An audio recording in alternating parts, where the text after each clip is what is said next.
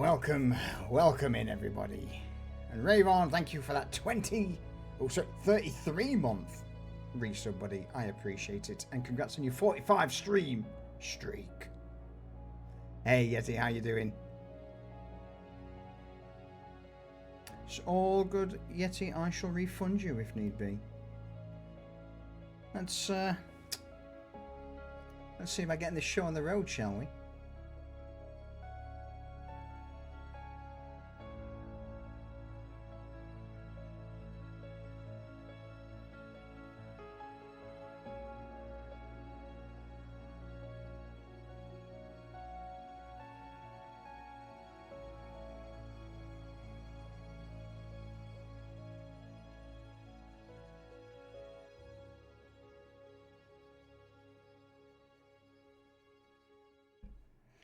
Welcome in one and all to episode 5 of Dawnfall. Hi. Hello. Hello. How are we? Hello. Oh. Can't complain, mate. We're Good. all right. Good. Doing Good. Episode 5 of Dawnfall.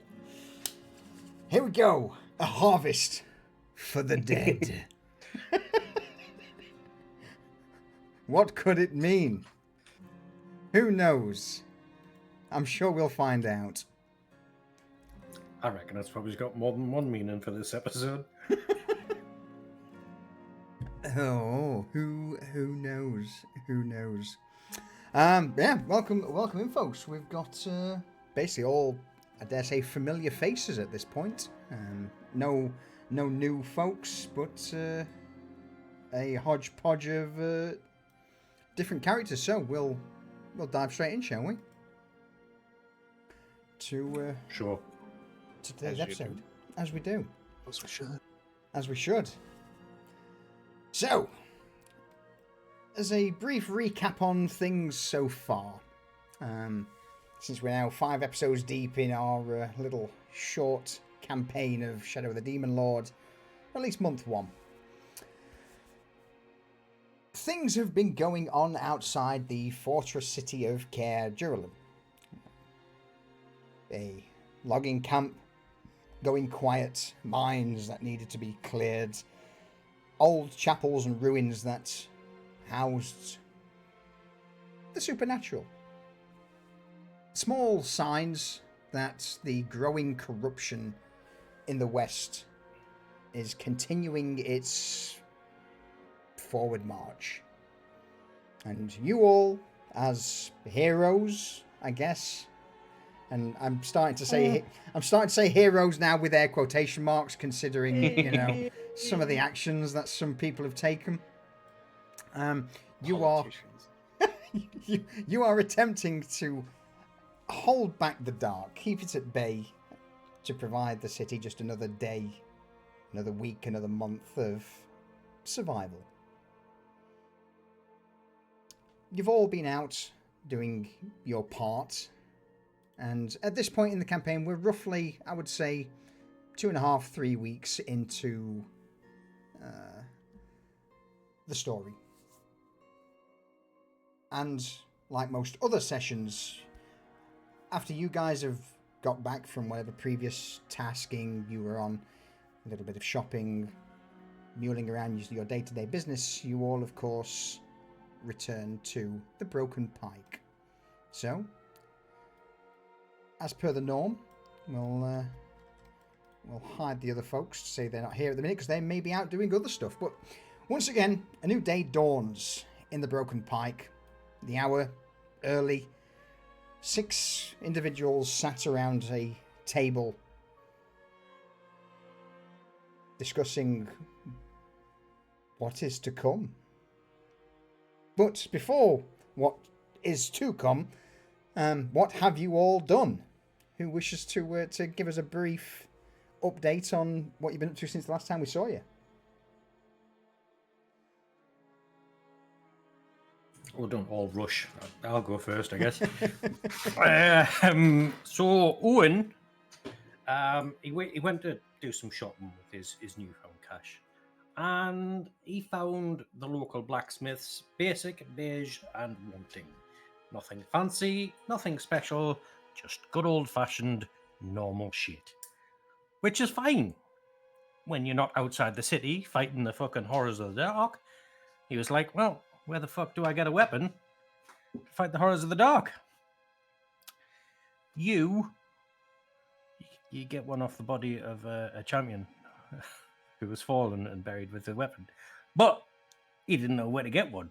So he went to the guild records, bribed a few people, and did some research. And now he has a pack full of scrolls and maps and a destination in mind, which just so happens to be en route to this mission.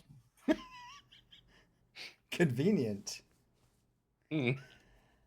Sat in front of Owen is a scrap of paper. This scrap of paper is a notice from the Church of the Dawn. Which I'm sure we'll find out what it is in a little while. What have the rest of you been up to? Chris has been a busy boy.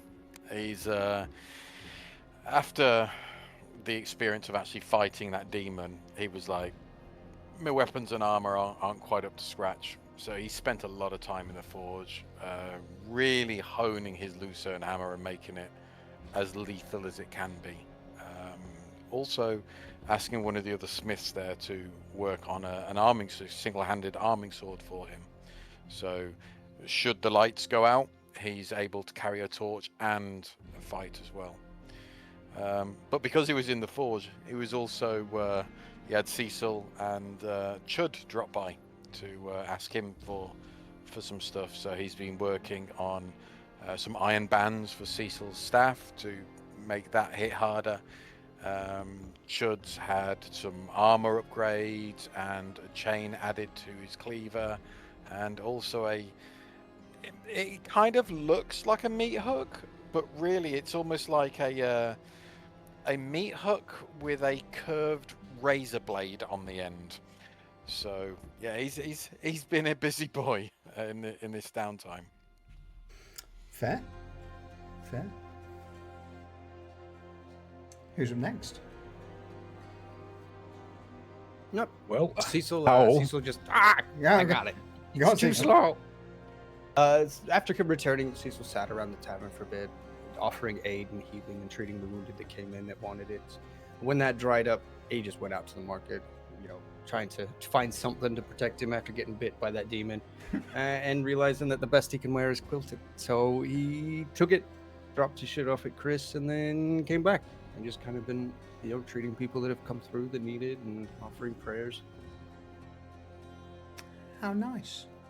Avoiding the Citadel at all cost. I wonder why. Talking about avoiding. Story. Yeah, sorry for another time. Talking about avoiding people. Go on, Howlin, you spoke up next. Yes. So Howl hasn't been in the past couple sessions. So he has spent his time since meeting Chud. He took offense to his footwear because it's something he's very particular about, being that he is that type of elf that would work, of folklore that would work in people's workshops while they slept. And there is a package that is wrapped in twine with a note that says Chud in very blank letters in this bar where Chud would be able to see it if he comes through and is half aware. That's what he spent the most of his time working. And I'm gonna deduct the money from his inventory to reflect them in materials, but Okay. that is basically, he doesn't particularly care for charity or anything. And no one has approached him about any of their needs or requests with any requests, so he has not done much of anything besides that. Carousing around town. Just gambling, trying to take people's money, surviving, getting by, and dealing with that, because that man's footwear it's like a patchwork quilt of leather vaguely wrapped around his feet, and that won't stand. Around his trotters. Yeah. Puts a whole new meaning to shit kickers. Cool. Yuji, Alexander, who's up next? Alex go next. Go on, Alex. So, after returning and from his last adventure, I guess we would call it, most of the time he spent pretty much running away and trying to avoid fighting. In his downtime, he's been trying to basically steel himself, trying to hype himself up some more. So, hopefully, he will be a bit more aggressive this time around.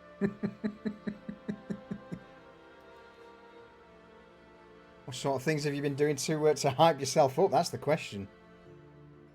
He's basically been working with the circus a little bit more. So he's been spending most of his time being a knife thrower, really honing in that activity, and any kind of dangerous animals that the circus wouldn't be working with. He's been trying to work with those as well, just to. Yeah, absolutely. Okay, sorry, I thought I dropped it. No, it's all good. Oh, the music bot dropped. Who dropped? The music bot. Music bot. Yeah, he had one job, but there you go. All right, that's fine. So, last but not least, Yuji, what have you been up to since we last saw you? So immediately after getting home, usually goes for the church to get his ribs looked at. Gets a clean bill of health. That he finds that he's using a bit more often. He's praying more, and he's paying attention a bit more too, because something about the last group of people didn't sit right with him. But he's not saying anything yet. He's just paying attention now.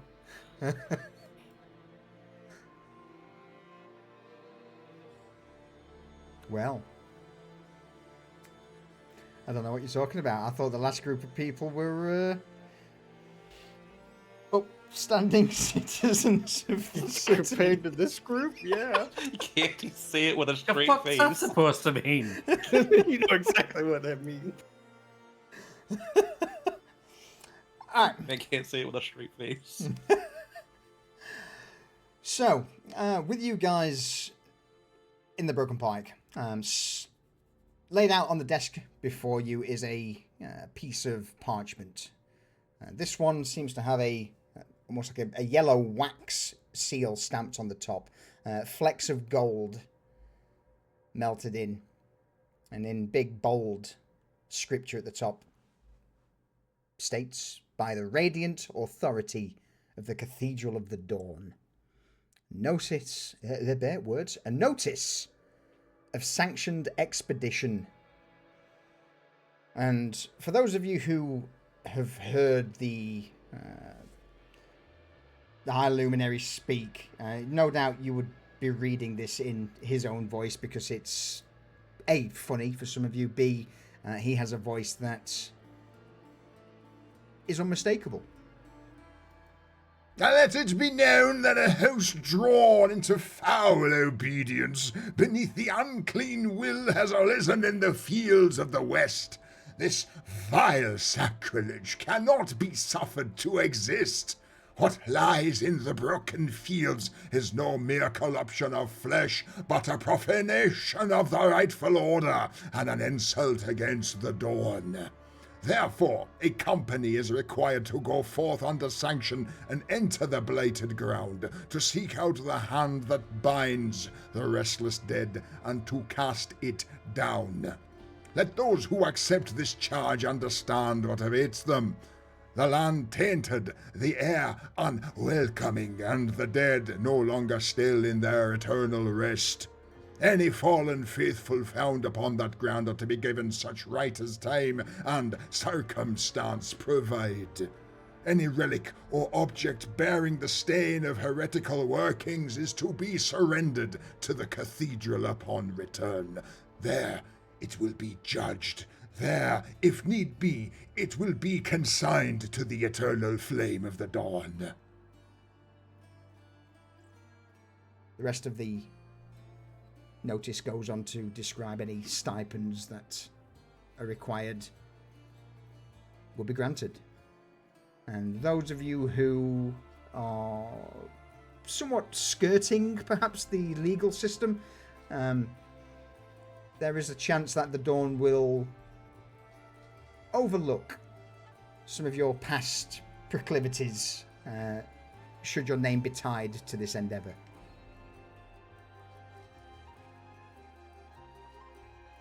Owen, this piece of parchment's in front of you. No doubt you're the one who's read it out to the rest. Yeah, he imitated it. He finishes reading it, he goes, fuck, it even reads like it was written by a fucking arsehole, doesn't it? Hey. What's it smell like? Pardon? Paper. What? I don't know. You got bad eyesight. You got a better nose than you do eyes? Fucking give it a whiff. Nah. Is it Don't real ask gold or us. not? What's it What? smell like? Is it real gold in there? Can we sell it? Can we use it? What, in the wax? In the lettering, it's scribed. They had to have a master scribe do it, right? Well, probably, yeah. Upon closer inspection, there is flecks of gold in the ink used to pen this. I think he's cool. asking if it smells like it's been written by an asshole as well. I like this one.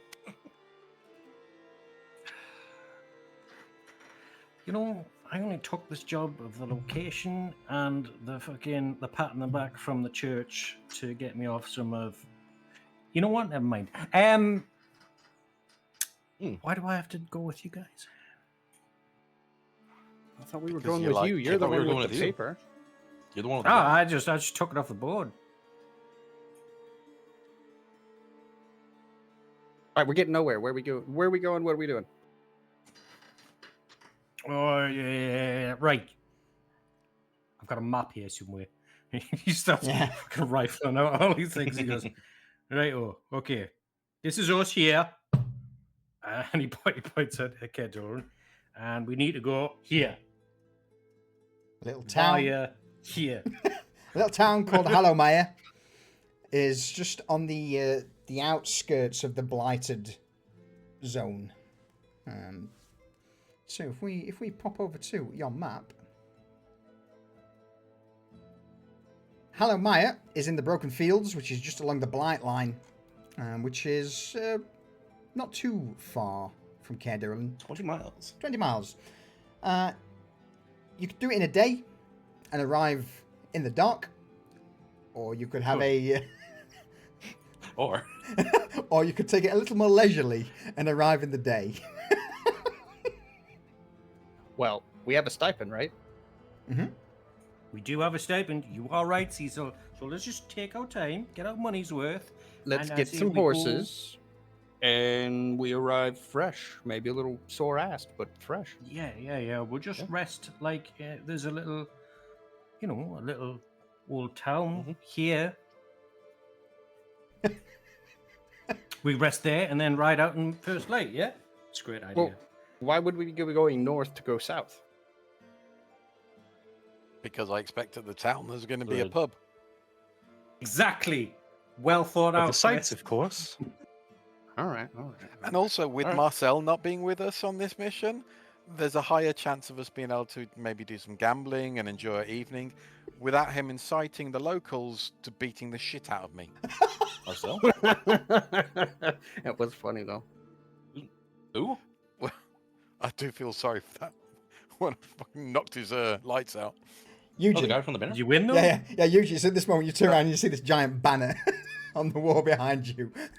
Vote Marcel for district administrator. Wait. You went out with a paper pusher? The who? Who? I'm what? You went out with a So- paper pusher? He points at the banner. If you Never guys heard of him. didn't read the report of the caravan, Cecil and I took down a demon. Marcel came in at the last second, kind of smacked it around a little bit, and then claimed he's now a demon slayer for his campaign. Yeah. Poor Marcel. Right. He tried poking it with this tiny fucking dagger, did naff all, and then claimed victory. It was Wow. Some bitch bit me, fucking scratched me. Fisted Chris again, so it's like twice now.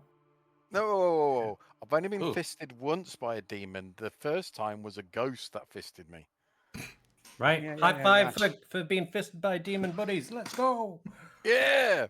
High five. I thought you were talking about Marcel. I thought there was going to be a scandal. There is now. Anybody got a fucking equivalent Zwig? Cecil's gonna dig into his bag and grab the brand new writing kit that Chris has brought me and hands him the quill. There, have at it. All right. Scandal incoming. The lover of demons. Yeah. Anything else on here? Takes bribes. Oh my god. Obviously. Sheaths a tiny dagger. And then put Has dagger in a quotations. Has a tiny dagger. Question mark. Picture of And the if there's penis. if there's any space, put on the bottom fornicator of cattle. Wow. That's a bit much, Well- man. That's a bit too far. It's a bit too far. Well, we all know what these highfalutin types are like. You know, they've got unsavory appetites. Stood, But we gotta stood behind. leave some to the imagination. Perhaps just sheep flee in terror. Stood behind the bar. Nice. El- Nice. Elmina is arms folded, just watching you, just shaking her head. Oh, don't look at me like that, lass. Sorry, Elena. I'm not. But she brings us really good pies and stews and pottage and beer and stuff, so stay on her good side. Yeah, but he's only ever here when there's work that he wants to do and to hang this banner. No, yeah, but I'm talking about Elmina. I'm not talking about him. I'm talking about Elmina. Okay. You just hear a brief muttering of, boys will be boys. And she turns back, sticks another Dregwater cask on the stand before heading into the back rooms. There we go. It's much better banner, right? Yeah. And if you change the name, I'd vote for it. What? Actually, that's a good point. Why don't you change the name? Who do you reckon we should, No, because we've just written all this shit. If we were going to change the name, we could have just done that first and not the rest of it. And bear in That's the mind, point. this That's banner's why been I'm not running embroidered. for it. This banner's been embroidered. You know, some money has been spent on this rather nice embroidered banner. We've just Defaced defaced it. it like fucking Hooligans. Oh dear. Just sounds like a good Friday night. I think that's enough for now. We'll leave this. And if they replace it, we'll do something else. Okay, good call. Nailed it. God damn it. They're done saying all that. Hal's going to take the quill and he's going to put like a flourish, like an embroidered, like a calligrapher's line above and below what they wrote to make it look somewhat fancy to match the surrounding. And then just there. They'll hardly even notice. Good thinking there, Howling. It's a fucking piece of art. Tell you. He probably won't even notice it. He'll think it's normal. Even better. Spoiler alert. I'm pretty certain I'll notice it.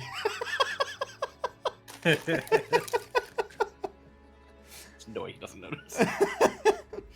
You'll notice, and so will everyone else.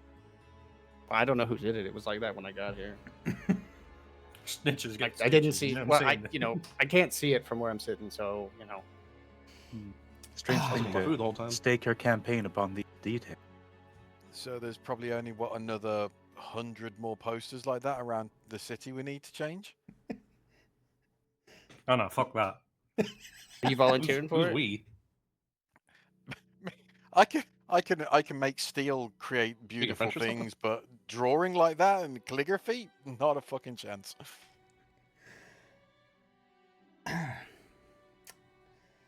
So, All right, let's get these fucking horses and get out of here before he finds us. Good point. Yeah, Do good we point. need we bring tents or something? You don't have one? No, we're going to stay in the town, right? That I so Well- lovely pointed out. Well, just in case, has everyone got bedrolls or, food, torches, all the stuff we need, just in case?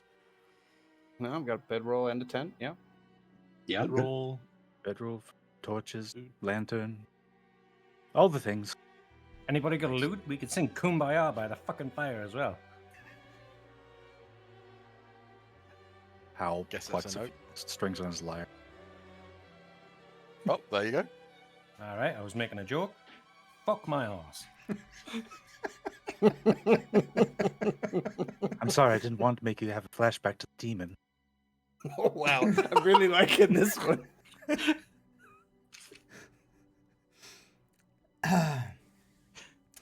All right, with a spring in your step from your wanton vandalism and ribbing between you all, you step out into the streets of Caer Dirillim,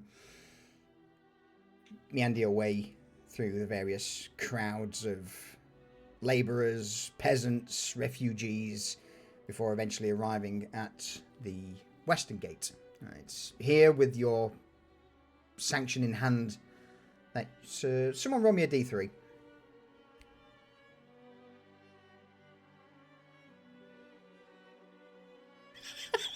There is. As you approach Cecil, you give the guard, a horse. The guard looks at you, looks at the parchment, looks back at you, raises a brow. Larry! They're going out west.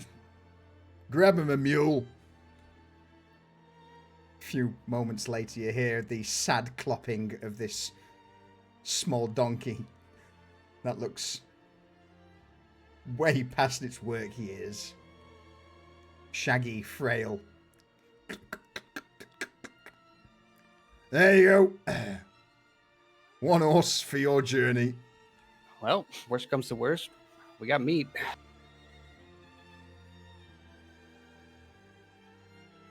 You can't do anything better than that. There's 6 of us here. We've got to go way the fuck out there. You have. Man of the cloth, Yeah, but isn't another word for a donkey an ass? So do you want words going around town that we all had an ass barbecue? With God. lyre music? The guard just flashes a big grin, missing a couple of teeth, and he just... See? He knows about eating ass. Yeah, he does. Yeah, it looks like he's eaten a few of them. Smells like it too.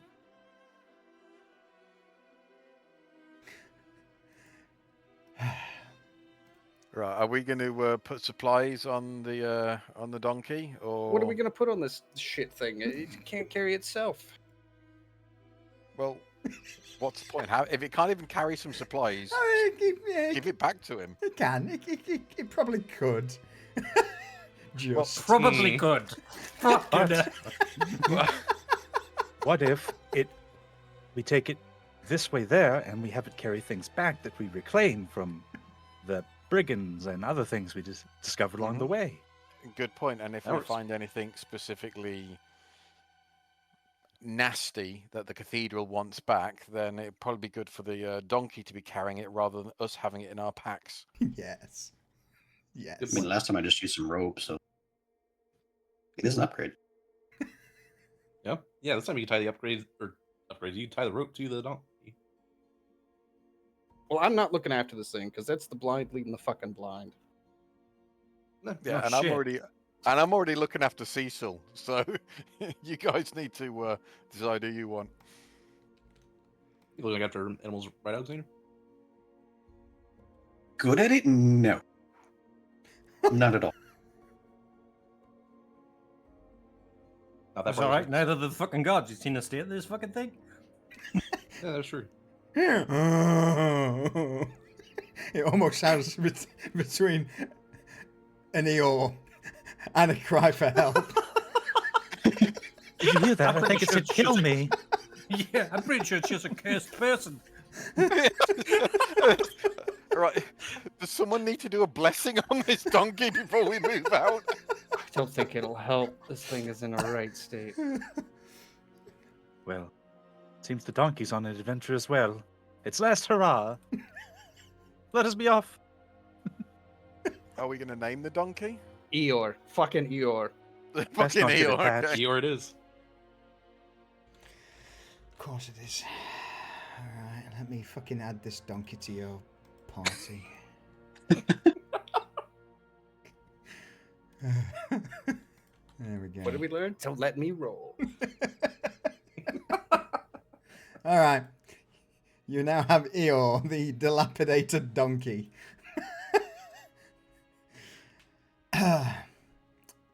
Imp named Swayback.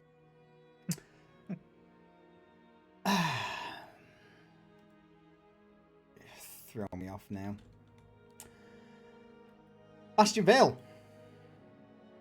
West is a slightly different trip to Bastion Vale East. Starts out much the same. A few fields on the western edge that slowly begins to transition into Greenland and forests, but as soon as you start stepping into the forest, that's where the trees become more sickly, drier. What was once sparse canopies of green to the east, towards Forest Heart, here almost the opposite. Most of the trees are skeletal, almost in nature.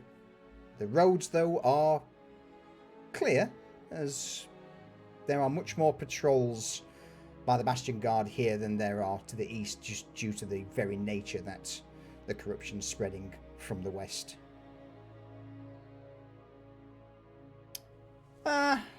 6 players. Everyone give me a challenge roll. You know what I'm going to ask? A challenge roll of your choice.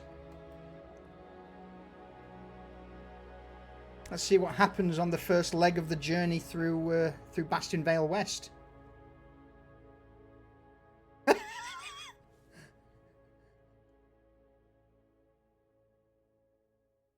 Swear I saw a 1 there. It's coming now. I don't know what you're talking about.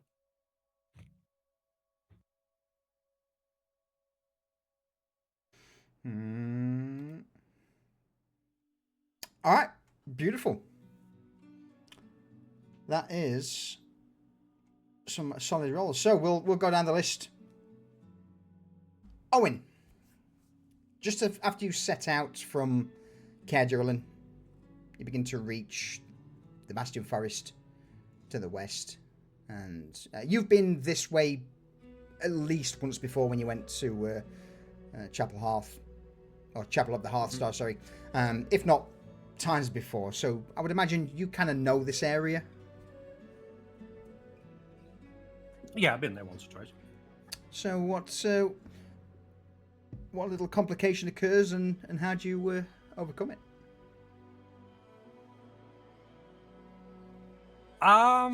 Well, since we have our little donkey friend, he probably doesn't want to go west.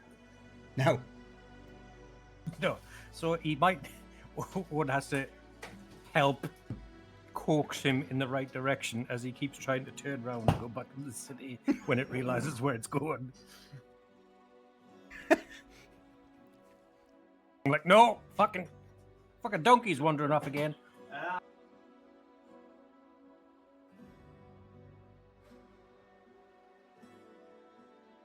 Due to the drizzle that's starting to rain from above, slapping this donkey's arse to turn it round is not pleasant for you, nor the donkey, nor for anyone watching, really.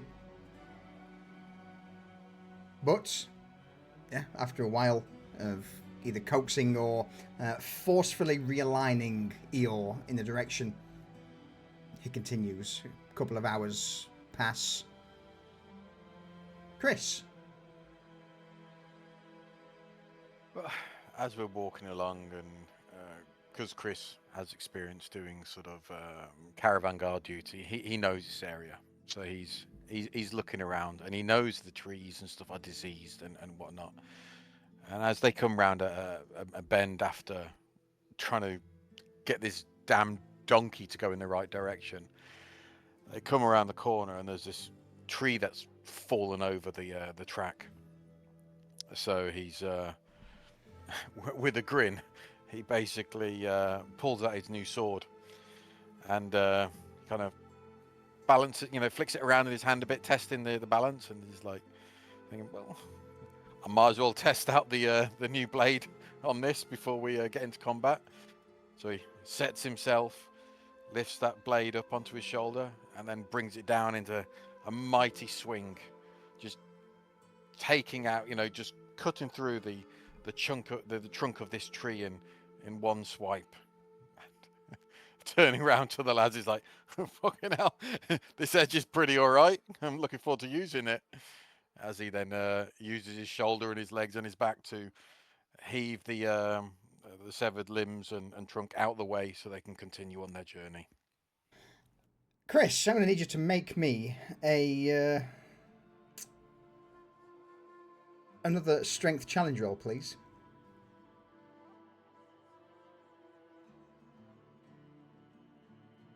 Cutting through this tree. Easily enough. In fact, you cut through a tree with a sword. It's at that moment, as you're lifting said tree, you realise that there is just this black, sticky, sap-like substance that's now starting to run over your shoulder. The most pungent smell assails your nostrils. I'm not going to subject you to any afflictions, but it's not nice. It smells like the sweet, sickly stench of rotting vegetation that's been stewed in vinegar for far too long.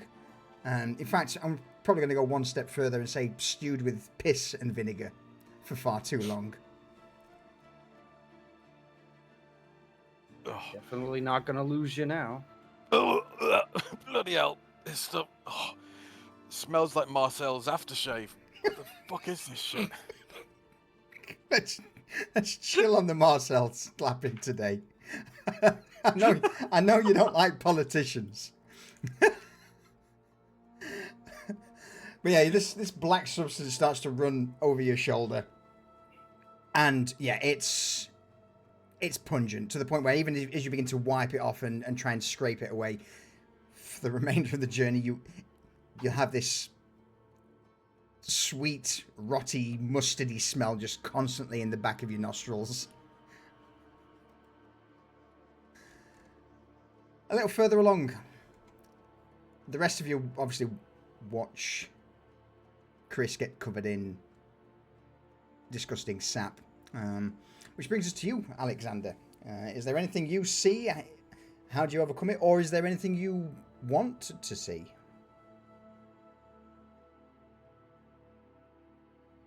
So he's pretty much been voluntold to look after this donkey. So pretty much this donkey is pretty much what his eyes and ears have been on.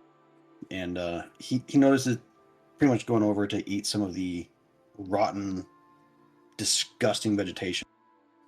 And he looks around and basically wants to try and find some better food for this donkey. Absolutely. You would no doubt begin to glance around, see that a lot of the bushes and grass are starting to blacken, but just closer to the trail and a little further away you see a small cairn, a small shrine, stone. And just around the stone, in roughly a 4 or 5 yard radius, the grass does appear to be I wouldn't say fresh is the right term, but the blackened spots of corruption don't seem to be spattered across them. Not fresh, but clean. Correct. He's going to try and gather some up and keep some extra just in case down the road. All right. I'm going to say then that for the moment, Eeyore's not going to have any issues. He will follow you like a lost puppy. And should you ever need, or should he ever need to make any rolls and you intervene, he'll get 2 boons on the roll. Sweet.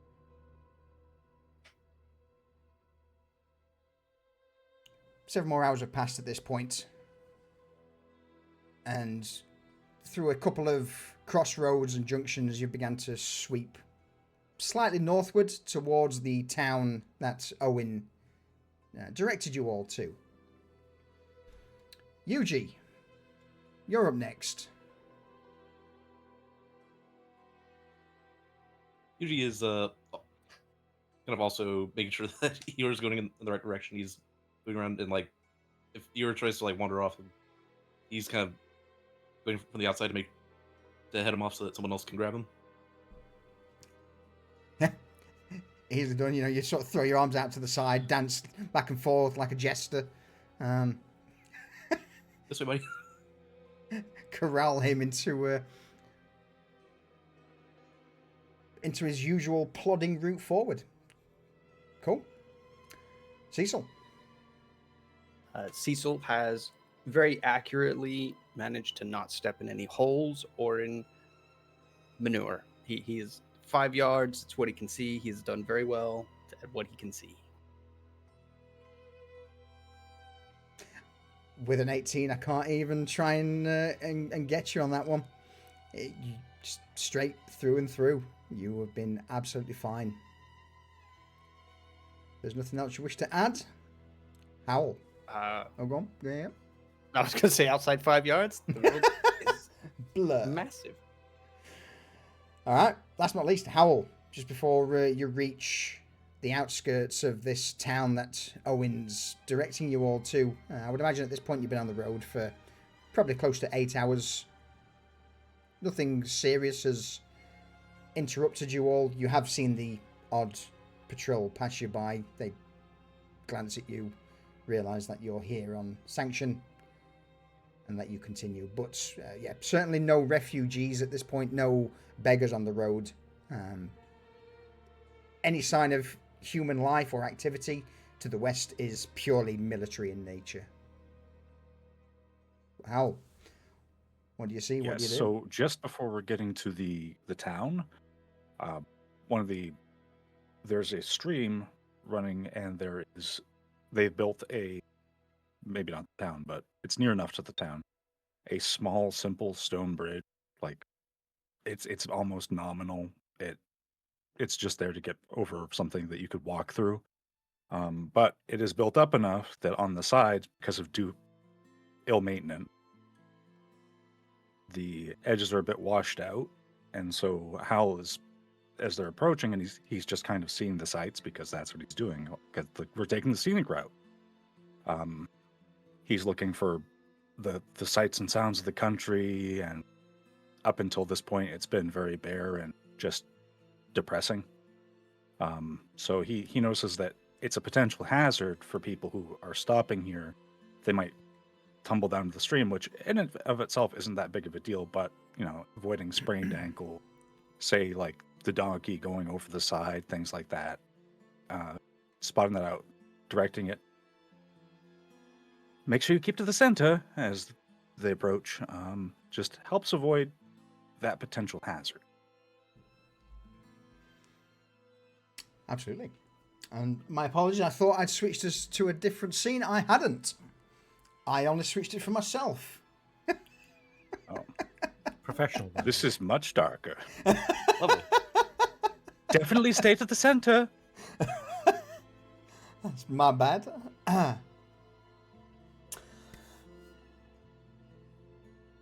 With... That's weird. Yeah, so go on. Yeah. And that's it. There, good. Good.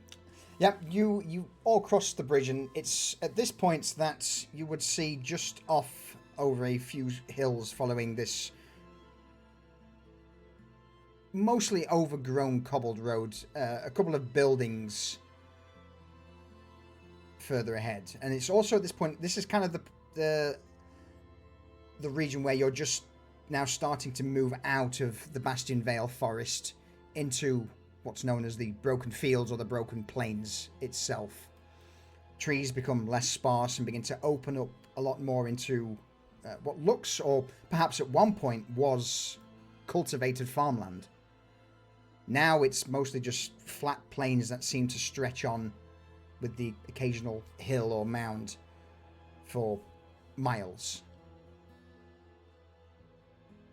But, Owen, you point out ahead that the small town is the destination, and we'll come back to this scene in a moment. As you all begin to approach closer to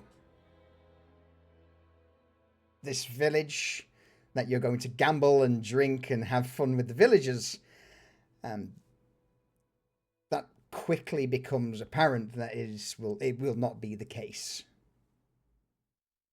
The buildings, as they begin to get closer, look to be skeletal in nature, blackened, charred as if they'd been set fire. Old bodies, skeletal remains hang from rafters, draped over fences, and the tree in the center of the village has several other cages now that hang from blackened branches, each one of them filled with the charred bodies of the dead. In front of the tree, covered in soot, is a large metal pole with the symbol of the Church of the Dawn. For anyone familiar with this is a sanctification ritual. In other words, this village has been purged.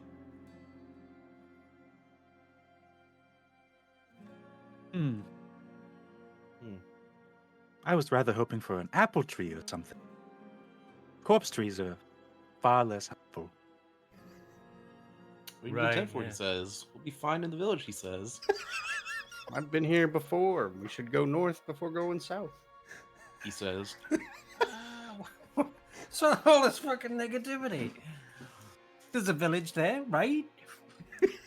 I didn't say it had people. No, that was all Chris. You didn't exactly say it didn't. What are you insinuating? Well, let's just hope. Saying we can stay in the buildings imply that there were buildings still intact. And let's hope the ritual has cleansed everything. It was a long time since I've been here.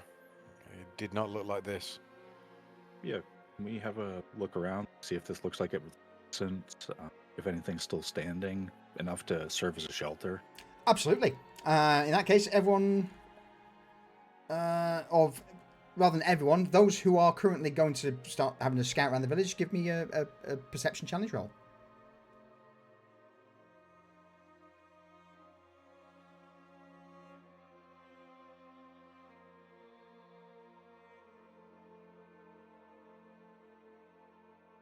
Some good rolls, some not so good. All right, we'll go for the failed rolls first for Chris and Yuji. You begin to, no doubt, all break off. It's not a huge village by any means. You would all easily be able to position yourselves so that you could see somebody else and not get cut off or surprised. For Yuji and Chris, the first places you begin to check appear completely burnt out. A few homes that are naught but charred wood at this point. Nothing really catches your eye, apart from just one building that remains just slightly away from the village. It looks to be the ruins of a small chapel. Owen, Alexander, Howell, the things you guys would immediately see would be one of the buildings that perhaps was once either a blacksmith or some form of metal worker, built primarily out of stone. Whilst the vast majority of the roof has been burnt away, the thatching, there are still some areas that would act as shelter.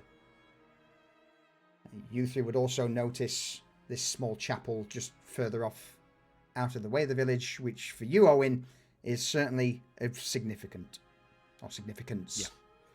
But Alexander, any other questions you wish to ask or anything you want to know about this place? Like, how long ago was it burnt? Was one of the questions? Yeah, that'll be my question. Sure. Does it seem like this happened like past week, month, year? It's relatively recently, so within a couple of months at the earliest, maybe probably pushing more between 4 to 6 months, I would say. So it has been a while.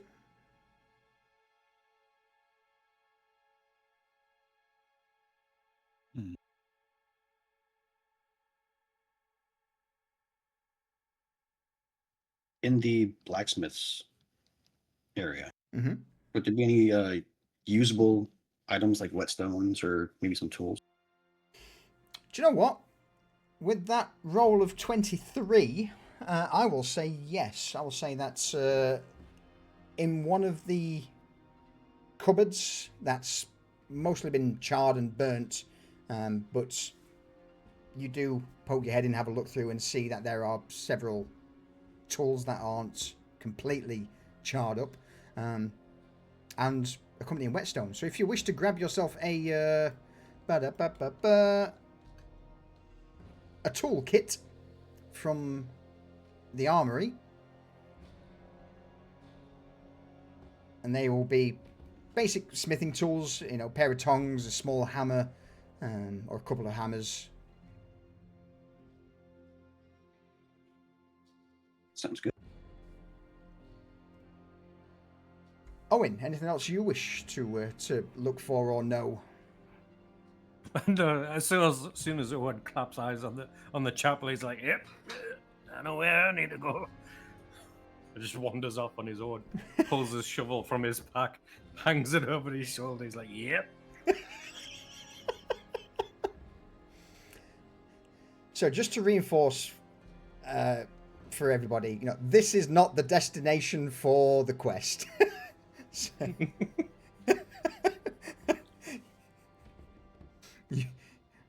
no doubt some of you at this point, having gone through the buildings, found a place to take shelter, found a few tools. Again, there's nothing in regards for food or comfort, but yeah, no doubt you would last catch a glimpse of Owen, shovel over one shoulder, making his way up towards the chapel, just on the outskirts of the village.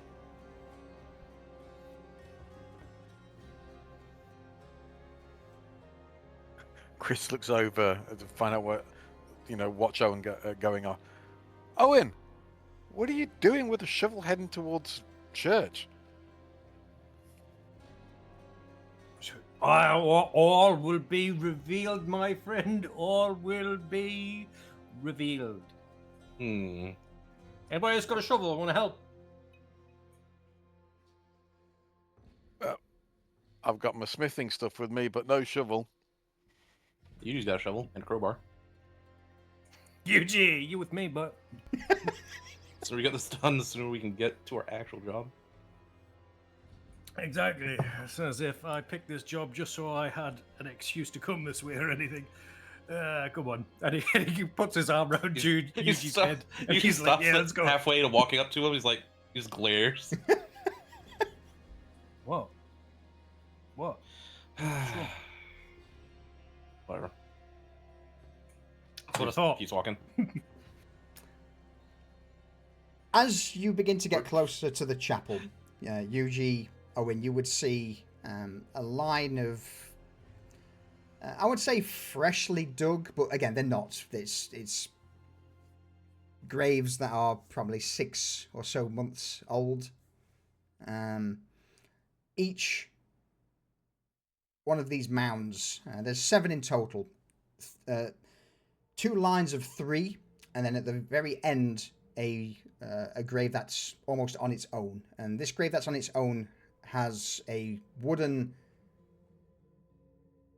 gravestone that's been carved roughly into the sigil of the Church of the Dawn, and a holy symbol on a pendant has been basically thrown over the symbol, showing that this this grave was of someone slightly more important, but all of these 7 graves appear to be marked by the Church of the Dawn. Wouldn't this be sacrilege?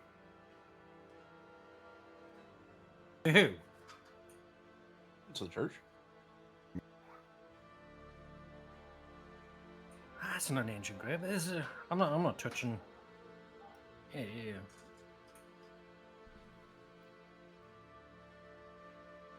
Well, that's the thing with everything that's happened here. Has the land been deconsecrated? Yeah, exactly. Cecil, is this something that you would know about? Cecil's eyeing up the rod that's propped up the sigil by the tree and his staff. What's up? I might have a replacement. Cecil, remember we've got to go to the cathedral when we get back. I'd take the sigil off. They're not going to know. Yeah, you're right. Yeah, I'll get that sigil for you, Cecil. I just want the bar, not the sigil. You just put it into the tree again. You know, it's fine. It'll still be here. Cool. I mean, You're whatever. giving me shit and you're to shovel in a fucking cathedral church, right? Like, you're giving me shit. I'm giving you shit. I was gonna give you the sigil, mate. I don't want the sigil. I want the fucking bar. Yeah, but how heavy is that bar? That's what I don't know. Do you try to lift the banner? Yes. Yes, I do. All right, I'm going to ask for a strength challenge roll with 2 Banes, please.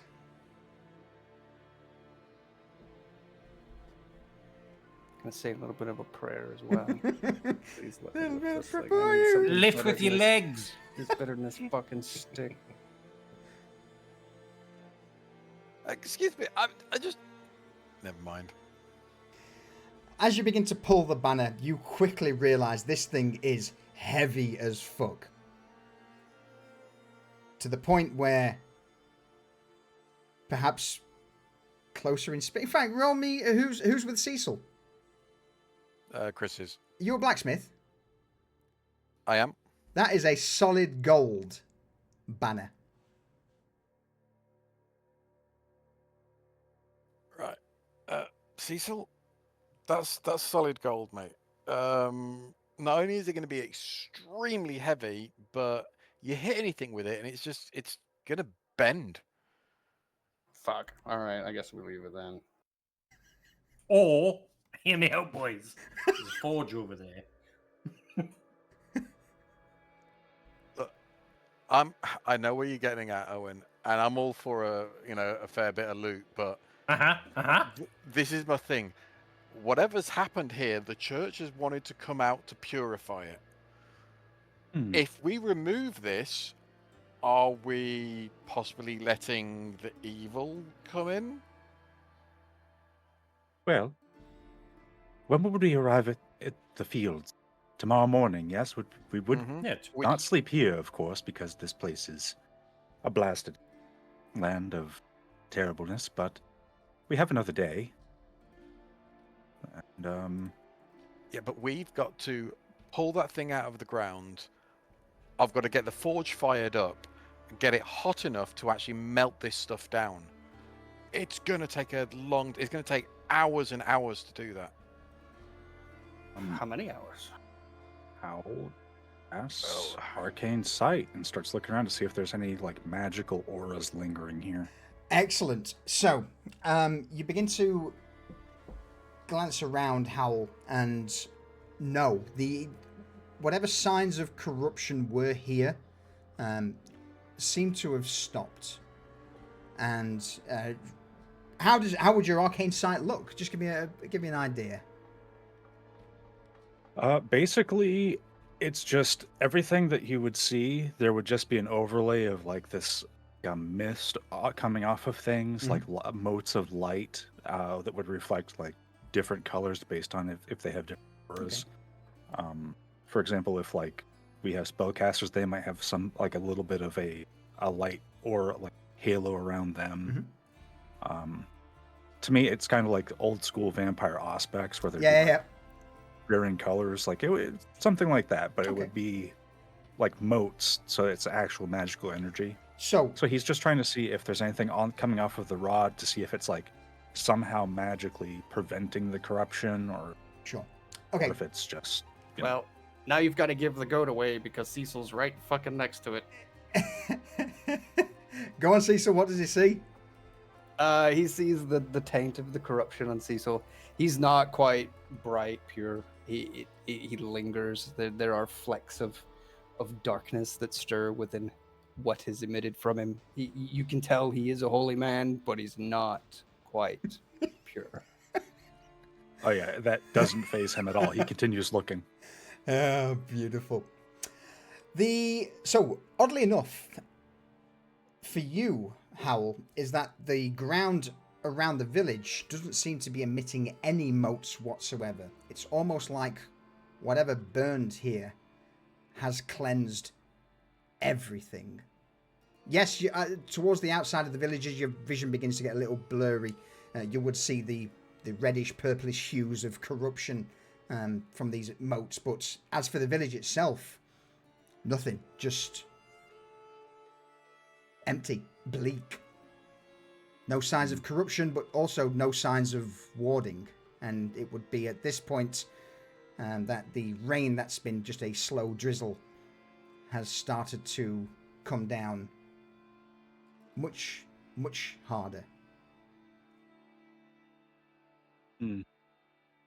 Well, seems like this place might actually be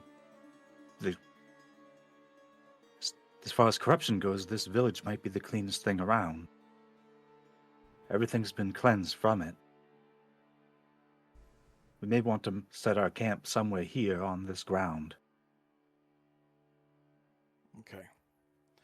Now, with that in mind, then, Yuji, when you were in the forge, how many bellows were in there? Well, And hold were there that any? hold that thought for a Sorry. moment, because no doubt Yuji and Owen, in the piss poor rain, shovels in hand, are just digging whilst this conversation's going on. If Yuji's helping, that is.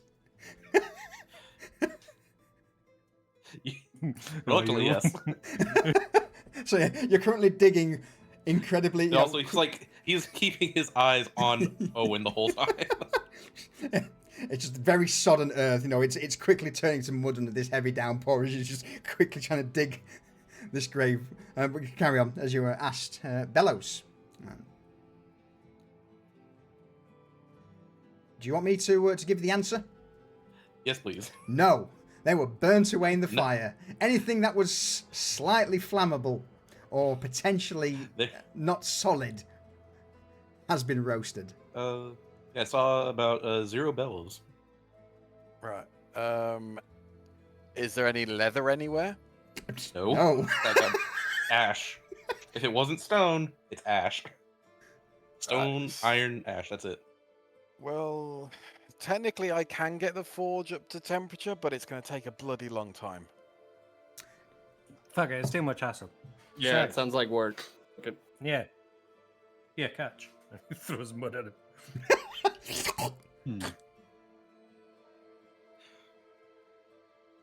Well, if we wanted to take this with us, rather than have to melt it down, if there's a saw, it's gold, you could just cut it into pieces. That is true. We just better not be caught with it. Yeah. That's why I would cut it into pieces. You're gonna take the time to cut it into coin-shaped pieces? No, just quarters, whatever, smaller pieces. And on the way back, of course, because we don't want to be carrying that if we're going to go and get into a fight and be weighed down with a golden anchor in the middle of the field. Isn't that what Eeyore's for? Oh. Oh yes, I'm sure We're he gonna will be very, very quick, weighed down with all that gold. Yeah, no. If it's it feels, we should wait and get it on the way back. Well, we could then, if they're digging a hole, take this down, saw it up, wrap it, shove it in that hole, and pick it up on the way back. How about that? Great idea. I think it will be here when we come back. Well, if we I mean, they've got shovels, right? I mean, so just for time purposes and to sort of not get too hung up on how to cut down, it's easily possible to cut down. Bear in mind, Owen and Yuji are going to be digging for a few hours, as it's a grave. It's a 6 foot deep grave in what's now an absolute horrific downpour. Yes. One's singing the entire time like a dick. Oh, if Owen's singing, then Hal will play the lyre. Yeah. To accompanying. But Hal is actually going to, if they're digging and people are being busy here, he has nothing to do.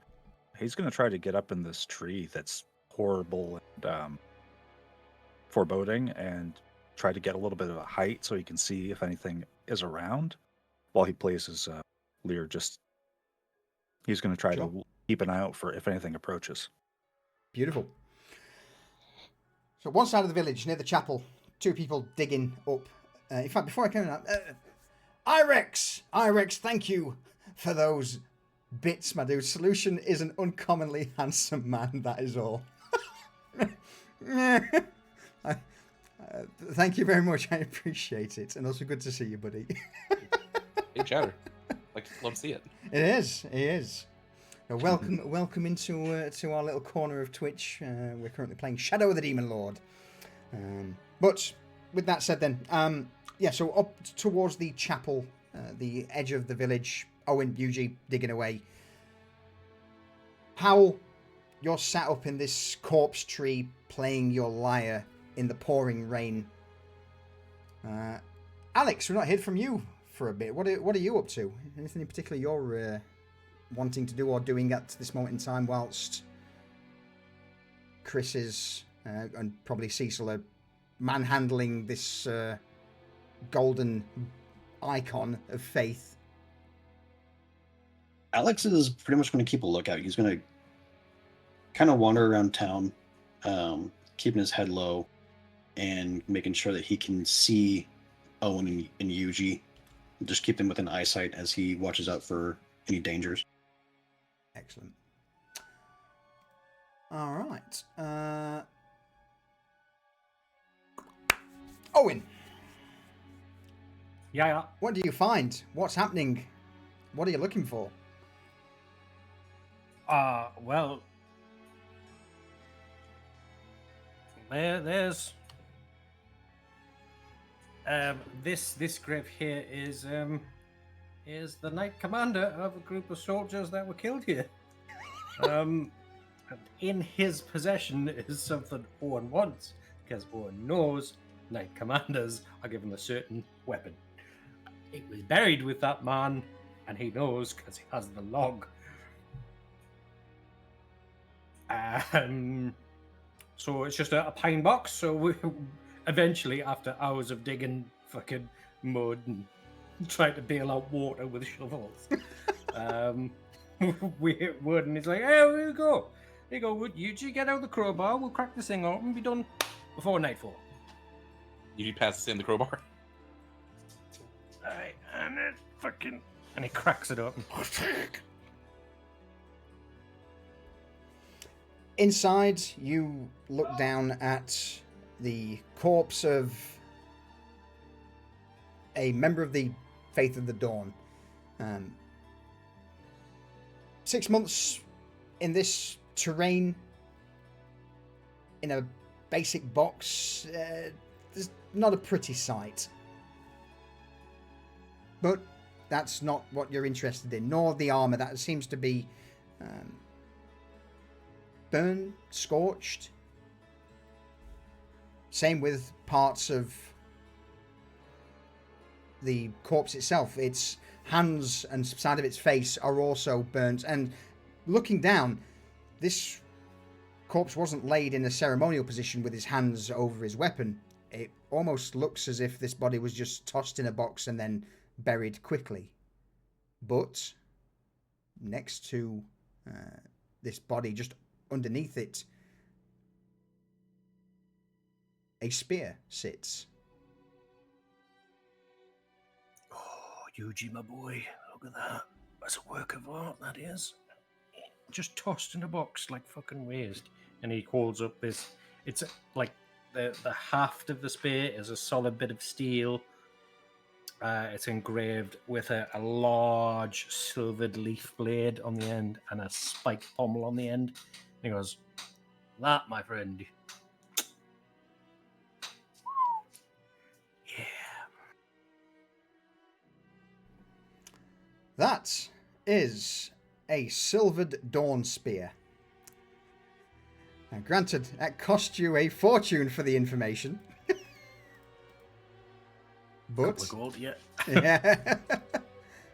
But if you want to throw it up in chat so that everyone can see. Waste those good rolls. You love to see it. Yuji, since you're closest, have you had much interaction with the faith? Recently a bit more, but not as much as, like, say, a cleric. Okay. It looks to your eyes like a spear. Granted, in its current state, it's seen better days. It's tarnished, certainly weathered, scratched, and covered in soot. But Owen, you reach down, yank the spear free. Congratulations on your silver dawn spear. Don't let the faith of the dawn see you with it.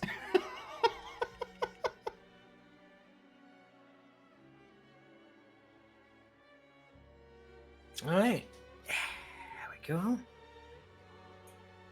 So, can we all come to an agreement, please, that if the Faith asks us if we found anything as we came through the village, we saw nothing? I never I don't see know what anything village you're anyways. talking about. Exactly, thank you. Why would we have gone to the village? It's not on the way. Mm-hmm. Exactly. Perfect. Glad we're all on the same page.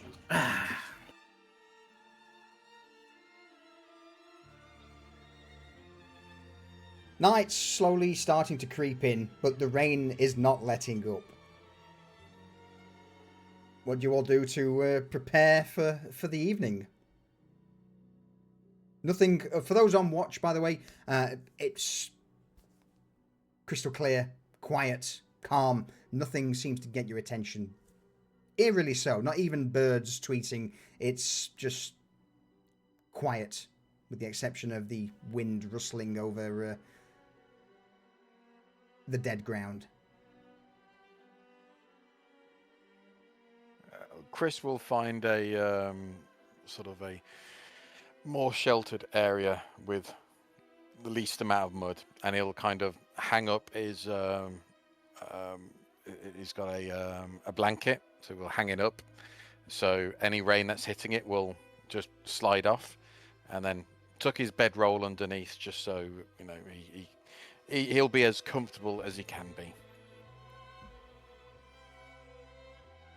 He's just gonna roll out his bedroll somewhere where there's not too much direct rain coming down, and he's gonna lay down, put his jacket backwards over the top of him, using his bag as a pillow. Excellent. Cecil's gonna find the flattest spot and put up his two-person tent.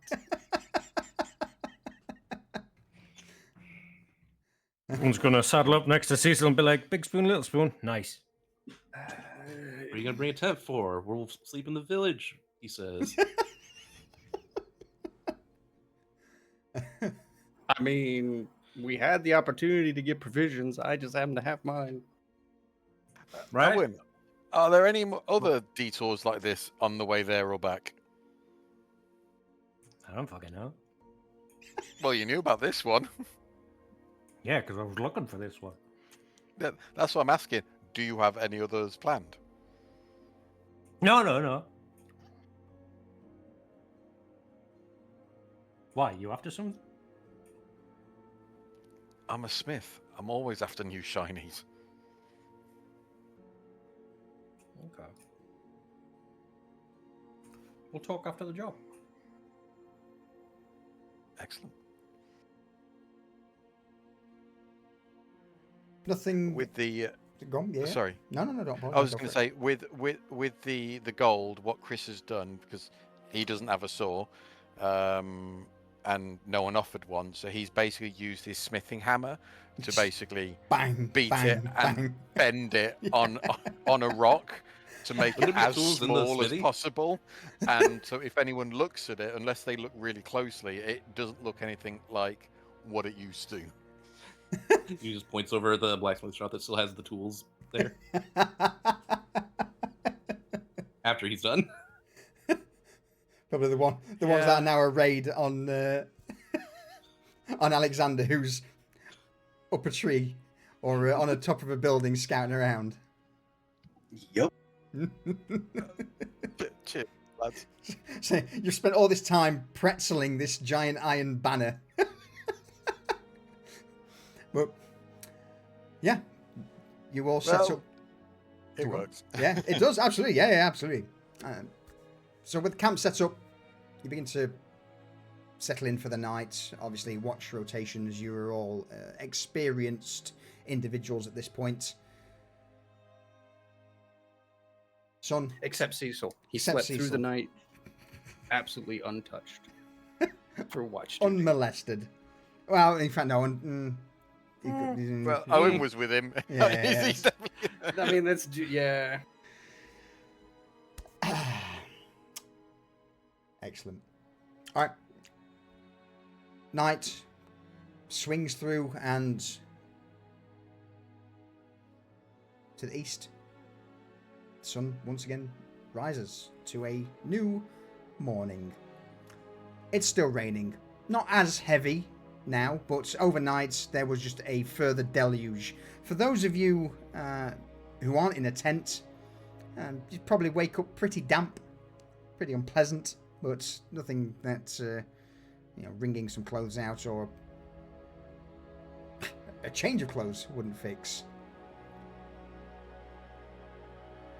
And with it being now early morning, it's just a quick hop, skip and a jump down the flats of the broken fields towards the destination that this endeavour is for.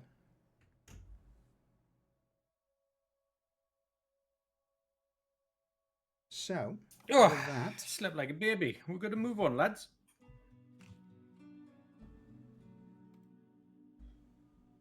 Sounds good to me. All right. everyone pack it up, move out. Yep. Cool. Yep. In that case, then, you begin to set off towards the broken fields, and it's there we will take our first. Be right back. So, grab a drink, nip to the loo, do whatever you need to do. And again, Irex, thank you for the bits, my dude. I appreciate it.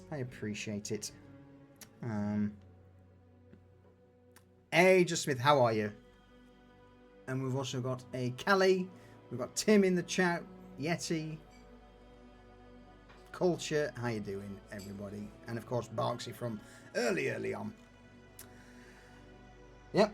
Folks, we'll be right back whilst we refill our drinks.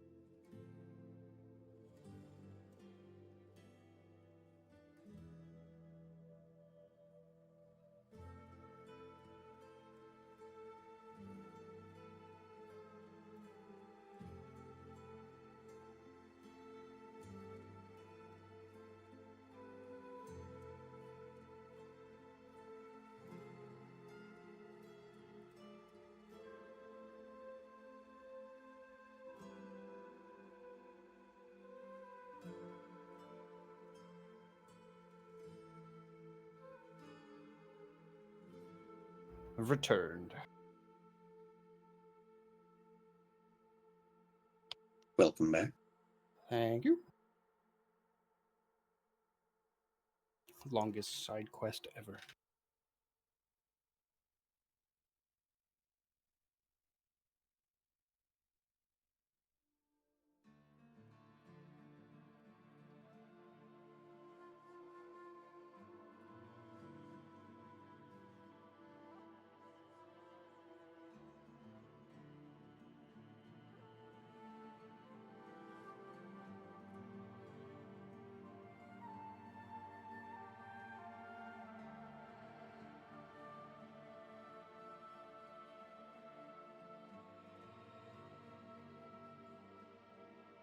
I too have unpeed.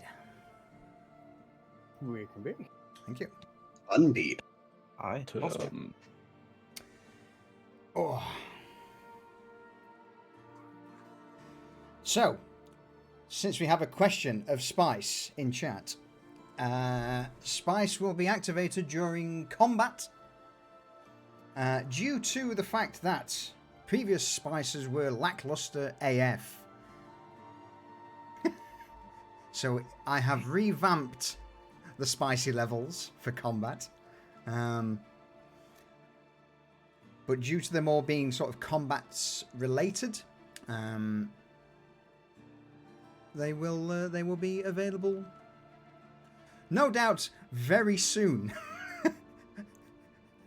Well, I don't know. I do. We're pretty good at drawing time. So, We could find another village on the way. on the scale of spice, have we gone from like, a buttered chicken or a korma to a vindaloo? You've gone from drinking water straight to a vindaloo, yeah. Oh, so well done them. Nice. Well, as long as we haven't gone far level yet, that's fine. Ah, dear.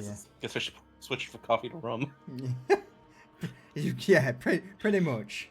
In fact, you've gone from water to Everclear. Oh. Oh, Let's go. I'm in danger. Nah, it's not. It's not that. I don't think it's that. I mean, well, some of the things are that Go ahead. bad. Let's put it that way. Go ahead and write my will. At least warn us before you go to the scorpion rum level. Or was it Carolina Reaper? It was mixed. Reaper, yeah. Oh, man. Yeah. All right. Are we all good? Are we all back? Yeah, I'm back. Yep. Cool. So I've had a message from Marcel. I love it. I've not had a chance to fully read it through yet, but it's going to be awesome. Oh boy.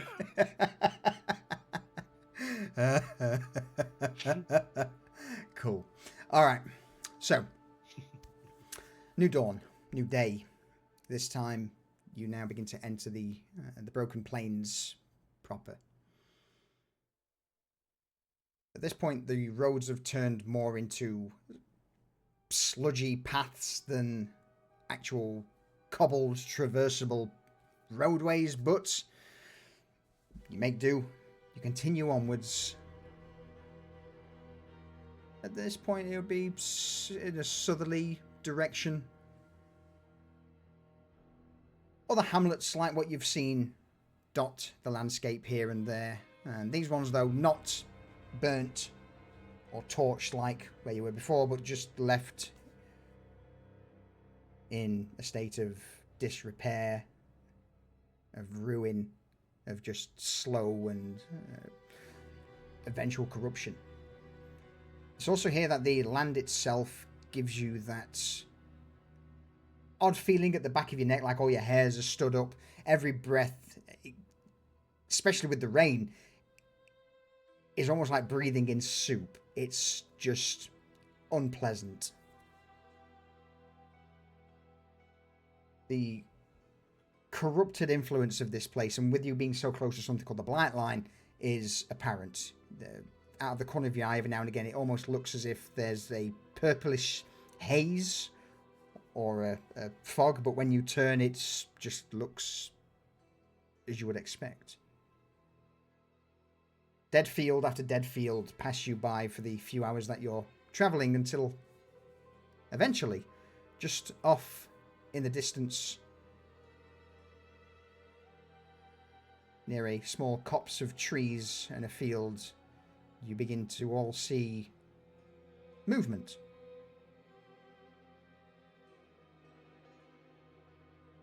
Silhouettes at first through the drizzle and fog, but certainly something is making its way towards you, and it slowly begins to turn from one something into two somethings into 10 somethings.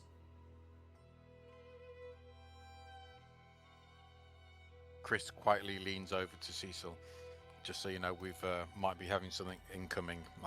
We're seeing figures moving, so prepare yourself. Okay. I'll bring us over to this, shall I? You just gonna focus his key in preparation? What do you see?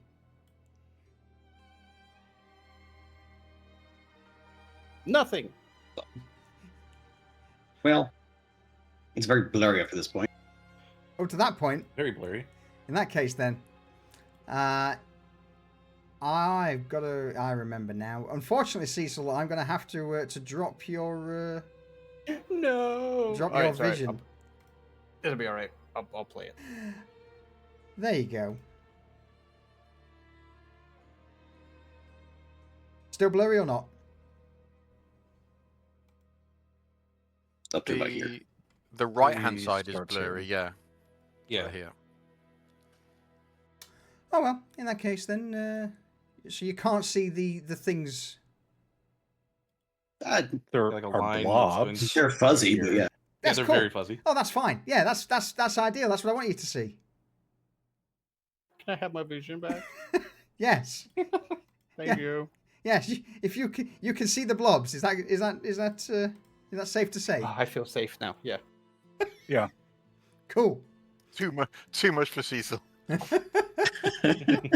Yes, they will be blurry until they get within roughly 60 yards of you, when you can start making things out. But there is at the moment a large group of silhouettes making their way towards you. Oh, yeah, you should be able to see them. Hang on, I know what's happened. Bear with me.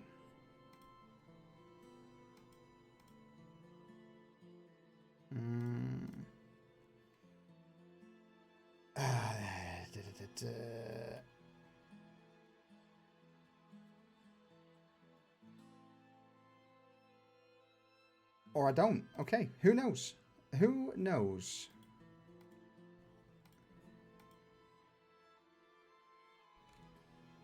Oh, derp. That help? No, it won't load. Nope. I could try to refresh real quick. Yeah, have a look. Because obviously Stream View can see it. Yeah. Ah, there we go. Yeah, I can see. There it is. There. Oh, and then No. no, I saw it blur in real time. What's that say? Oh, Yeah, I can see the big it blobs. was that I clear for a kinda second, then it knocked just blurred over. Oh, It'll be fine. Hashtag. Yeah, it'll be fine.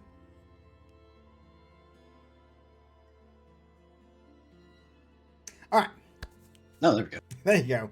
Oh, there it is. we got there. Apologies. I obviously, with us doing mostly dungeon stuff, I've not needed to open up such a wide battle area.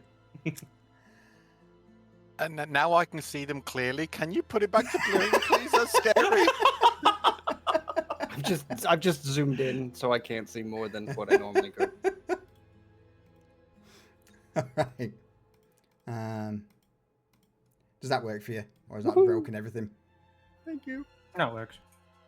Excellent. All right. So, seeing back into it, seeing these silhouettes on the horizon starting to push their way past this copse of trees down towards you. What one starts as one quickly begins to turn into many. It looks like ants at first, but as they begin to get closer and closer, the sound carried on the wind is that of creaking, the occasional moan,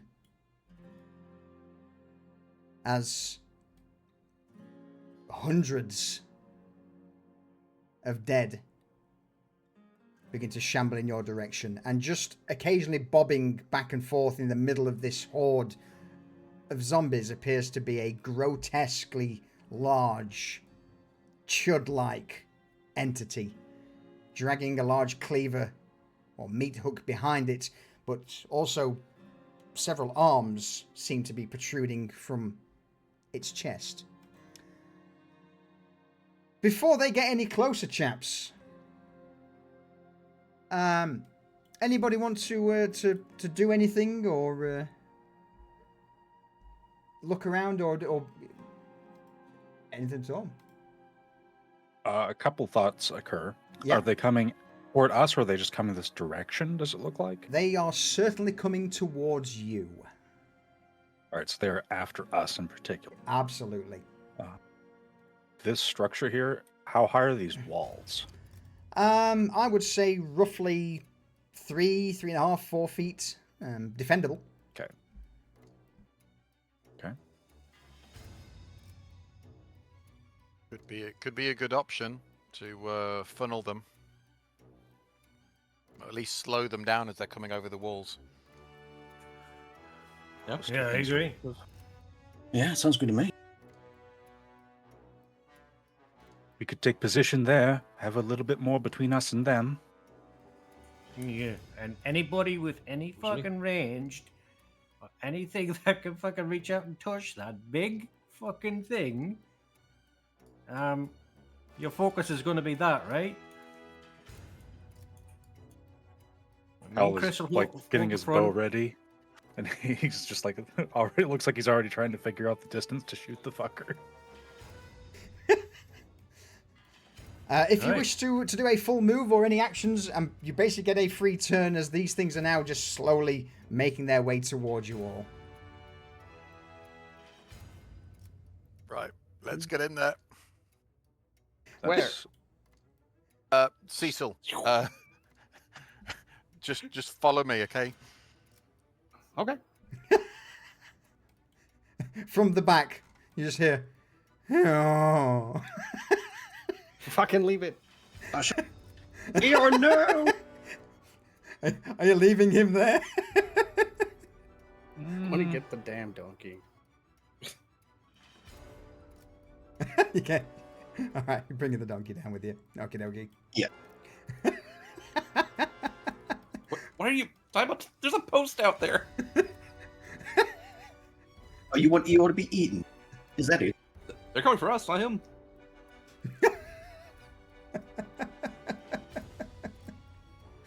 I think there's enough of them to go around if we leave it out alone.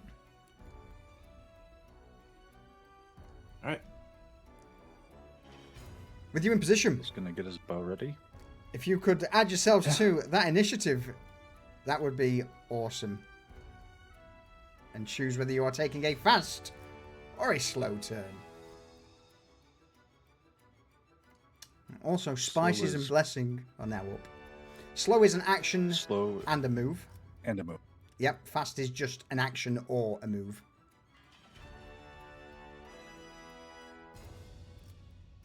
Cecil's just gonna look around one last time, see the size of this thing, and move away from the opening.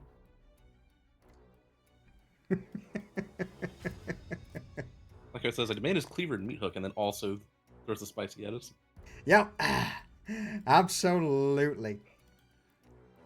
So, Any ideas on how you guys want to fan out in here? Do you want to put me and Owen at the opening? well, let's begin, shall we? Fast turns. Owen, Cecil. Owen's just gonna move because he doesn't have any range. He's gonna be like, "Well, I'm holding the front." He can see that Owen's prepared, so he's just gonna. All right. He's gonna post up wherever on the you other hit. opening because also Hang zero on. range. Not your turn yet. Cecil? Yeah. Whatever you do, make sure it counts. It just says a little prayer for him. Just hit hard. All right, so that's Owen, fast turn. Cecil, that's you two holding actions, I guess. Yes. Excellent. And use the prayer. All right, Hal. Okay. Long range. Is there a limit to what is considered long range? On this map, no. Long range is basically the entirety. Okay. So that giant flesh abomination. Yeah. Gonna loose an arrow at him. All right. Combat attack, longbow, one boon that's not calculated. Roll.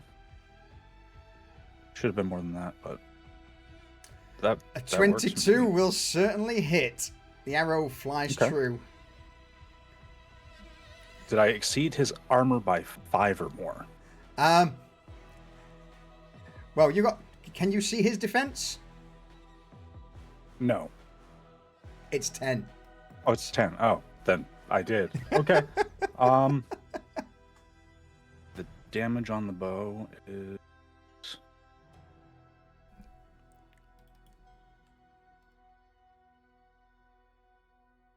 so 7. Okay.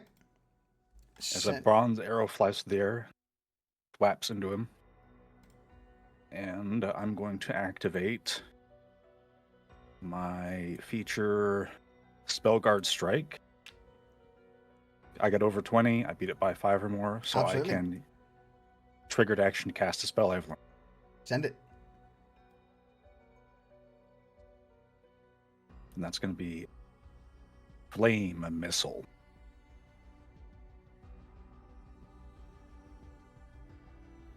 And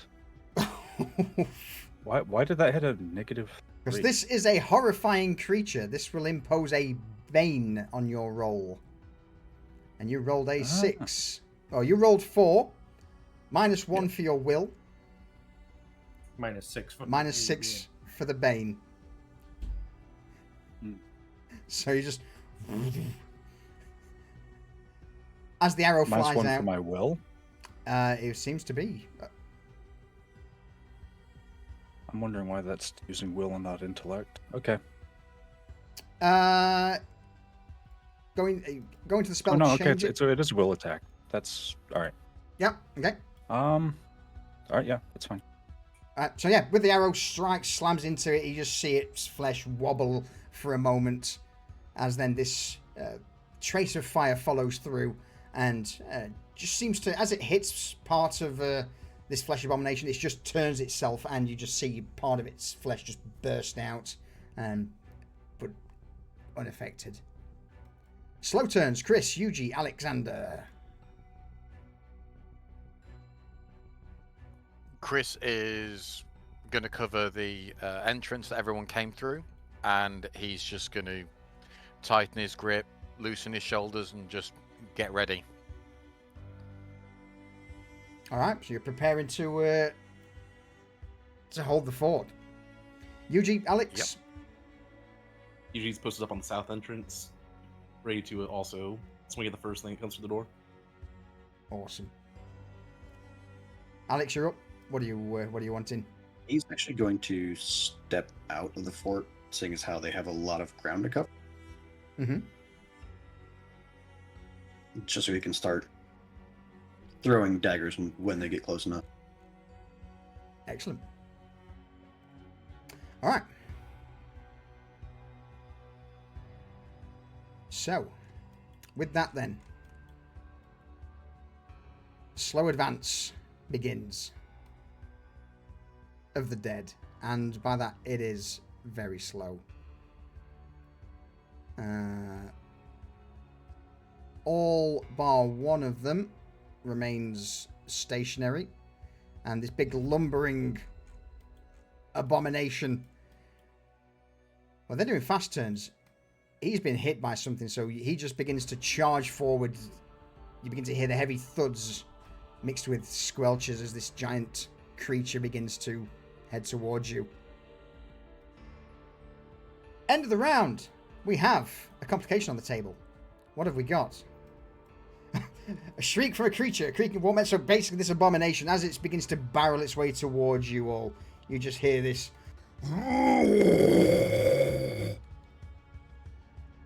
And no doubt it charging at you pretty quickly, coupled with hundreds of zombies, is quite the nerve-wracking experience. So any attack rolls next turn, you get a bane. Turn order, fast or slow?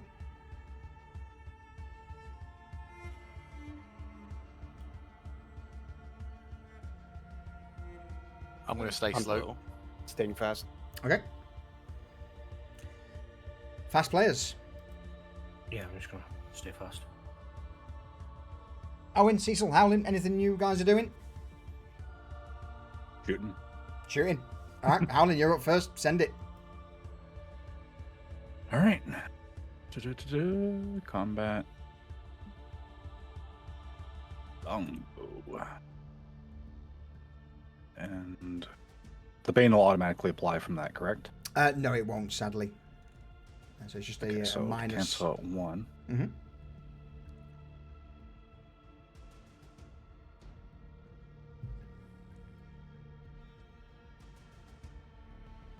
Just making sure that I apply it correctly. Because I have weapon training, so that cancels out that bane. Yeah. They negate each other. I get 1 from my spell guard weapon, so +1. It's enough. The second arrow flies true, slamming into the flesh abomination. Good damage.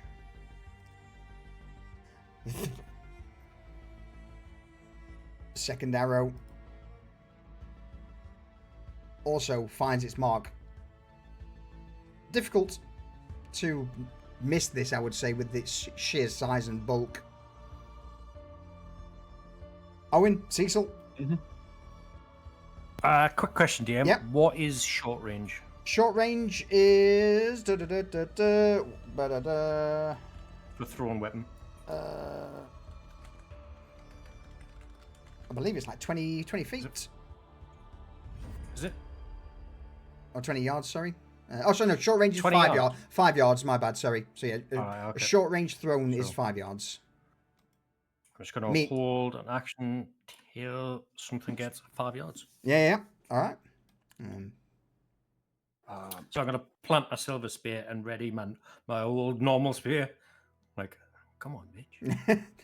And they are coming. There is no question of that. Cecil. Cecil's gonna look around and go, how far away are they? 15 feet. All right, so I got time. Purple chap with the arrow. I don't know your name. Are you hitting that thing? Yes. Okay. Well, you just hit it a little bit harder next time. Store all your strength and do better. Use his prayer. You're Beautiful. going to make that thing Yep, shit itself. Yeah. No, I'm actually going to use it properly. Okay. Okay. All right. So, Cecil, just throw up prayer as well for us, just so we've got a record on. Yeah. I'll put both of them up.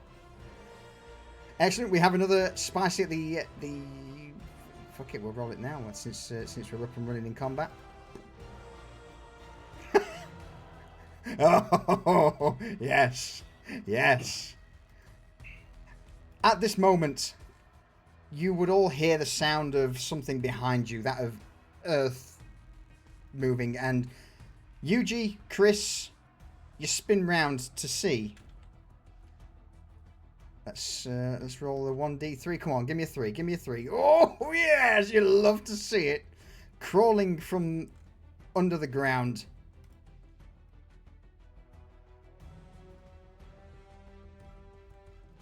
Three animated corpses arise.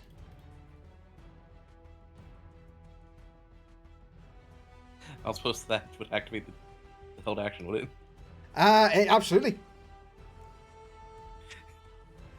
You're just gonna wheel around and backhand the one that's right next to him. Yeah. As they begin to just crawl out, you just immediately turn around, Yuji, see this zombie starting to basically push the dirt and the grime. A flicker of hope, though. Ooh.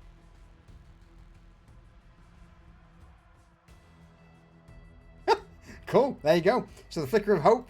Yuji, if you want to attack that, whilst I negate this. So basically, a blessing. Sort your shit out. 2 characters may immediately attempt to remove frightened or charmed conditions if you have it. Alternatively, they can stand up, disengage, draw, stow, reload, or interact with an object as a free action. So bear in mind, those disengaging, if you disengage, you get...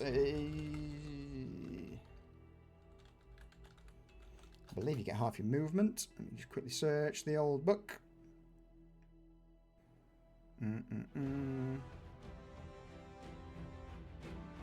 Yeah, so if you disengage retreat, you can move up to half your speed without triggering an attack. And that goes for anyone. So if anyone wishes to move half their speed, you're welcome to. Let me know if those aren't getting used, because I have something I can use them for. No one's said anything yet. Yuji, you strike Okay. out. I will pass on it. So hang on, we'll go to you. We'll finish Yuji's turn off, and then we'll go for the movement. So hang on to that for just a second. I'm good. Howl. Yuji, 14, strike. You slam into it. 5 damage. Plus an extra 1d6 from the unarmed expertise. Excellent. What do you do to it? Hearing it crawl out of the ground, you immediately spins around and backhands it and just knocks the head smooth off. It just kind of slumps back over against the wall. Yeah, beautiful. Meanwhile, as this is going on, Howl, what do you do? So I'm not actually using it to move. It says utilize. Yep. What's in the box at my feet? I would probably say if that is actually a box. Yeah, Can I pop it open? With absolutely. Yeah. I didn't think about that. What would be in a box? Probably mostly farming utensils. So a couple of hand scythes, old clothing, boots, so on and so forth.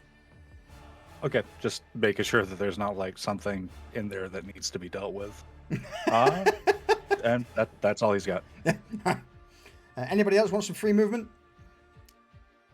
Yeah, Chris is, because obviously Chris is also prepared. Yeah. So he's just gonna take a swing at the corpse in front of him. Excellent. Also, just as a quick reminder, for those who have prepared actions, you get a boon on the roll. Oh yeah. Okay. Also, because I've now got combat expertise, is this kind of the situation? This is where I would actually trigger it. Combat expertise. When you attack with a weapon, you deal 1d6. So you got to hit the thing first. Basically, everything you have to worry about is whether or not you just hit it. Just hit the thing. Yep. Yeah. And I've targeted it for once. Oh. How about that? So weapon training basically adds a boon automatically. So for you, Chris, all you have to worry about is once you've hit it, that's when a lot of your stuff then kicks in. Okay, right. So, and add a boon to it, or is that automatically calculated? You've not clicked on prepare, so no, it's not. So you add it in yourself.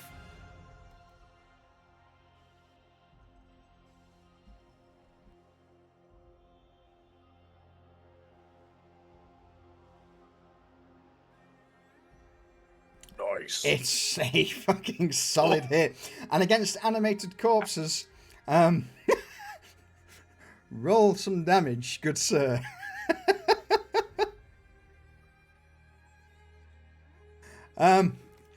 It is dead.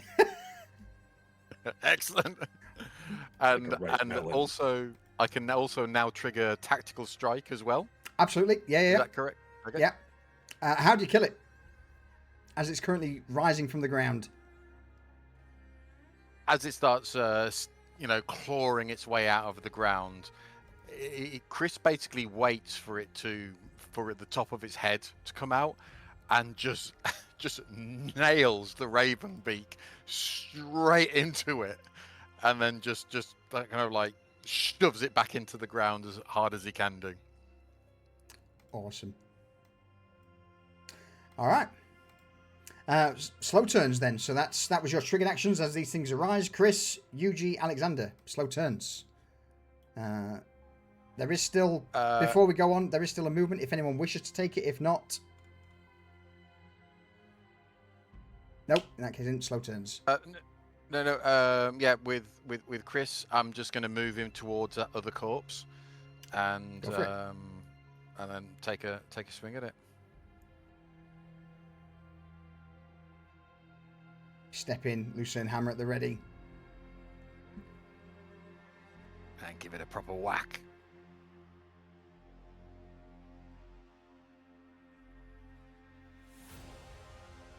So no boons, no banes, just normal for this one. No, you got your tactical strike, which is already included. So yeah, just a normal attack, and that should.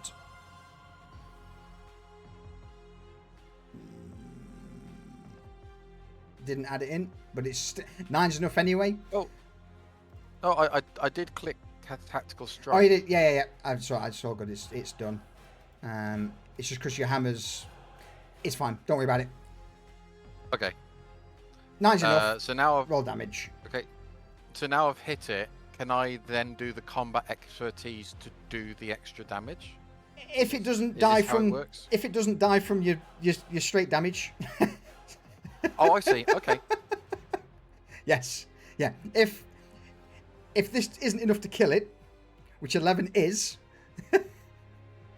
then you would add in your other stuff. What do you do for the second one? So the first one, whack a zombie, boom, crumple it back into the dirt. Second. This one's come out of the ground a bit higher, so it basically takes a swing at it like it's a golf club, and just knocks its head clean off across the field. Just boom, boom, boom, boom. Excellent. Yuji, Alex. Alex is gonna move up a little bit. Okay. Can I select him? Yeah, don't worry about it. You can go up to 10 yards. There you go. Then he's gonna prepare a dagger to throw at whatever comes within range. All right.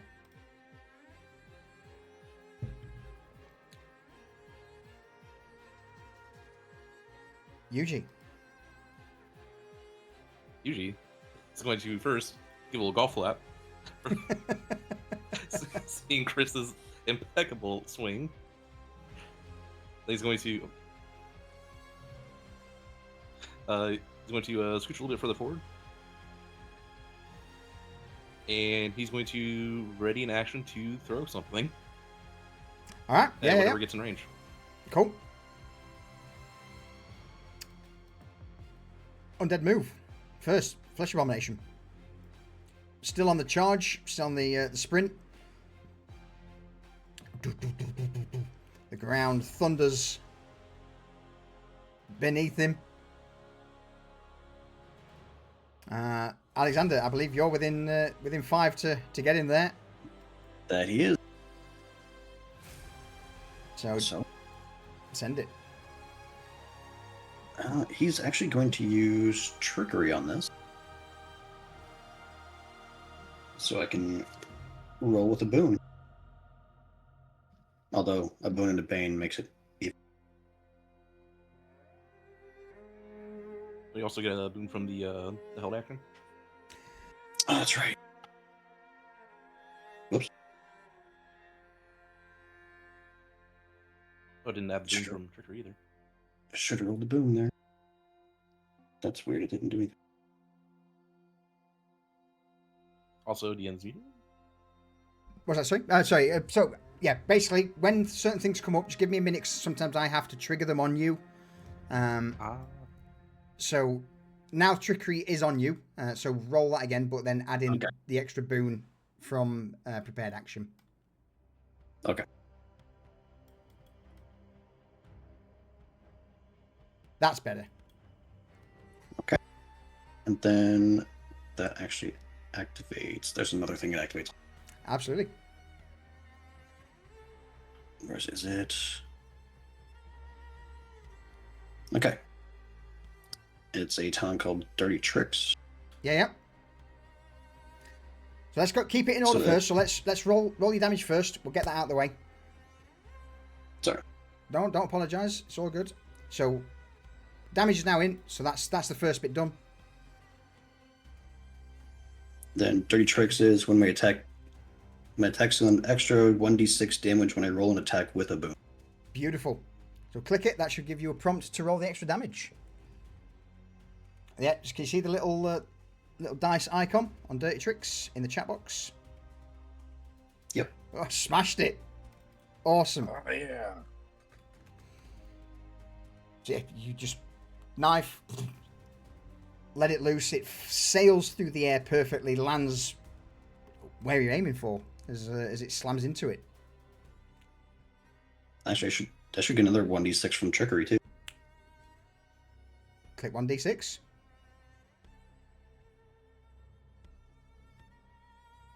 Oh my god! So, that comes to 14 points of damage. Just this knife, like a hot knife through butter almost, just flings out. For something like that, what's it look like? This is the first time you've actually thrown. In fact, I think this is the first time you've attacked Alexander. It's the second time I've attacked. First time I dealt damage. He's on a 50% win streak here. What's it look like?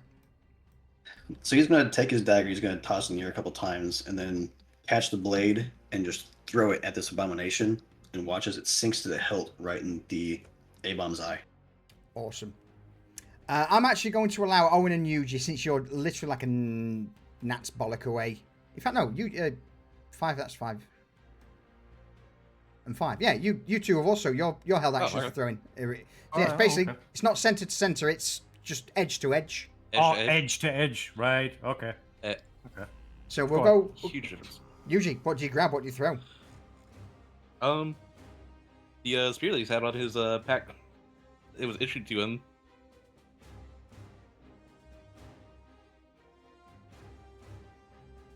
And boom, because it's a trigger. Spear. Sails straight. Roll damage. So yeah, chat, thanks for sticking with us and bearing with us, by the way. Obviously, this is, a system we're not familiar with. There is a lot of mental gymnastics with boons and banes and whatnot, so we're getting there. A little bit more damage. It's better than a poke in the eye with a spear. You poke in the eye with a sharp spear. You see the spear sail through the air. It impacts into it for a moment, but it's where there's a large chunk of rotting flesh, and it just seems to almost go in a couple of inches before coming out the other side. The abomination looks at this small hole, looks towards you, Yuji, roars, and it's when, Owen, your spear flies in. I have a boon from prayer, right? You do? No, that was No. it was given to Howling Okay. my next round. Was it? Okay. Sorry.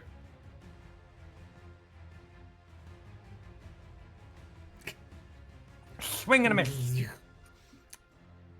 Triggered action. Unfortunate. So it should be an extra boon.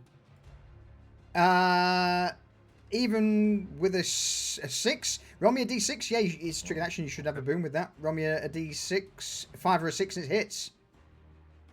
Never mind. Yeah, That's a 2. it just Oh well. sticks into the floor in front of the abomination as it just rolls over it. End of the round, which we then bring us to the very top. Fast or slow turns, chaps. Things are getting in range now. Staying. Yeah, I'm going to say slow. Yeah, slow. All right. Cecil, you're up first. How far out are they? Can't see, 6 boys. yards. 6 yards? Okay. I'm just gonna hold an action. Still can't do anything. Scouring behind And Owen. I don't know who's gonna attack. You don't know who's Yeah. saying anything. They're Yeah. just Slow turns. Do you know what? Yeah. I goes, oh, fucking spear was shite. And he reaches into his pocket, pulls out a vial, and yeets a vial of superior glue at the fucking thing. What? Fucking what?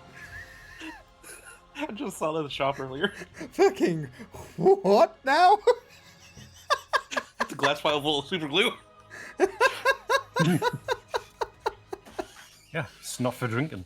All right. This is where Owen sponsored by Gorilla Glue. Yeah. A thick, viscous slime. Superior glue usually fills a glass vial. A label on the outside says, in the common tongue, not for drinking. You can use an action to expend the glue by pouring it from the bottle or throwing the bottle to a point within short range. All right. It can be spread across the surface up to 1 yard in diameter, which is going to be right in front of this abomination as it's barreling towards you, or at it. The creature in the area that gets success on the agility challenge roll avoids the splash. Funnily enough, this thing is very bad at agility. Smashed it. yeah. Oh, That's a fucking go critical anywhere. failure. Hold I'm still just trying to just a second. picture an abomination glue trap meme.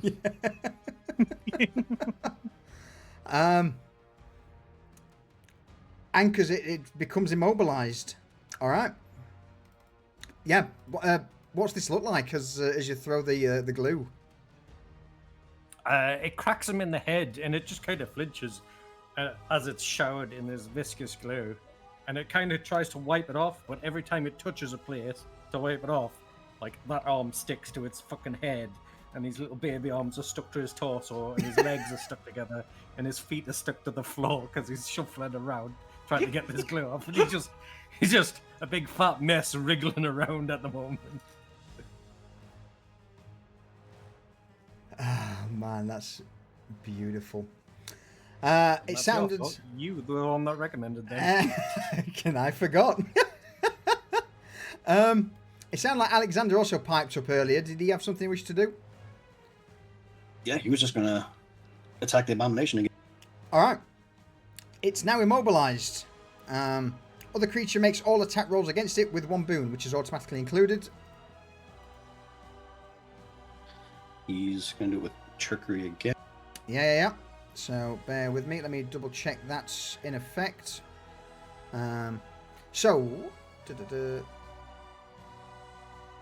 okay, so yep, that's good. It's now on. All right, so that'd be straight roll. It's enough. It's enough. So you got the All 1d, right. so you got the 1d3 damage from the dagger, and then can you see above where it says trickery? Can you see this little icon with the 1d6? Yes. Click that there, and then that's your damage from the dagger and trickery done. Awesome. And then he's gonna activate. I really gotta move that to my hotbar. Dirty tricks again. Absolutely. A second knife flies out. Solid damage.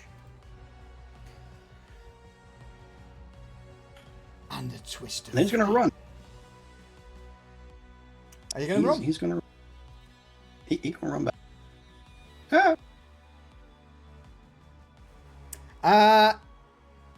As this dagger flies into the abomination from a cruel twist, you just seem to hear whispers, voices, names, almost like someone's calling names. Oh, Marcel.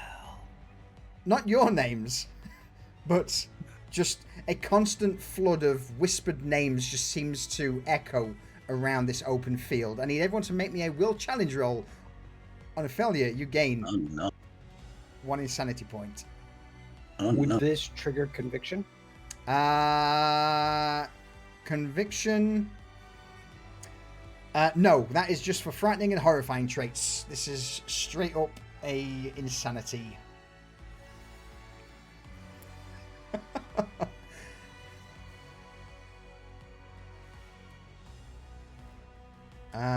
Oh, you guys have got stuff targeted, so that's Oh, sorry. my I'll take it up. bad. No, it's all good. Still be a fail though, right? Yeah, it'll still be a fail. So the only people who succeed would be Howl and Alexander. The rest of you, so Owen, Chris, Yuji, Cecil, you all take a point of insanity as just this... I love the word, I'm going to have to say it. A cacophony of whispers rings through your ears, just name after name after name. Hal is unaffected because Hal is a name that he uses, but nobody knows his real name here. So these things sure as hell sell, though.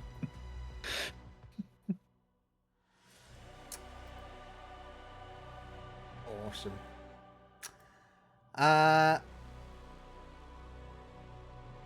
1,000 voices that all say vote Marcel. So slow turns continuing. After Alexander, you dodge back. We've got Chris, Yuji, Howl. What are you three up to?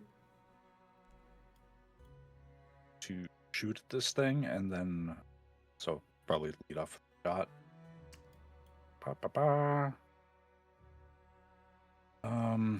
I need to manually apply the boon from the prayer. Yeah. And Nope, it was last my- round. I didn't cast it this round. then it should have applied the damage last round, or No. So you didn't do it before I went, and then I prepped and didn't do anything, and now you're going. okay, so I don't get that. Yeah. So it basically fizzles and does nothing. It does nothing. Awesome. Well, hang on. That can't be right. Yes, because he went before me last round, and I put it on him and prep for him to go before me again, and then he didn't because he changed his roll, and I went first.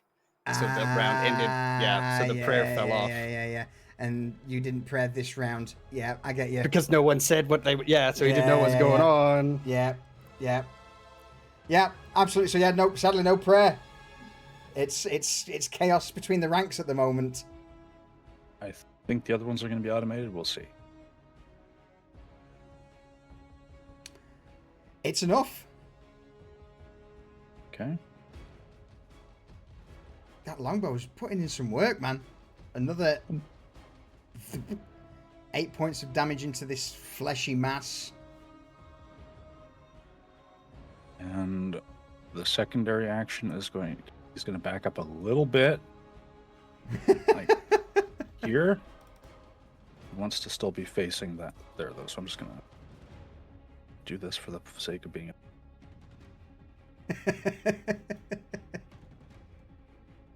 And... yeah, should be good. All right, Chris, Yuji, who's up next? I'm okay to go. Yeah. Chris is going to move into the corner here. Okay. And then kind of get himself prepared and ready. He can see the horde swarming in, starting to open up, so he's basically preparing should someone try and come around the side. All right. Now, before you said the other time I got myself prepared, so is there an actual button I can click that shows I'm prepared? Yeah. If you go into your character sheet, go to Afflictions. Actions at the top says Prepare. It's the only thing that's not on the combat hood. Yeah, the only thing not on the combat hood, annoyingly. Oh, okay. Actions. Top row, far right hand side. Oh, I see it. Beautiful. Okay. Oh, that's We're nice learning of you. stuff. Thank We're you. learning stuff all the time. Don't Exactly. worry about it. All right. So yeah, Chris is in the corner as the very slow mob makes its way towards you all. Yuji. You just gonna be posted up, ready to hit the first thing that comes over. All right.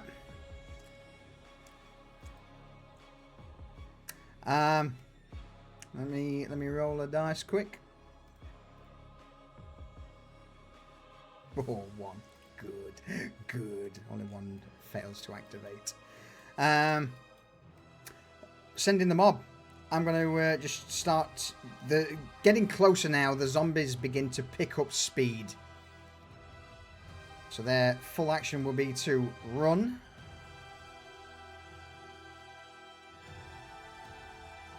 Uh, 8 yards. 8 yards. The back remains. And of course, so the zombies that charge forward can't do anything, as they just begin to butt up against the barrier near Owen and Yuji. The masses from behind pushing them ever closer, but that's obviously not what you're concerned about. You're concerned about the flesh abomination as it just begins to part the zombies. Isn't he mobile? He is immobile. He is. His action, you're right. His action is to attempt to break it. That's all he can do. He is speed 0. Let me quickly double check the glue. A successful strength challenge roll made with 1 bane to break the bond and remove it. Alright, let's see if he... Good call. That's the whole point of him being with a bane. No! Elmer's glue saves the day. Hey. I'm so buying glue when we get back to the city. Everyone's gonna have a vial of glue in the back pocket just in case. Prepared actions. There are zombies. They're in range. Yeah, I already threw my fucking Yeah. spear last round. This round. Yeah, I've got something I can throw. So, yeah, am I in range to the ones by Yuji? You are indeed. I think that's okay. So I'm going to grab the where is it? The hammer, Yeah. and I'm going to wang that at them.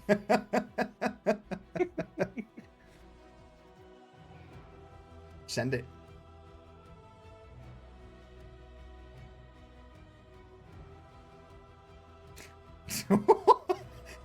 Clunk. Ooh. Roll damage. Oh. Wait. Oh. Oh, wrong again. All right. So do I just Gotta click reroll on that D6. roll again? So reroll one of them. You can either give You me... can do better than that, Chris. You can either roll a d3 for the damage, or you can roll me the d6. Which one would you prefer to roll? D6. All right, roll me a d6. Oh! Nice. Yes, thank you, Yes. Cecil. I thought you could do that. Hammer sails through the air, hits a couple of the zombies, or it hits one, causing it to fall back. And it's with them being so close to you now, you see that these guys are incredibly frail. The clothing that's hanging off of them is ragged. The bodies, yes, desiccated through the fact that they're zombies, but in life they would have looked malnourished.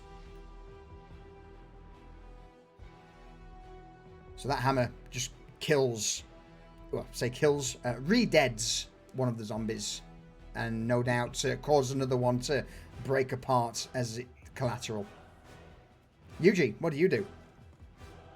Oh, Yuji's gonna kind of smack the first one and see if he can. Can I do an unbalancing attack? Sure.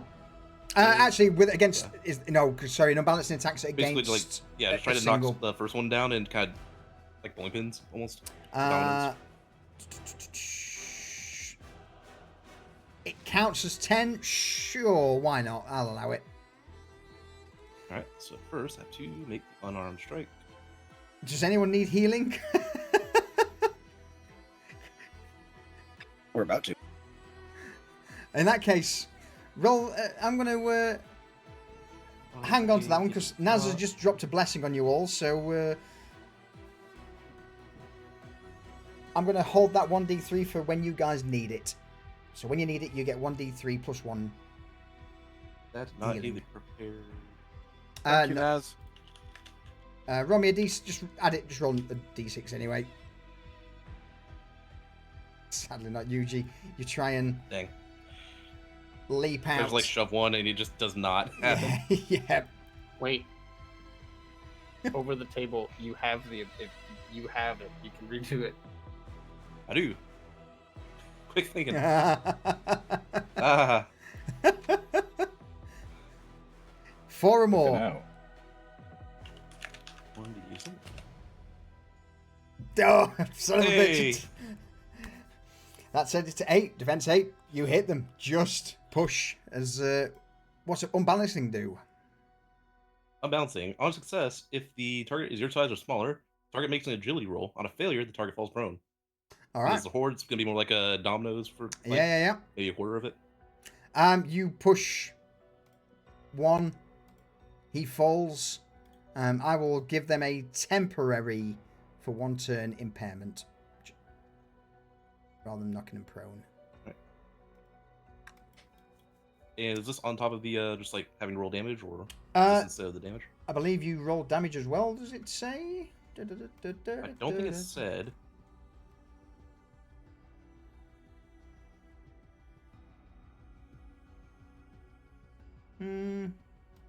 I'll allow damage. Fuck it. It's cool. Alright. 7 points damage.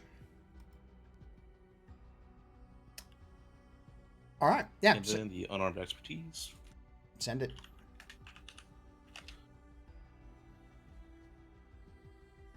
For another 4. Cool. Yeah, Yuji, you lash out, knock one over, and as you push him, it's not so much that you knock them domino style, it's just your hands go through his chest.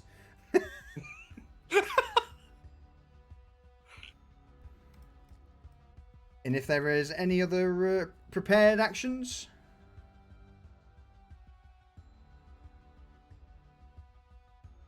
Nope. Nope.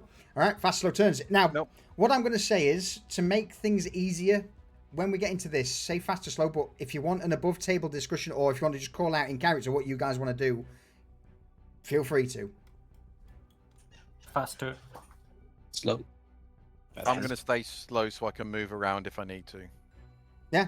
Slow. Stay fast because I'm stuck in now. All right, so yeah, again, just to make it easier so everyone's aware, be like, all right, Owen, you can like, okay, I'm going to deal with these zombies, basically a bit of at the very top of the turn, give each other something to work with. Yeah. Bit of RP, Then no one will shout, I've got the left flank! I got these ones on the right. I'm actually going to change my initiative, and he's going to say, "Don't look at the light." Oh no. Yushi distinctly remembers this. Cecil, are you going to give him a blessing again? Who? Who's doing what? What's the deal here? I just said I got these ones on the right. How bad are they? Hey. Looking a little rough. Well, these ones I'm on the gonna- left, how bad are they? Unharmed. I mean, they're dead. What the fuck do you want from me, Cecil? Are you gonna jump in that pit? Are you gonna go for them? Oh yeah. I'm gonna Alright, be in there like a whirlwind. Then I hope you hit them hard, and I hope you hit them strong. And I hope you hit him fast. Did you make it worth it? You just shop smart. Shop as That's smart. smart. This is my spear stick. Cool. All right. So in that case, then, who's up first? Like Stuff to like that. initiate my action first, Yeah, if yeah. possible. Go ahead. And Hal is going to use Will-O-Wisp, Of course he is. and he's going to just drop it like right here, Whereabouts And- there? just behind the abomination, like where these three are. So he's like right here, possibly. Yeah. So he's trying to basically give these things something to look at, so they don't start pressing in and overwhelm them. He doesn't know if it's going to work, but that's what he's doing. What's the fucking range of this? 2 yards, so...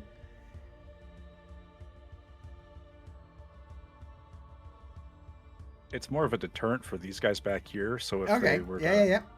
All right. Yeah. So when they move in, they'll sure.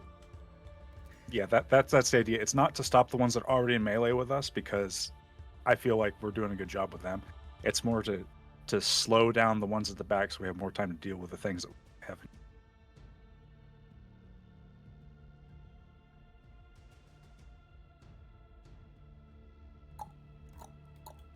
So the abomination. In fact, they shouldn't have that high of a will. That should.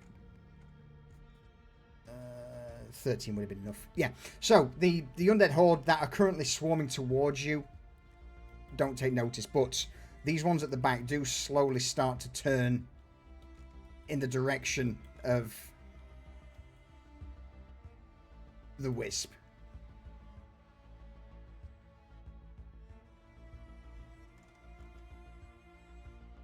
All right. Who's up next? I'll go next. Yeah. My silver dogspin, +1 boon for ting and a ting. May the dice today That's, hate you. My dice today are just cursed. I wonder why.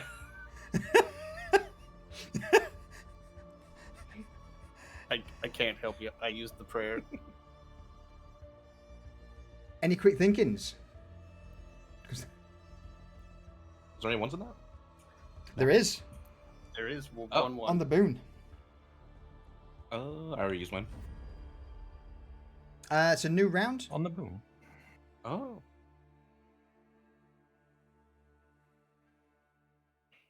Roll me a d6. Reroll the d6. Yeah. So you need 3 or more. Woo! Smashed. Fucking Yahtzee. Come on, Owen. Let's get some damage in. All right, sure. Damage. Respectable. And the 1d6 from the whisper box. And Oh no. 1d6 for, so that's an extra 2d6. Yeah.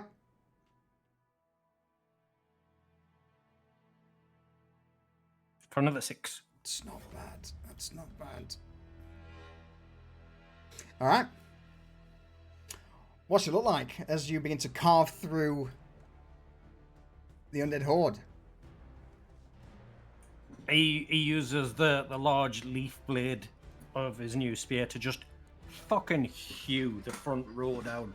Just as they come over the barricade, just cuts half of them down. Fuck off. All I can think of is Dynasty Warriors. Yeah, it's full Dynasty Warriors.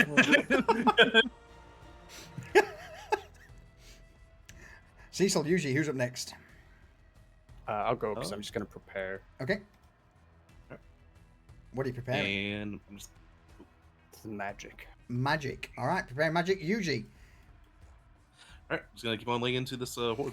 Absolutely. They're now starting to buffer up against the barrier, the barricade.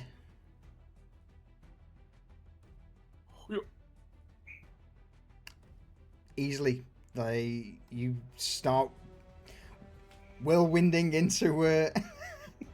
As they come up to the barrier, I'm just punching like they're training dummies. Yeah. Head. See some damage. That's good. That's a good one.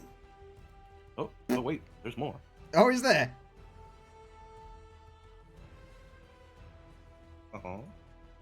Is it enough more? That's the question. Yes. Yes, it is. As they just begin to pile up on the barrier, knocking them down one by one. Usually, what's it look like?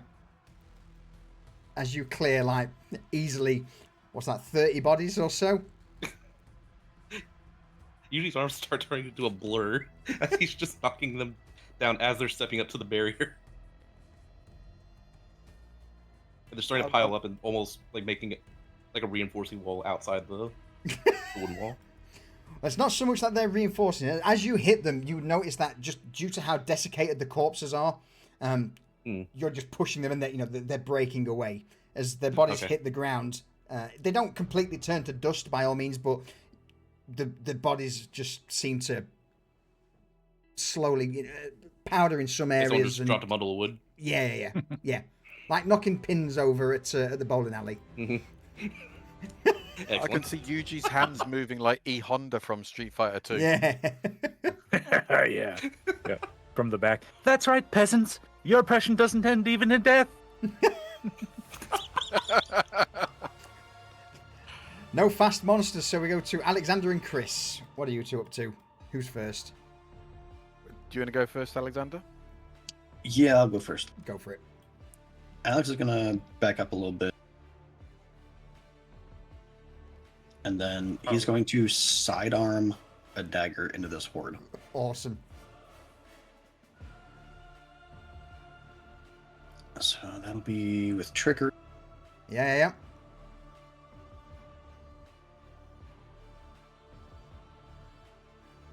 Trickery is on.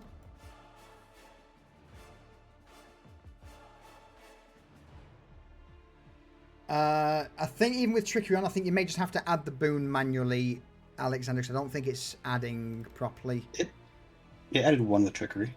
Did it? Okay. Yeah. So that'll be 2 off the top. Then Boo. another 1. And then you gotta pull this. Dirty tricks. Yeah. Even more of the dead begin to fall. Side swipe or a side swing, just the knife spins through, cuts through easily 4 or 5 of them as they drop to the ground. And at this point, the horde is very much thinned out. And with you stepping back, Chris. Seeing that the horde seem to be attacking front on, and with that sort of monstrosity hovering not far away, Chris is going to move onto the front line between Yuji and Owen.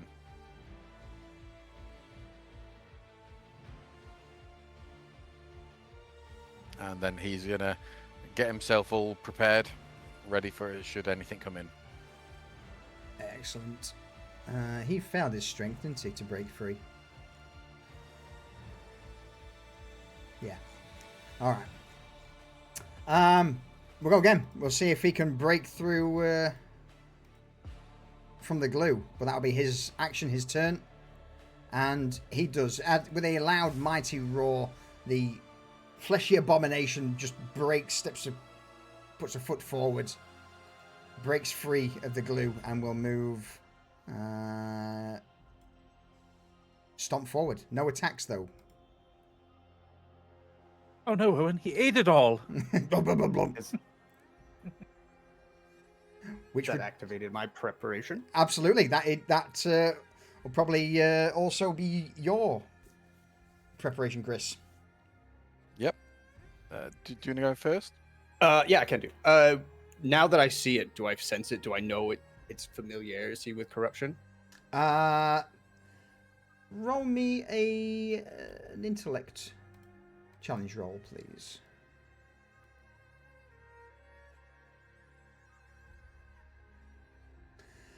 It is certainly corrupted. It's dark magics. But you would get a feeling now as this thing's close to you that it seems to be an amalgamation of minds. And it also seems like the other zombies that are nearby are connected to this mass of flesh.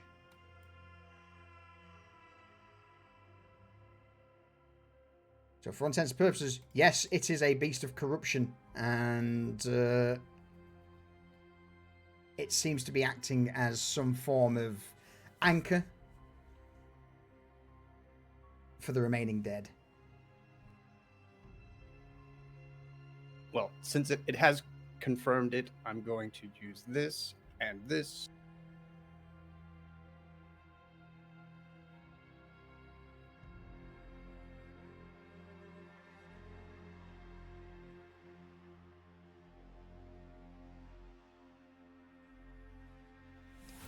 What and what?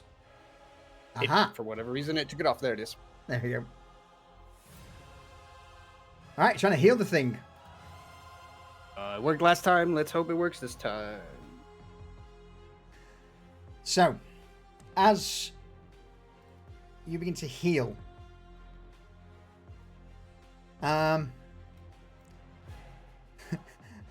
this is undead. This is flesh, not demon. Unfortunately, it's not the same effect. You just heal the abomination. Oh, you're undoing my hard work. You begin to watch as the flesh begins to knit back together. You fucking kidding me? Say what the fuck you doing? It worked last time. What are you? It worked last time. So I will remove Wait, what do 7. you mean last time? The demon took a lot of pain from it. Not this one.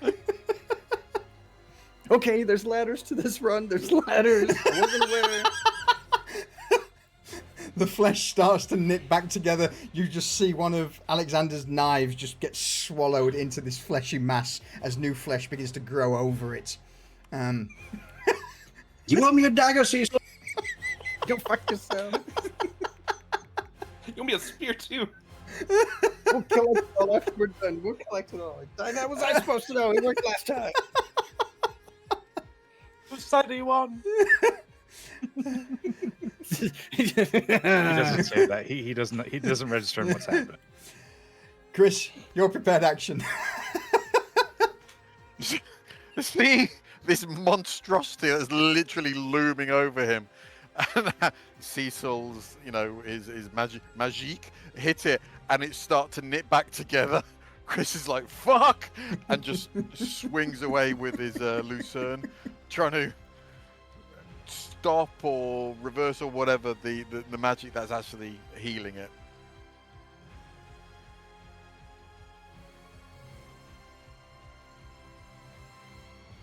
So, any boons or banes? Boons for prepared.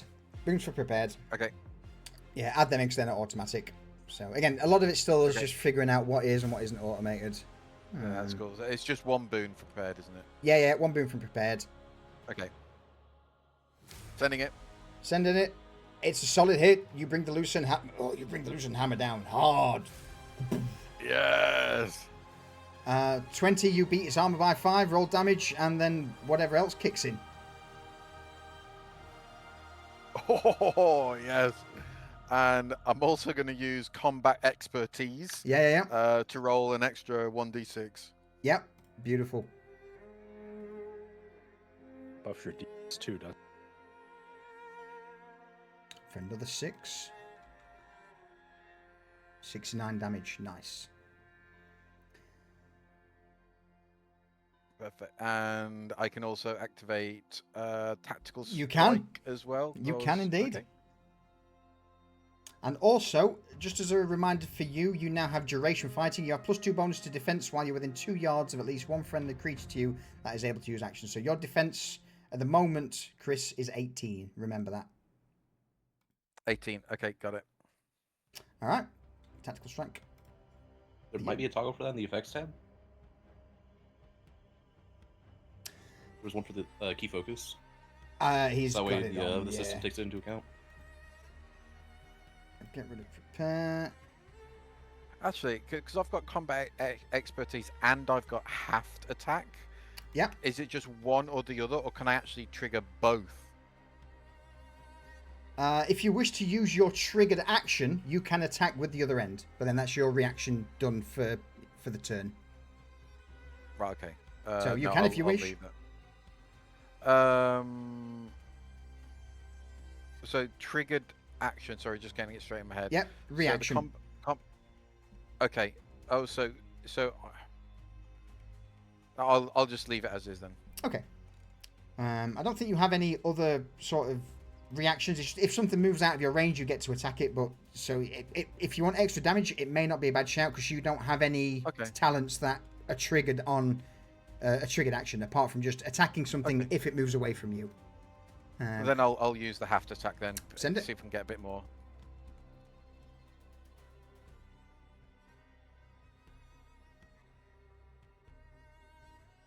Okay. So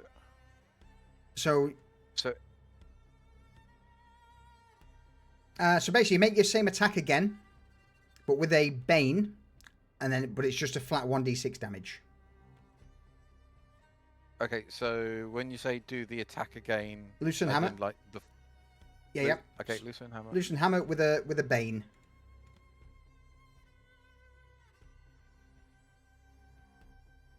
Okay, sending it.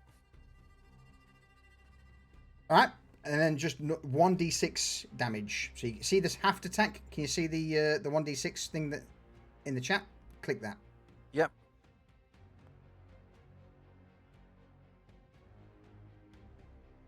Yeah, I've clicked it. It's not doing anything. So should I just do the 1d6 at the bottom? Yeah, or yeah. If it's not working, just put in 1d6. No, it's okay. It's do 1d6. 5. Cool. All right. So give us a bit of a. How does this look, Chris? To break us away from the mechanics for the moment. Right. Okay. Chris, he basically what he does is he swings from his right shoulder across, basically swing it up towards this thing, sort of his face, his neck. He just wants to hit somewhere sensitive. He comes across, takes a huge hit on it, like its head whips sideways, blood and viscera and stuff sort of sprays out of his mouth.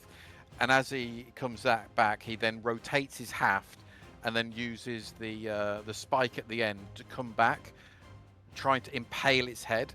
Doesn't, but kind of takes a big chunk out of its neck or its jaw or whatever as he swings back around.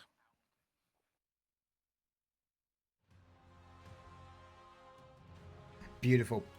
All right. Zombies move towards the light. And they will move. Oh, yes. They're going to set off at a. Oh, no. So their action and their move is to just full on start lunging towards Alexander. This last group are going to, with only a few of them left, are going to hop the barrier. Bring it.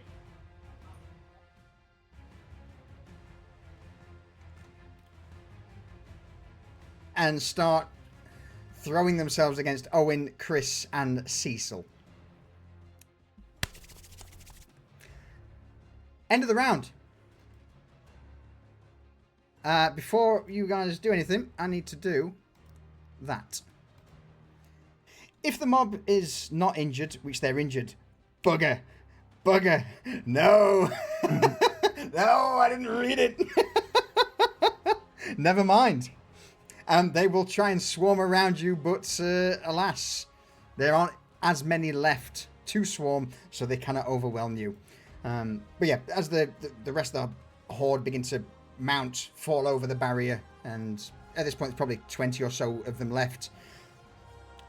Choose turn order. Anyone shouting anything out? What's the plan? God, there's still more of them over here. I'm staying on fast turn. Yeah, I'm going to go fast turn I'm staying as well. on fast turn. Yeah. Staying on fast. Same. The horde is going to go fast as well. Uh-huh. How dare you, sir? Abomination Boy is also going to go fast. Sure, no one wants to take a The slow zombies turn? suffer from illiteracy. Sure, no one wants to take a slow turn. You know, just No. no. Okay. No. Nah, Cecil's gonna go slow. Fuck you all. It's a trap. It's a trap. See, that's bait. Don't look at the light, Cecil. You can't see that far. Can't see it. That's 5 yards. What I'm going to say though is those undead, they're not going to approach. They are currently entranced by the wisp. Turn order. Who's up? Well, I'm gonna be shooting that big guy. All right. In that case, then, Well. Hal, you spoke first. Send it. Yep. Sure. Yep. Send it. Sure, I get a program. I'll just do the one. Make sure it goes. Well, fuck. That's a 1. Yep, that is a 1. That is Not gonna be a anymore. miss. That's not a 1 anymore. Reroll.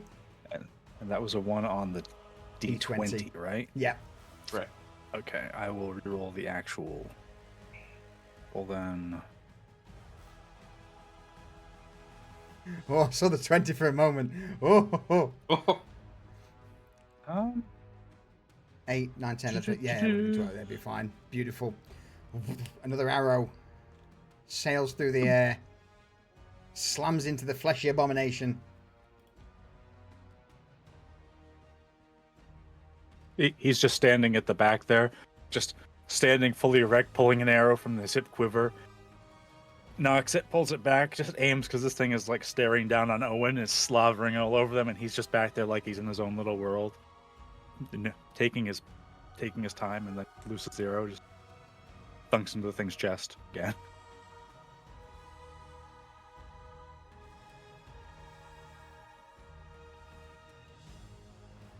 Excellent. All right.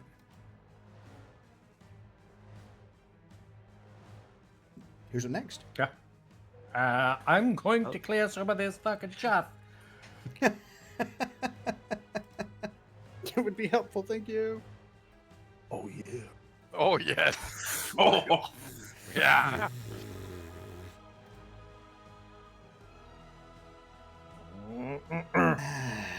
And extra damage.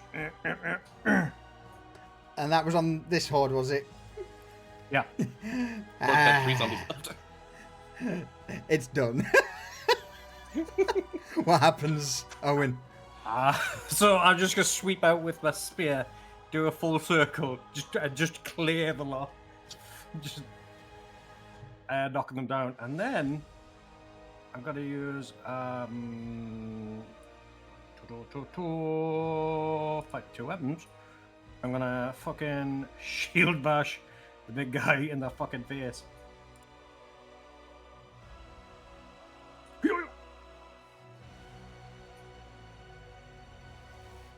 Yeah? Oh, another 20. Fucking hell. 7 damage.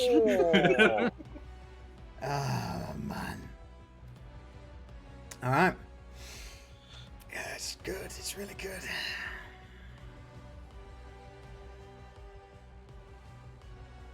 It's not enough. But it's fucking close. It's fucking good.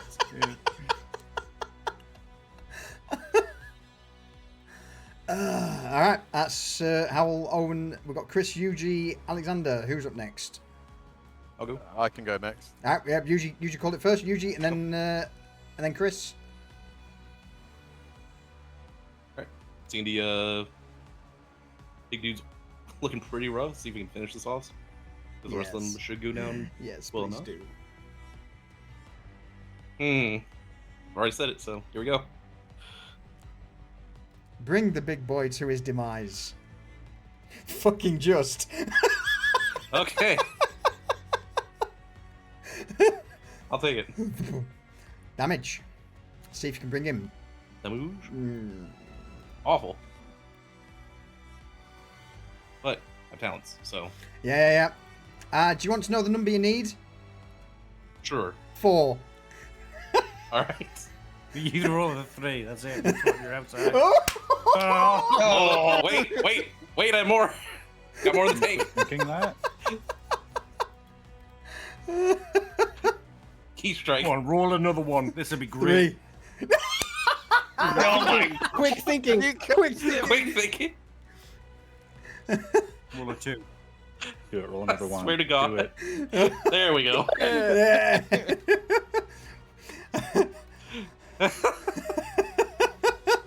You land the last punch. What happens, Yuji, is you just slam into the quivering mass of the abomination. There's this crack of black lightning as he just throws all of his ki behind the attack.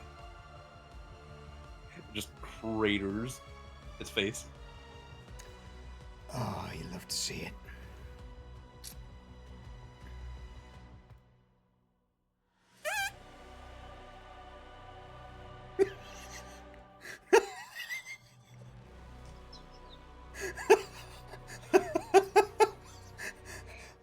Thwack. Ah.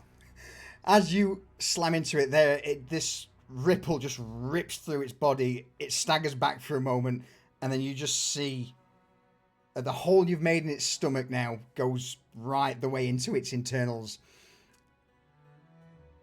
I need everyone within short range. Owen, Chris, Cecil, and Yuji to make me a strength challenge roll with two Banes, please. As this abomination just detonates, all of the gaseous internal rot. Now that was a miracle. Viscera just bursts out. Cecil, you're fine. You're stood behind Chris as this detonates. Come on, big roll, big roll. For 9 damage. Just bits of bone. You're covered in shards of bone, of giant slabs of rotten meat as the abomination just... Oh wait, I did my roll wrong. Hold on.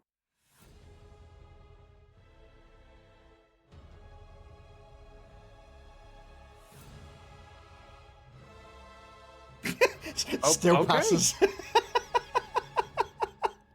Cecil, you're taking cover behind Chris. Chaps, what's it look like as you are showered with rotten viscera and sharp splinters of bone? Cecil sees it swelling up. He just puts his hand on Chris's back and ducks behind him.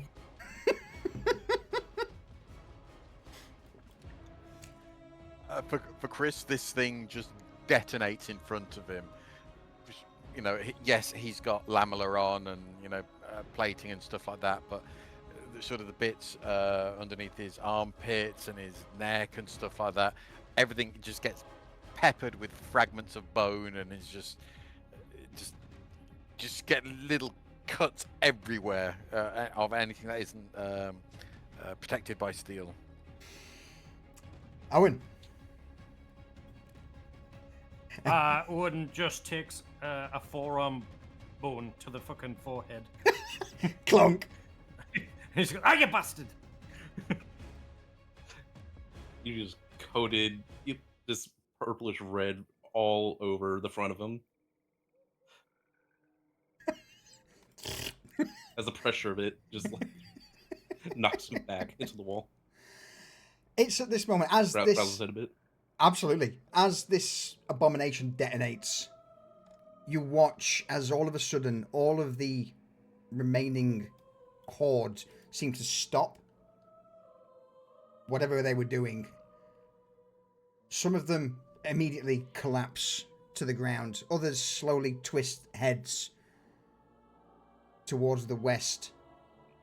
You see a couple of them that still have their mouths attached, or the jaws seem to move as if saying something, and as soon as that's done, those bodies too also just drop to the ground.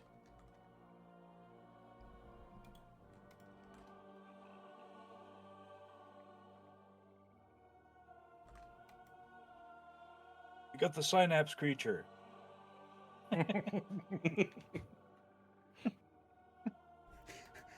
Eeyore stood there just chomping on a piece of wood in its mouth. Oh. Completely unfazed. Okay, well, that's was good. Still enough, he's seen everything. worried you were going to say that he was standing there like with like the 1,000-yard stare, like he'd seen horrors beyond comprehension.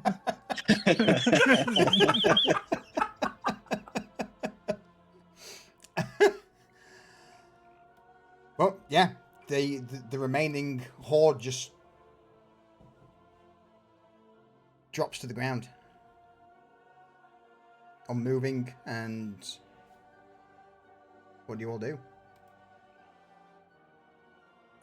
I'm going to turn around and look at Alexander, who was probably looking a bit nervous. We're like, oh, just in time, eh? It's about time you took that thing down. All right, yeah, because you helped loads. You fucking poxy little fucking You chankers. I only took out half its vision. Well then, I'm gonna need those arrows back. Speaking of arrows, I need daggers back. Take my spear. Chris is going to turn around to look at, to make sure Cecil's okay. Realizing that he had hunkered down behind him and that Chris is covered in gore, but Cecil is completely clean, he'd be like, okay, fine. Jumps over the barricade to pick up his hammer. Nice work, lads. Good job. So it's Hal's intention to retrieve his arrows, Yeah. but he wants to hack this thing apart too to see if there's like something buried in its flesh that might have been producing this magical effect. So he just wants to cut into little bitty pieces to reveal if there's anything inside of it, because it seems to have been affecting everything around it.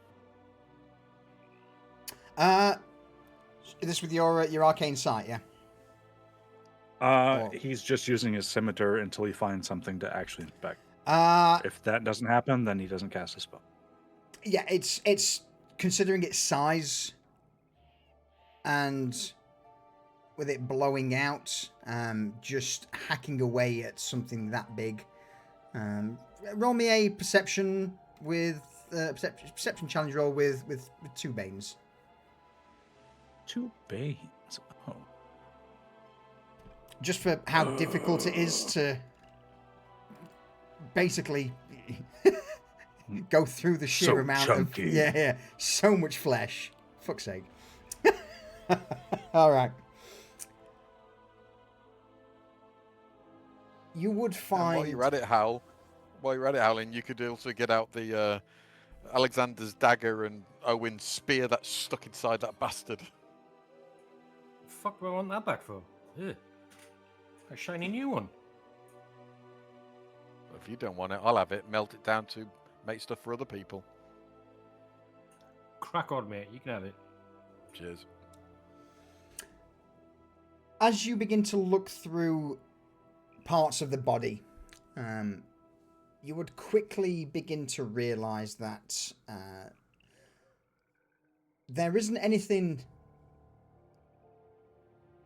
like such as magic stones or anything that seems to be controlling it, but what you would notice is that perhaps on one of these small arms or on a piece of flesh that there are tattoos, or one of the small hands seems to be gripping onto a holy symbol, and these tattoos are that of the Church of the Dawn. The holy symbol's also that of the Dawn.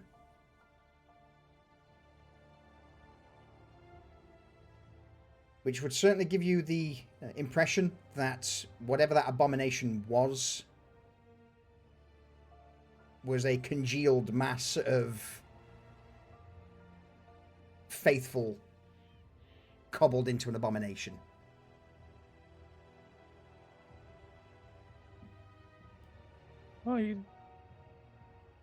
Well, he's going to look around to everyone else. These are fields, but I think we should look for anything else that might have caused this.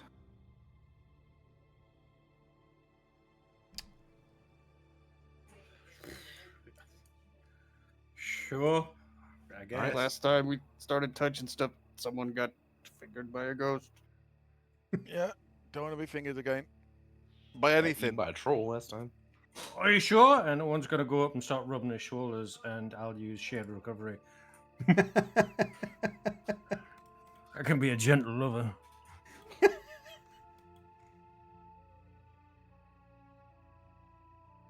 So, does this appear to be the broken fields that were referred to? Like this is where the plate was, or does it seem like this is a little ways away from where we were going?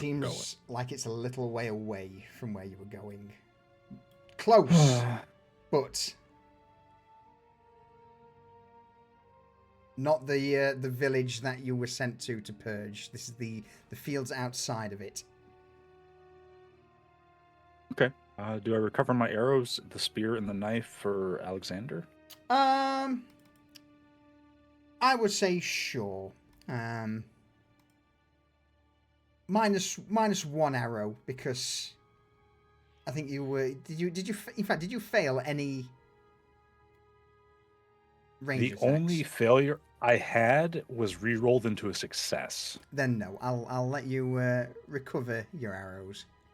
I mean, even if they're broken, he just wants the heads of them Yep. because Bronze. people are like, yeah, he needs those at the Yep. very least. Absolutely. Yeah, I'll say that's not a problem.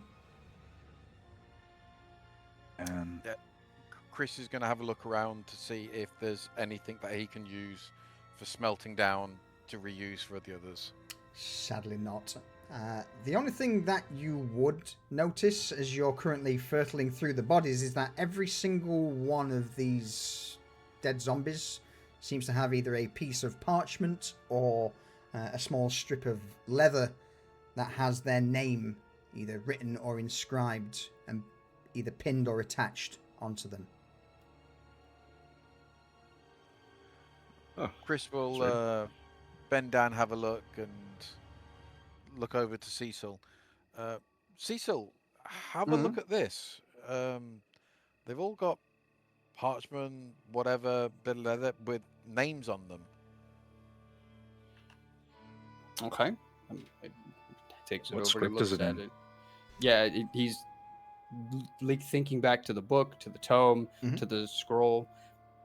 Does it match? It's common. It doesn't seem like magic. It doesn't seem like there's any ties to it. But let me have a look at some profession. Is it written in the same hand? As a scribe, I'd be able to see the same pen Absolutely. strokes. Yeah. So as a scribe, it's not. It's written by an unfamiliar hand. But as a scribe, you've no doubt seen. In fact, everyone who's worked or moved through Novostoya knows that records are kept of people. And when villagers or refugees come through the gates of Caer Dyralin, they are usually recorded so that they're... Or not so much nowadays, but they used to be...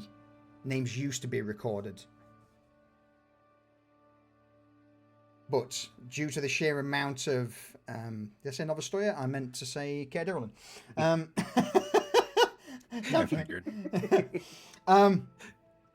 Yeah, so basically, these are more just name tags, as if someone was giving the names to the dead. Because nowadays, most villagers, most refugees who enter Caer Dyralin they're not recorded. They're just tossed into, the shithole of the city and left to fend for themselves. So I would say it gives you more of an impression of Time scale. either timescale or someone making a point of remembering who these people were. The wisp is going to dissipate. Okay. So that nobody gets drawn into the corpse field. I think it's worth noting we should not use our names from here on. Names have power, and if there's someone that has the ability to use that power, it may give them an advantage over us.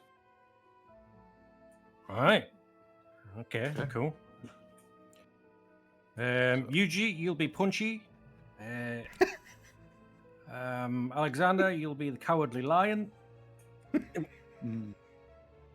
Perhaps more single syllables. Your spear, his fist, your dagger, whatever we use for weapons. Hammer, pointing at the guy with the iron. Chris. I'll be Okay. eyes. It may be more. It might not be necessary, but this is a. Trust me that this is how the Fae work. If they know your name, they have power over you. If this is a spellcaster and these names are significant, we may wish to avoid it. Not going to hurt us to be cautious. Sounds reasonable. One question about the shared recovery. Mhm. Is it you heal yourself and you can half heal someone else, or just one or the other? Yeah. It's as you heal yourself Target and also. someone else. Okay. Because you use that, Owen, Aha. because we were next to each other, could I have a half heal? No, you get it. You've got to click it. Yeah, you've got to click yeah. a heal. Yeah. Either click it or again just add your full heal to your character. Yeah, whatever it's whatever your healing rate is, you heal by. Over the table, don't we still have the healing from Naz as well? You do. You do indeed. You have yeah. a 1d3 plus 1 heal from Naz's blessing. As a catch your Oh, I breath. do, don't I? Is that for one of us, or? All of you, everyone. Oh, sick. Whilst you guys are currently sorting out health, I think we'll take our last whoop. Be right back there. All right. Grab a drink, nip to the loo, and we will be but a moment. Does the donkey get a healing from Naz? It would if it needed it. Okay. Yours stay untouched. It's a very healthy ass. Be right back.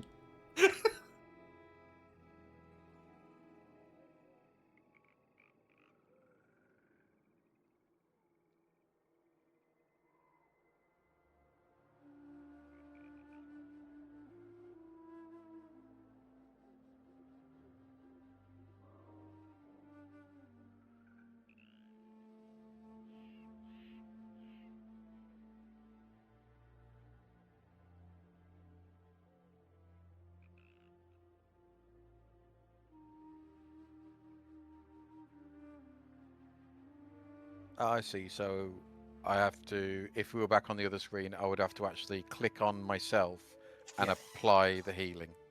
Yeah. Right. And that's, so it'd be half of my healing rate on my character sheet. Well, no, your full healing rate. Doesn't it say for, on a selected token, it's like, because you healed Keep- all yourself. Yeah, then choose one creature other than you that is within short range. The target also heals damage equal to its healing rate. I didn't. I've written myself a little cheat sheet. I didn't write that bit down. That's why. Okay, thank you.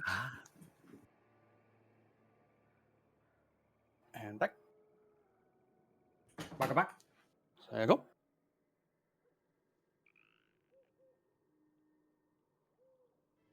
What's your healing rate? 10. 10, yeah. Back to full health. Thank you very much. And I will take back that 1d3.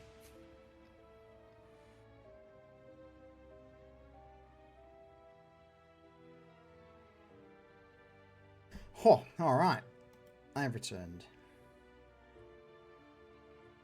Looking back.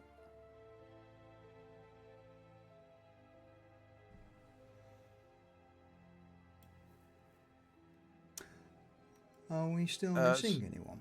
Yes. So Lucius explained to me how the shared recovery works. Cool. Is it okay, because I use the 1d3 from Naz, is it okay if I take that back, or you want me to include that within it? Include that within it. That was a benefit from Naz. So if you've used it, Because if not, you lose it. Because the shared recovery, is that for the whole session? Yeah. It lasts for, or okay? Because the shared recovery actually healed me completely. Cool. Then you're good. So if it's okay, I'll hold on to the 1d3 just in case. No, it's use it or lose it at this point. Okay. You've got a Wait moment. for the combat encounter, right? You have a moment of breather. Then it is used. All right. Let's go back into it. Sip of the old Chat. agua. For just how many channel points is it? For just 5,000 channel points, you can help a party member in need today.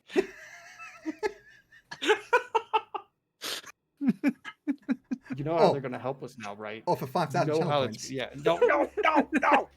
You could choose. Not a Oh, word. No. we're all going to help each other. You, I don't know, you I feel could like Sally choose the Struthers is cruel pretty twist. washed up. I could get her to do it.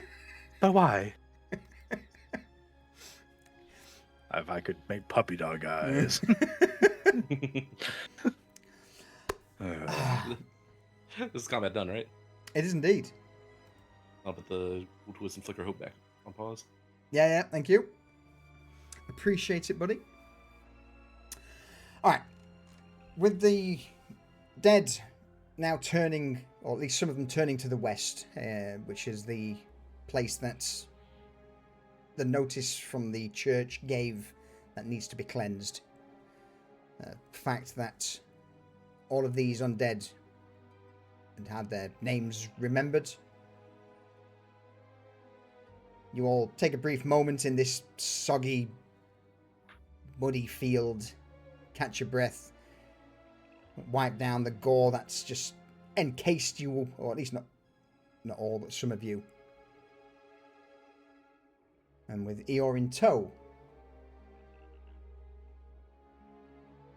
do you continue onwards, or do you go home? We continue. There's no on. turning back now. Gotta keep going. Continue Figure on. out what happened. Continue. Cool. After all, there's necromancer out there we have to Go kill. back. We've made a mistake. I'm. All right, Elphias. Can you track where the magic's coming from? He's going to look around at the village as we arrive and see if there's anything that stands out as a structure, a place where there could be something sealed. So it's, as you begin to make your way towards the location, you would see a couple of dotted farmsteads that are all, again, similar states of disrepair, dilapidated. Nothing immediately screams out on the initial leg of this journey until you start getting closer to the more central part of the village.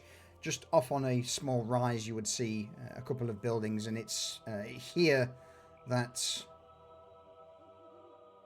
for you, Hal, you begin to get a couple of clues of what's going on. Are there any churches of the Faith of the Dawn in No. particular? No. Or anything of...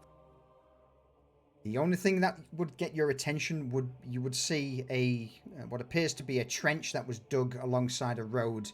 A couple of the wooden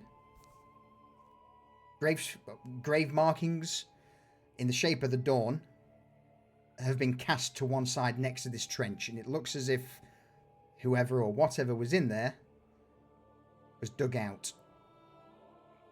Their We already headstones. saw what was in the mass grave, yeah. Absolutely. Okay, this is a bit of a wild thing. So Hal is going to look at the graves Mhm. and these symbols, and all of these people had had markings of the faithful. The abomination did, Oh, but the people the abomination did. They had their name tags. He's going to look at the trench and see if any of the other bodies in there have those markings. Like, just from the top, he's not going to go close to it. Sure. It's gross shit. There are, as you look in the trench, there are no more bodies. There perhaps be a few odd bits, a hand here or a foot there, maybe an arm or half a corpse that was perhaps unusable. That body would have a tattoo or the markings of the faith, but you wouldn't see any other corpses from villagers.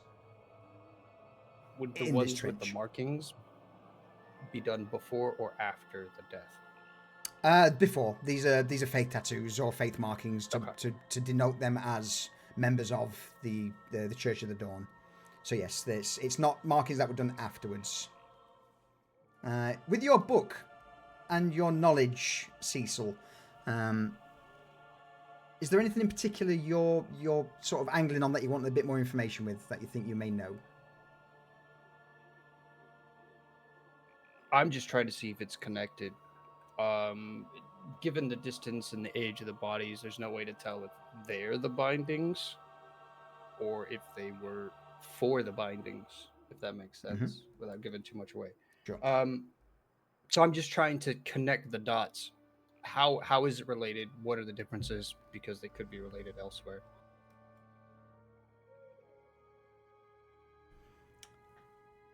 A few other things that you would see on this journey toward the town would be that a lot of the fields that, again, mostly dead,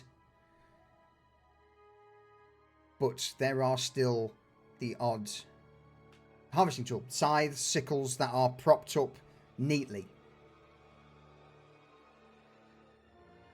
And you would also begin to see, as you get close to the village, that some of these outlying farm fields have one or two zombies stood in, some with the sickles just going through the motions of harvest, or perhaps picking berries from bushes. They're not actively or thoughtfully picking them, there just seems to be going through the motion. And again, it's not a lot of zombies, it seems to be, again, 2 or 3 as per if it was field. the last thought. And they're just Absolutely. on repeat. Okay. Absolutely. Is there anything noticeable around the area? Wells, food, what is it? Does it look like it's been run through, or if it was a quietly just kind of It looks like it was down? quietly run down over time, as if some houses look less run down than others, but judging by time, it was a case of some of the outlying buildings perhaps were abandoned first, and then over a period of time, months, perhaps years, it seems that what you can ascertain from looking at the situation, more and more people either died or relocated to Caer Durilan. This village now looks to be mostly abandoned. So there's a clear distinction that it went inward instead of outward. Yeah. Okay.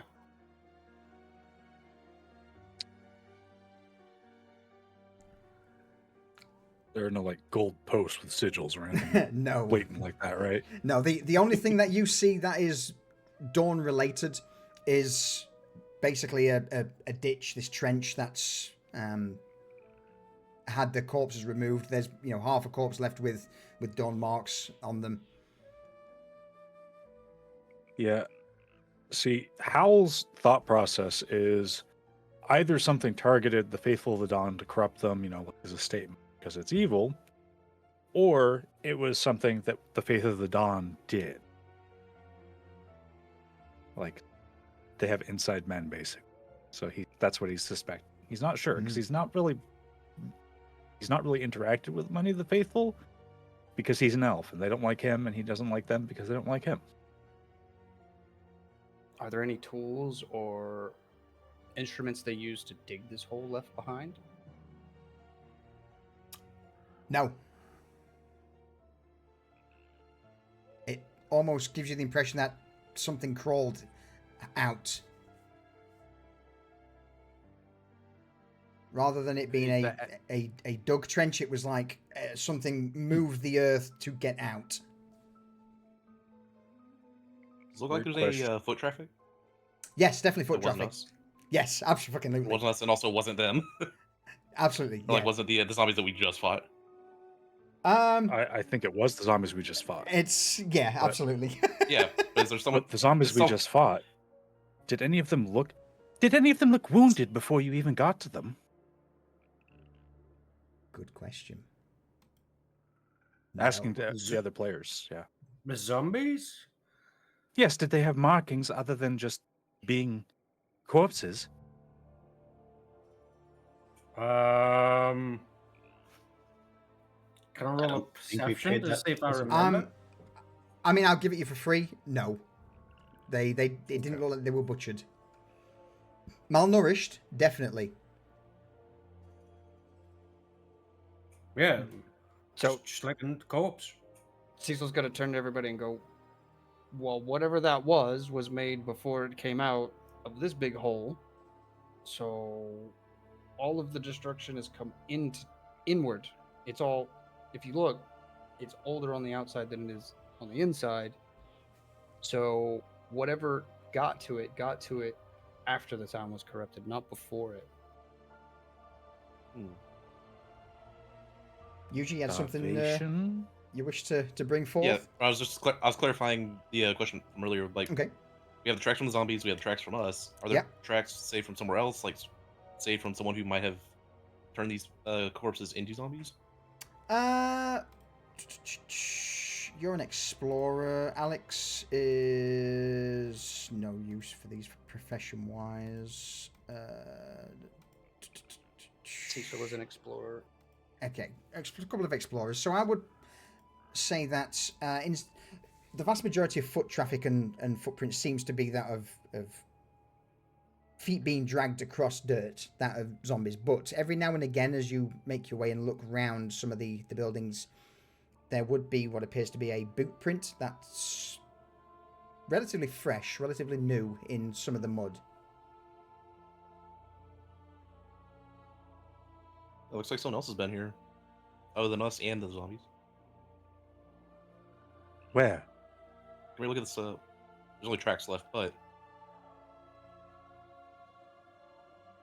yeah, kind of points out the boot prints. Do you think they're Can you leading track 'em? somewhere? Absolutely. Oh yeah. You look at the boot prints and they seems to travel up through the centre of town, up the main road to the opposite end, where just on another hill that just slightly overlooks some of the town, there is a small cottage that is surrounded by farmland.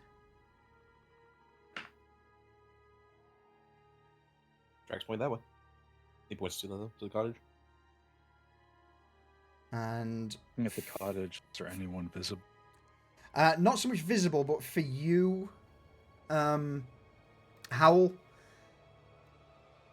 there would be a rather unpleasant feeling. You would see black and purple motes seeming to get stronger in that direction. For you, Cecil, and your proclivities, your expertise, that sense of corruption also seems to be coming Put from that direction. Like that. Yeah. Okay. Yeah, I mean, if you're actually now using arcane sight, Howlin, yeah, you would begin to see the world in these various modes of light. I only see the motes if I use that, and because you gave me that detail, I expended the use to reflect it so that it was, kosher. Sure. Okay, in that case, I'll give you a bit more. The footprints that you're looking at also seems to be giving off a few of these purpley motes of corrupted magic. And you would also get an emotion, considering you are of the Fey proclivities. That of... Right. Not so much regret, but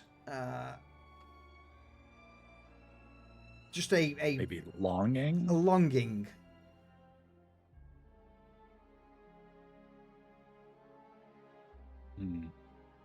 For a longing Hal's for not going to speak. A longing for companionship. Hal's going to point with two fingers to the ground, like gesturing towards the hut. But he's not going to point directly at it. He's not going to say anything because of his nature. That kind of, he actually feels that, so he's not speak up.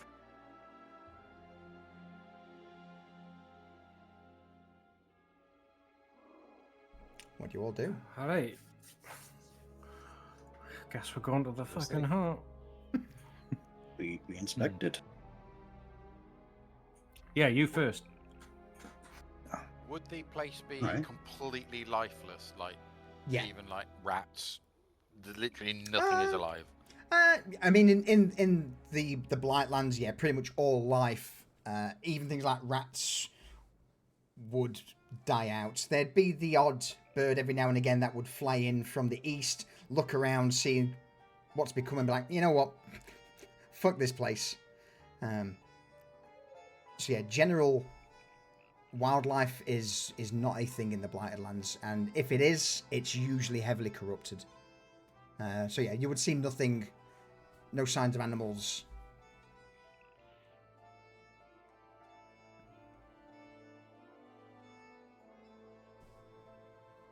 Hal will start trekking towards the house.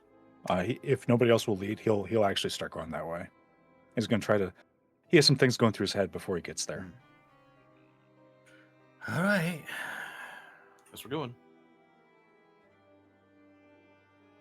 Further and further up the road, you begin to make your way towards this hovel that overlooks some of the fields, and it would also be at this point you start to notice that in the fields closest to the house are rows upon rows of bodies.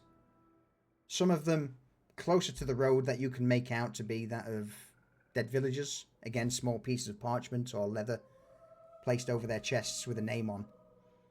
But they don't move.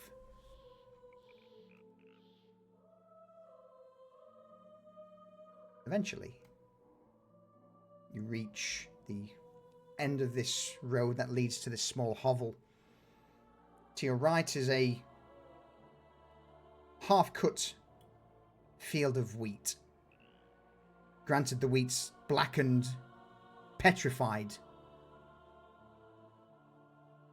Nothing seems to move, but you can, every now and again, just through some of the blackened, straight half stalks of this dead ground, that there are a few feet, heads, giving the impression that even this field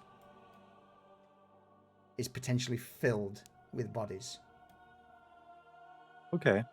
Is this a giant fucking bull? It is indeed. The corpse, as you begin to approach this small hovel, there is a corpse of a giant cow submerged half to its halfway up its torso in mud. Just to be clear, you all see that, yes? Yeah. So if Yeah. that starts moving, make sure stop that.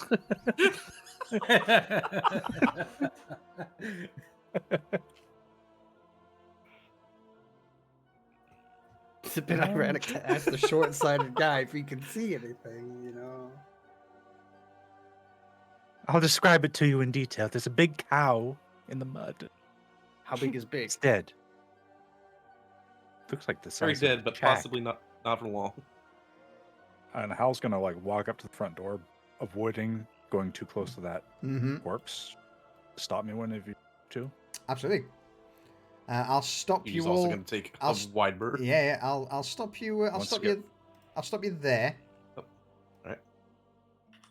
Should probably So be. that's yeah, right that about is a where he big cow. calls out, "Hello, we're here for a visit." You would hear a voice from the other side of the door, or at least what's left of the door. It seems to be hanging half on its hinges. Visitors? Sister, we have visitors. We have. Oh, it's been so long. So, There's a rumbling, a shuffling, as all of a sudden the door opens. Stumbling out is a rather large woman, obviously dead. Steps out, trudges to the side, followed shortly after by another rather large zombie who just steps into some dry, decaying hay off to the side. More footsteps as two small zombies, children, step out. And for a moment they just seem to lumber out into the open, stand, hover, turn their heads towards you before eventually a black-cloaked individual draping a sword behind him steps into the open courtyard. Visits? It's been so long, so very long since we had someone here. Where are you from? Who are you? What are you doing here? Okay. And Howl's going to look around at the rest of the people in the party real quick. Like, looks like he's looking for approval. Todd head to side to side. Chris nods at Oh, Hal. Yeah, everybody's nodding. Oh, well, we've just come from Caer Durlin. Can we go inside and talk? You are from Caer Durlin? No. Yes, dreadful place. No. Dreadful. Yes. Awful. Those from the church. Yeah. They're the worst. They are. Yes, they are the. I Totally not standing here with a church's spear. Next to a fucking priest.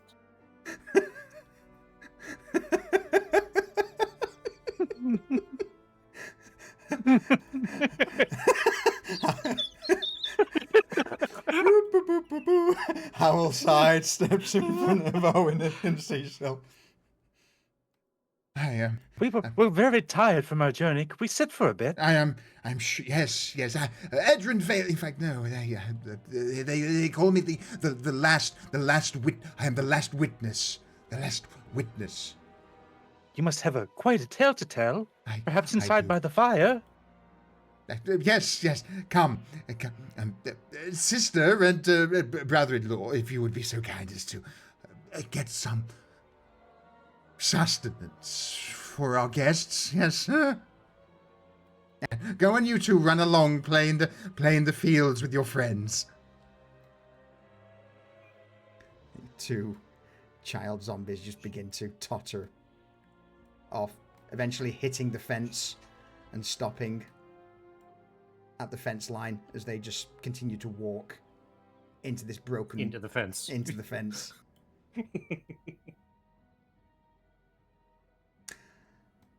I don't have an interior for this, so I'm just going to say...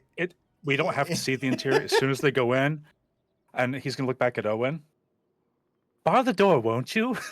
And he's going to start lighting a torch and throwing it on the fucking roof. Wait, no. Jesus, we have an opportunity here.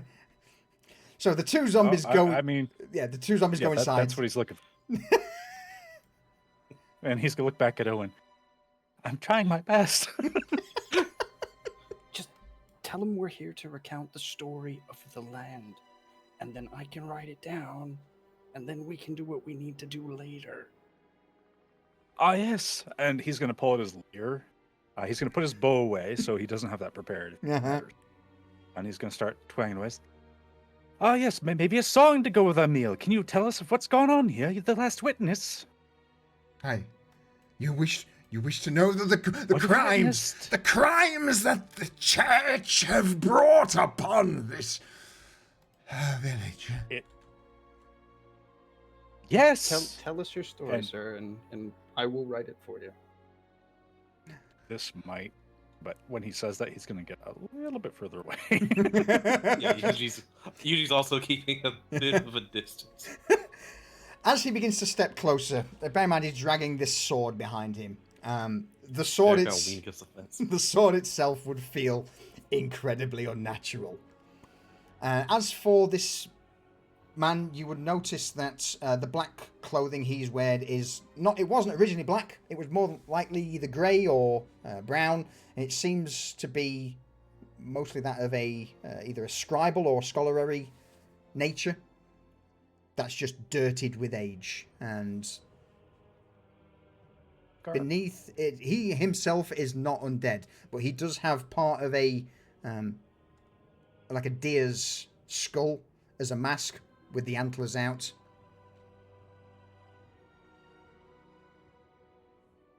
This town, this village, Haramir, we were a small farming settlement that supplied grain to Caer Durlin. But many moons ago, sickness and crop blight began to spread through my fair little town. The Faith of the Dawn Ape sent an inspector. The guild sent also a grain inspector, or what was he? Regardless, but the militia, they escorted them. Upon seeing this blight upon our crops, the Faith, the guild said, "Oh, continue your farming." He pauses. Do you, Official. do you happen to remember the names of those inspectors? He taps his chest. Hey, everything is counted. As the last witness, I have it all within my journal. For, do you know that I used to be important here? I used to remember everybody, everything. It was my role. I was once the village record keeper, but now I am a grave digger, a remembrancer, and a last witness. I kept the births, deaths, harvests, who came, who goes, marriages, confessions. I knew every family here in Hallowmere. Every single one of them. And I will make sure that none are ever forgotten. Well, if you share it with me, you will not be the last. Takes a step back, holding a hand to his chest where the ledger is. No. I will scribe. I will write it in my book. You keep the original, and it won't be the last.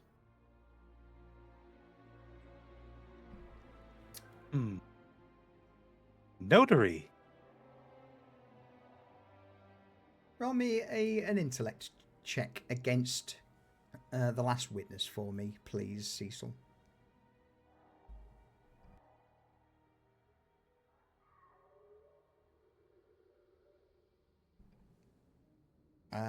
That was against his strength. Sorry, intellect against his intellect. My bad. In fact, 14. If we'll keep that 14, unless you want to re-roll it. I will let it sit. What Okay. it is what it is. Yeah. Sadly, it's one off. Damn. Yeah, you would just see him just begin to take a step back, shake his head a few times. Oh, no. No, this must be the last remaining copy. For there are only one of each of those in the village. There are no others like them, no others like me, or my sister, or my niece, my nephew. And he points to the two child zombies that are still mewling against the wooden fence. Want to talk over you, but this entire time when he's been talking, Hal's been strumming the lyre, like in tune with what he's doing, like up and down, like for the mood.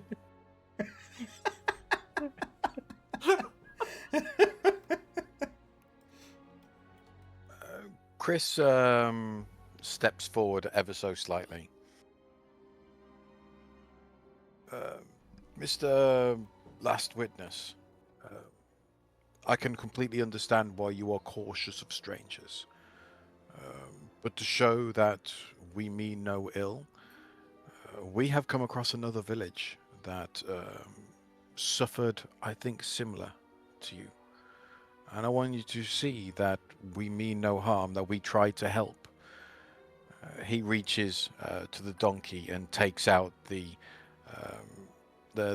faith, the haft and the thing to show that.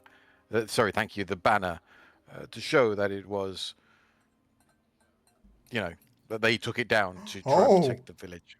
Uh-oh. So you're giving him this bent, broken faith banner. Not giving it to him, showing him. Donkey's way back. Say That again. probably takes a minute. Yeah, sorry. Let me cling, cling, cling, cling, cling, cling, cling, cling. The donkey would have followed the tasty grass in Alexander's pocket.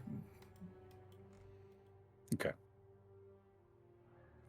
As you can see, we have destroyed it to try and protect another village. Good. Good. Yes. Yes. We will bring them down. You will help. The faith of the dawn are not but cultists here to spread the blight.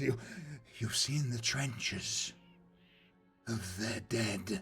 Yes, yes. Yes. So that my companion... Sorry. No, they were the ones that brought this blight upon my village. So, do you know what I did to them?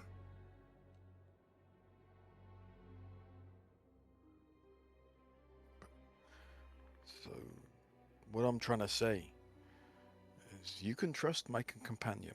I can, yes. Yes, you are faith Yes. breakers. As am I. Good.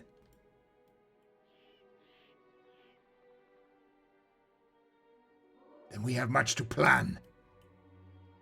We need to lure more of the faith out here, so I can form them into abominations to let loose upon the inhabitants of Caer Durlin for forgetting us out here. Will you assist me? Well, alas, we are not as learned and as powerful as you. So, would it be okay as you teach us your ways that my companion here can write it down so that we can renew our understanding should we forget? He drags the sword across the ground, halves it into two hands, and offers his blade towards you, Chris. As you Chris, look, do you look at the blade? Or do you take the blade? Or do you do nothing? he looks at the blade, but he does not take it. It looks to be a rather large bastard sword, made of black metal. It doesn't seem to be iron in nature, but that's something you can certainly tell being a blacksmith. But the pommel of this blade is fashioned in the shape of a skull. It doesn't look good, but it looks sharp. Oh. Strumming his lyre. Ding, ding, ding, Okay. ding, ding. This is. So he's offering the blade. Uh-huh. Okay, so this guy is clearly unstable, Yeah. dangerous. Yeah. We're gonna have to fucking kill him. And he's offering the blade. How's he holding the blade? One hand on the hilt, other hand holding the blade as if offering it out towards... So like Chris it's just resting on just his resting. hands, yeah? Yeah. I'm He's going got- to use my spear to knock it out his hands. Just fucking ding, fucking Three throw it away. banes. Sorry, three. Yeah, I'm going to say three boons. Strength against his strength, or agility against his strength. 3 boons, you say, yeah? Yeah.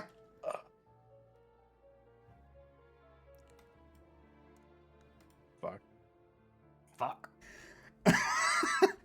As you, Boons, not Banes. yeah, you got boons. Yeah, I said boons, not banes.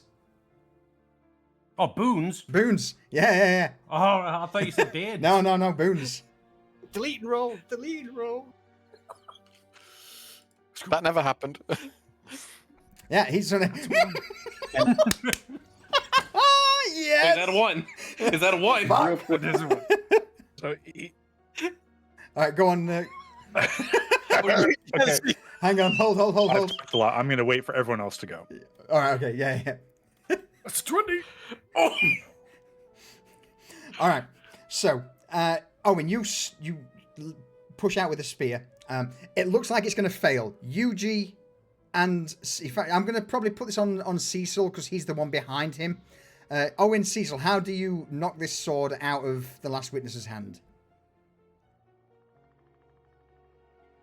Owen, Cecil. Well, Yeah. I tried to swing up with my spear, and I'm about to miss, and Cecil blunders into the back of me, knocks me forward, meaning I have the rage, because I was half-hacking my spear, as opposed to, like, the end of it, and I just catch it, like, in between his hands, where he's got it rested, Yeah. hit it, and it just goes fucking flying up in the air.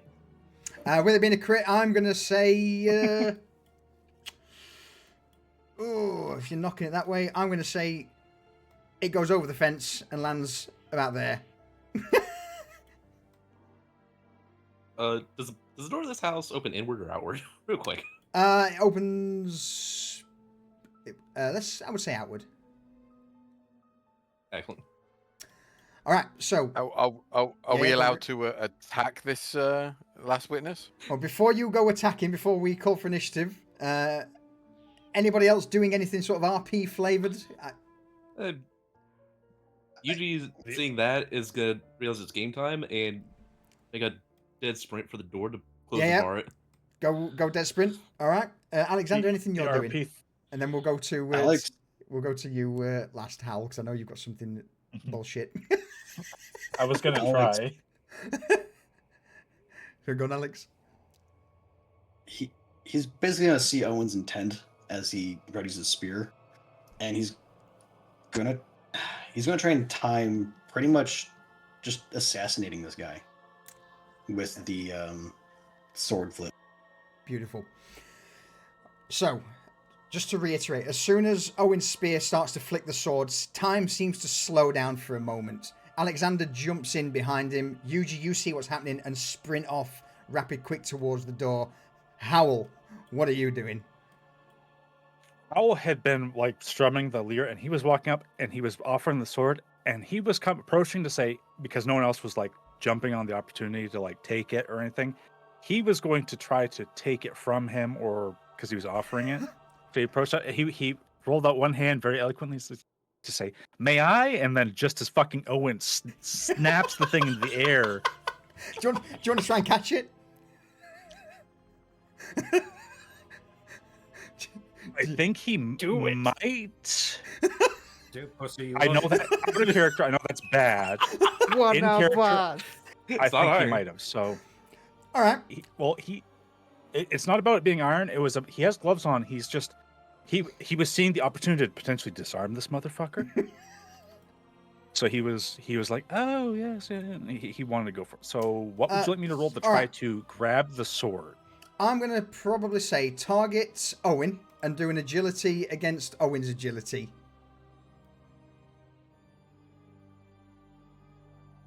Flat, no boons, no banes. Yeah, flat, no boons, no banes.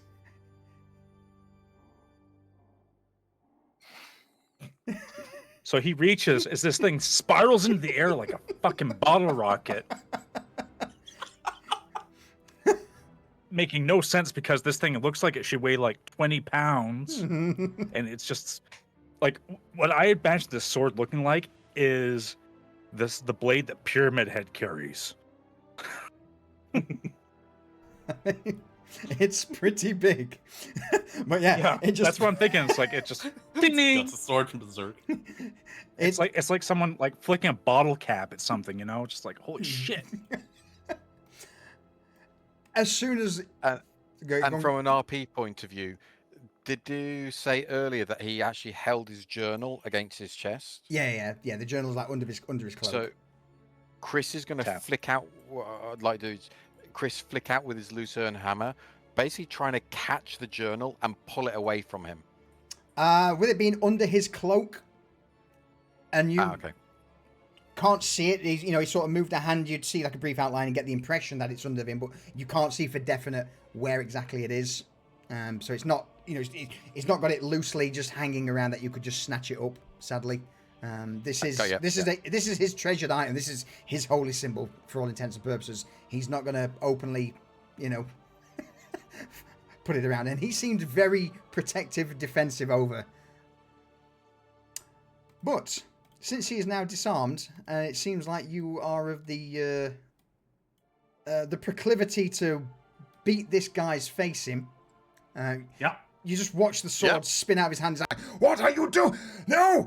Dawn fuckers! Die! I will kill you! You will all die! You will all rot! and as he's screaming, fuck it. We ball.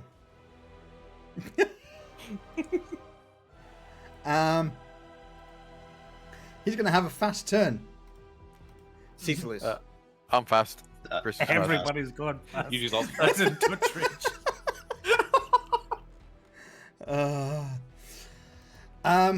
Bear with me. I need to add some child zombies to the mix, and potentially some not child zombies to the mix. Oh, zombie?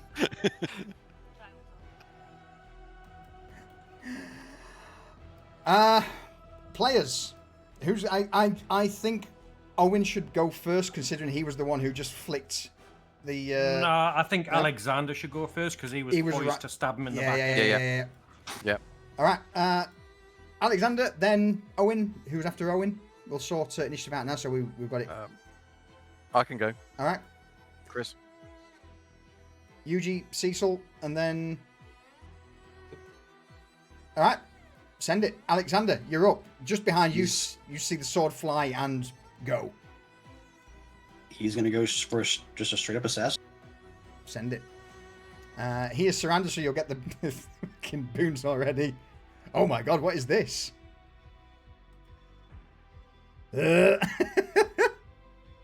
Yeah, he needs to make a strength roll against me. So when a surprise creature from you hidden takes damage from your attack, so you're gonna hit him first. Okay, Oh my god, so I'll use trickery. Phil. It that's takes damage equal to its health. That's silly. Phil. That is Phil. So I use trickery on that, so I make sure I hit. Yeah. So add a boon to your roll, mate. If you fucking one shot this, This would be amazing. this would be amazing. love it. I'll be upset, but it'll be amazing. No! Yes. Wait, is that a one I saw? Let's go ahead and make it more. Already in that 20. It's a crit. Oh, greeting. Hang on. Brotherhood of the Dash, welcoming. You've just caught us at just the DM's plan for the big bad has just gone out of the window, potentially. Surprise, assassinate. Let's see what happens. I'll get back to you guys in a minute. So, damage-wise, Alexander, you just roll some damage. Just not that you need to, but it's just. Do you want to stack some stuff in? Oh, I'm stacking. Yeah. No kind of kill like overkill. Shit. Dirty tricks, so that goes there as well. Have I got anything?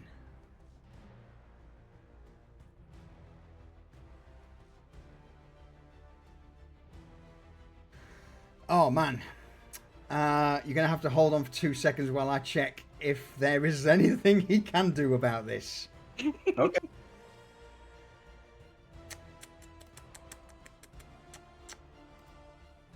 His argument was like, "Shh, I'll be gentle." Okay. Is Alexander about to be the MVP of the session? So, Possibly. luckily, I have something potentially. We shall see what happens. What it does do, though, and again, that drops him. Alexander, just narrate what happens as you basically do 60 points of damage. No. You got to make a strength challenge roll. Oh, I haven't I? Yeah. Oh, shit. Yeah. Okay. Oh. Was it a strength against my agility or a strength against what? It's just his strength, whatever his strength is, which I'll be honest with you, isn't good. Okay. It's an 11, so he's only +1 modifier to the strength, so... Come on. Nice. No. Oh! Man, okay. Whew, I didn't have to burn that. Didn't have to burn that, he says. So, for those who just joined us, basically someone Someone nearly one-shot my big bad. Hang on. Still got more to think. Absolutely. There's more I can do. There is absolutely. So let me just add in the damage done so far, Alexander. So 3 from the knife, 6, and then another 3. Beautiful. All right. Okay. Do continue. And then I want you to narrate what happens because this is fucking brilliant. Okay. So next is exploit opportunity. Basically, since you rolled 20 or higher, and I beat his score by more than 5, I can take another turn.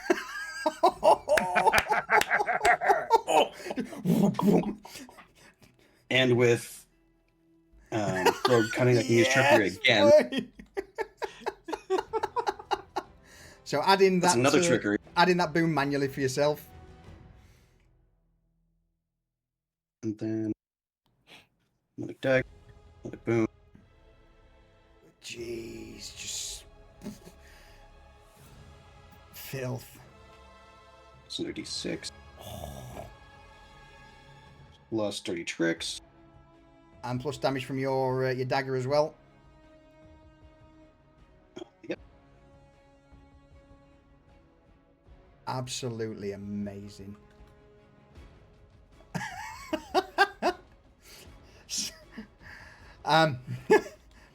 Jesus.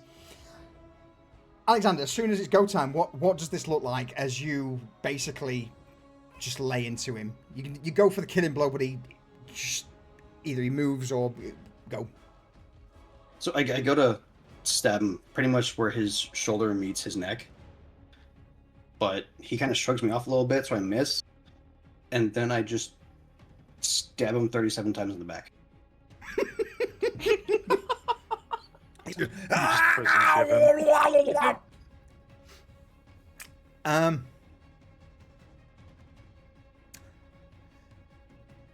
Because he's still alive and because he took damage, what then happens is we'll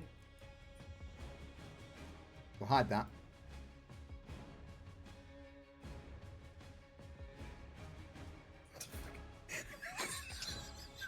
Fucking zombie cow. We all saw it. We all saw it coming. We did see it, yeah. Unmooing. As soon as he's just like,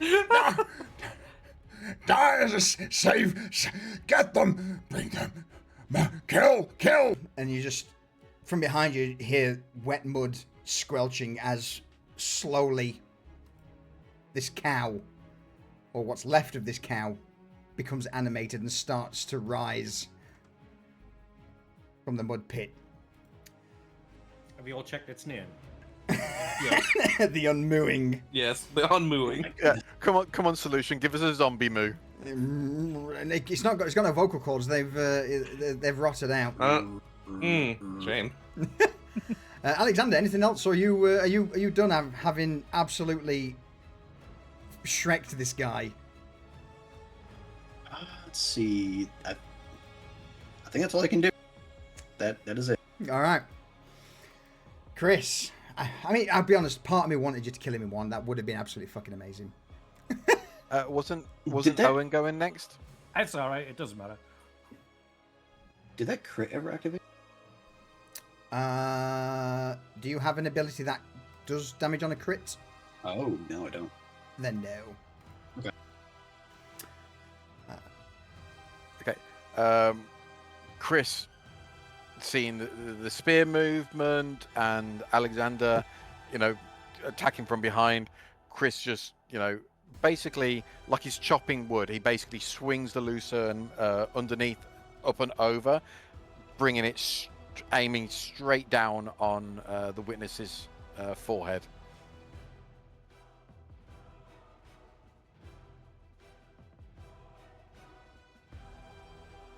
Send it. Okay. Any banes or Oh. boons because of... No. Yep, you get a boon. Oh, what is with the rolls, man? Yes.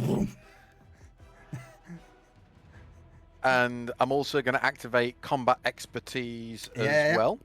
One thing at a time. Roll damage first. Bring in that afterwards. so I can manually add it all as needed. That is fucking horrific. Jesus. And then we're gonna go for some combat expertise. Yeah. A hammer just comes straight down on his head, just whang. His deer-like mask bone shatters through the sheer force of it. An extra d6. Bloody hell. And I'm also gonna have to attack him as well. Yeah, send it. With the backswing. So again, Lucerne Hammer with a Bane. But it only does 1d6.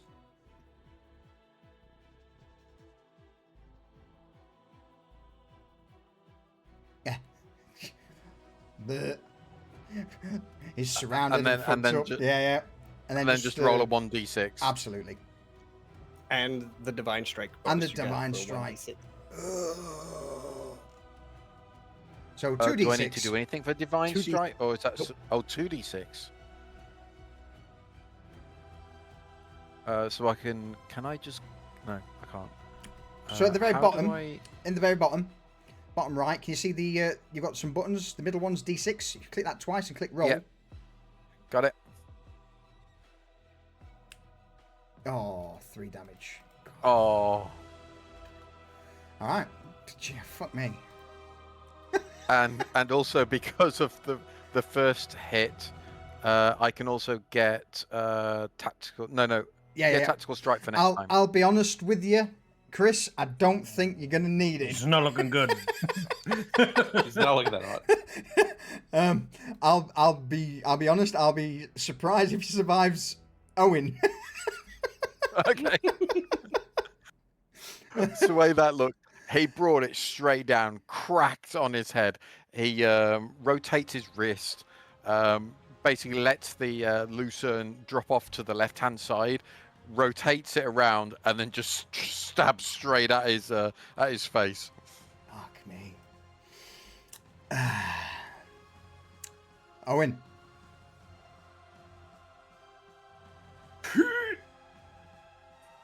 Oh no! Yes. No. Oh dear. Oh dear. So that's that damage. That's 11. 1d6 extra damage. Oh, unfortunate. And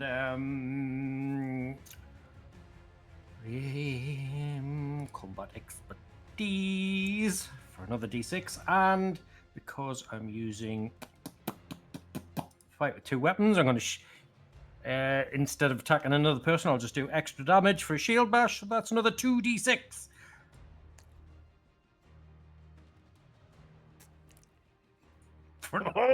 Okay. So that's what, 12, 16, 27 points of damage. Cool. Yes. Cool.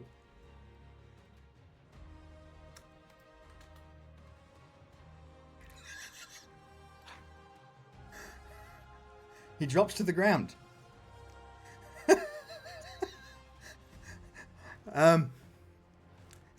He's incapacitated. Dark magics, and you now start to see somewhat what flesh is revealed, that this guy is corrupted as fuck. Blackened skin to the point where even it seems like there's tentacles growing from him. But yeah, that sheer amount of damage from Chris, Alexander, and Owen drops him incapacitated on the ground. Basically, the next attack will kill him because I don't think I'm going to be able to tag. No, inured to death. Unless Cecil heals him. Unless Cecil heals him. Yeah, like he did with the other guy. No, this one's corrupted. It'll work this time. Yuji. So, Yuji didn't see that. He's busy trying to slam the door to bar these 2 relatives from joining the fight. Yeah, just boom. boom, and then he takes a shovel, jams it into the ground with the handle like propped up against the door. Yeah. Yeah. It's... That way the door's properly barred.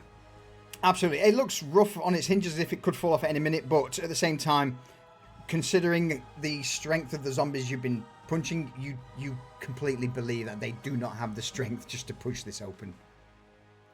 They are... Doesn't need to hold forever, just a little bit.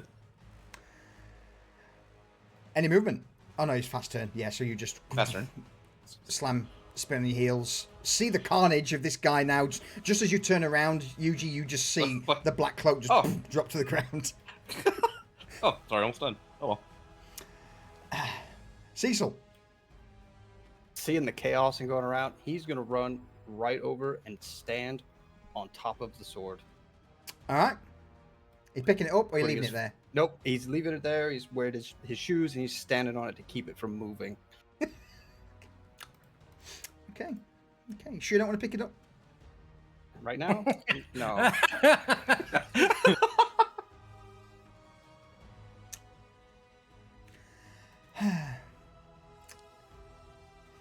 Incapacitated. I genuinely don't think there's anything he can do. Unless he makes... He should roll a d6. On a roll of a 1, he starts dying. On a roll of a 6, he's good.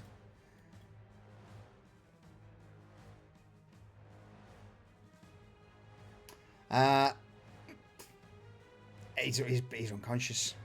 Yeah, he's unconscious.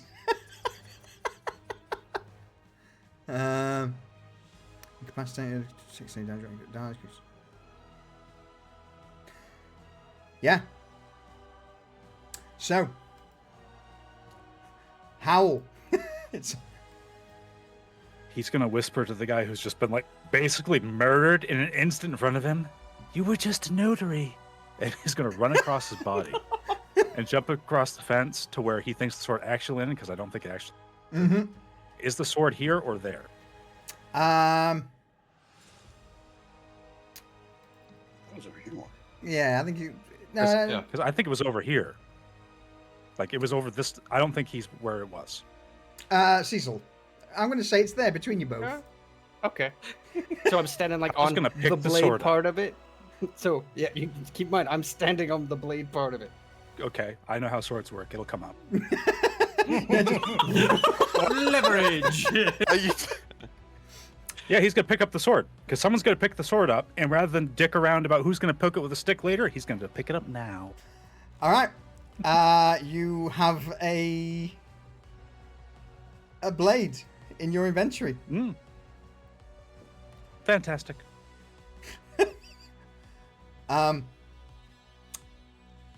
Question. You picked it up by... Yes. The handle. All right. Yeah. I need you to take a point of corruption, please. 100%. Gladly.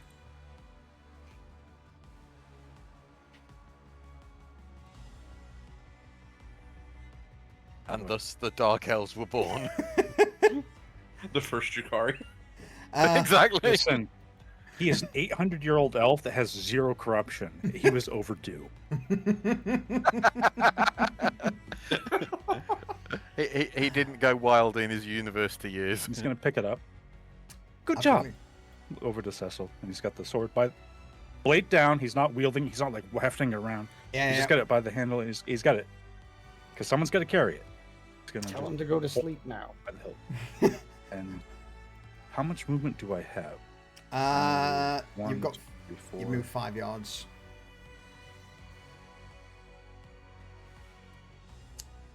And you have another yard to go. You have 6-yard move. The hop back over to the other side of the fence with it. Okay. Just on the other side. Facing off against this thing in case it comes at him. It's definitely this child zombies. Yeah. But first, he is not dead. Therefore, the unmooing. I still have an action. Oh, you do. Yeah, part of your move to pick up. All right, go for it. What's your action? The guy who's on the ground, he's got the sword in his hand. The cow still standing as he sees it? Yes. Okay. This thing on the ground, unconscious. Ba-ba-ba-ba-ba. He's not so much unconscious as such, just incapacitated. He's doesn't have a clue what's going on. He's just been stabbed in the back, hit in the head. So And now he's on fuck fire. off.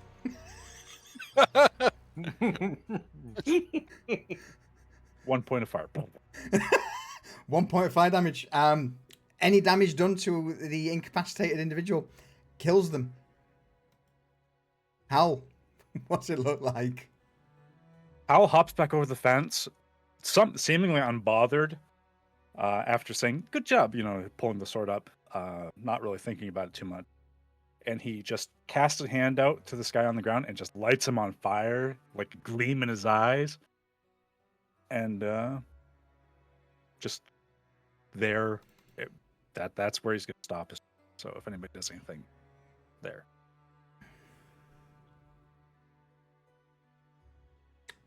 Alex is gonna kind of use his knives to quickly try and get that diary out Cool. away from the body. Roll me a agility against the last witness's agility with 2 boons. As he's now writhing on the floor, his clothing goes up. You reach down, grab hold, spin him open, and easily manage to pluck the journal from beneath the robes as he then just goes up in flame. No.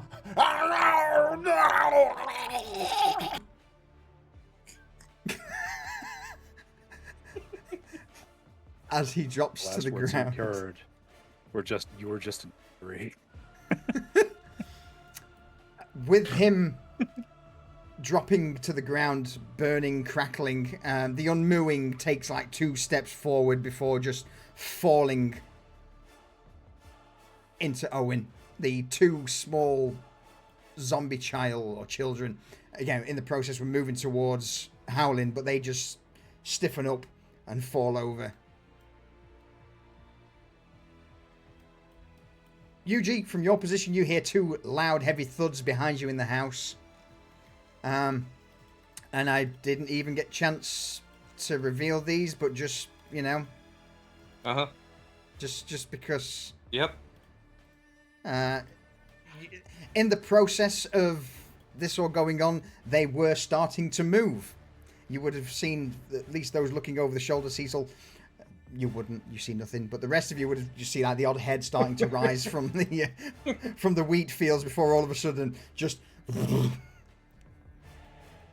bodies drop.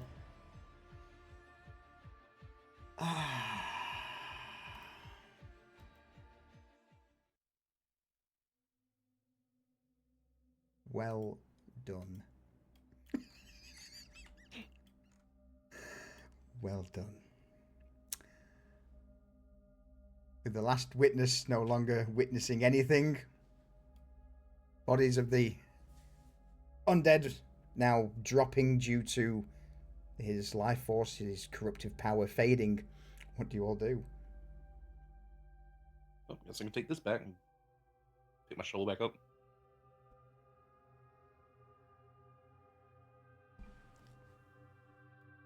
Chris takes the staff and stuff that had shown him, and tucks it back into the donkey's backpacks, so it's not lost. And looks around to see if there's any other weapons or tools that are not made out of soul-destroying corruption. Caesar will look for the things that are. You just gotta peek through the house. The house is rancid. As you poke your head in, it smells of death, of rot. There is a rotten straw bed in the corner where it seems this last witness has been sleeping, and then a desk. The desk itself, though, no There's a desk in drawers. here. It just gives you the impression that where he's been penning his work is just on the journal. In regards to food, there is,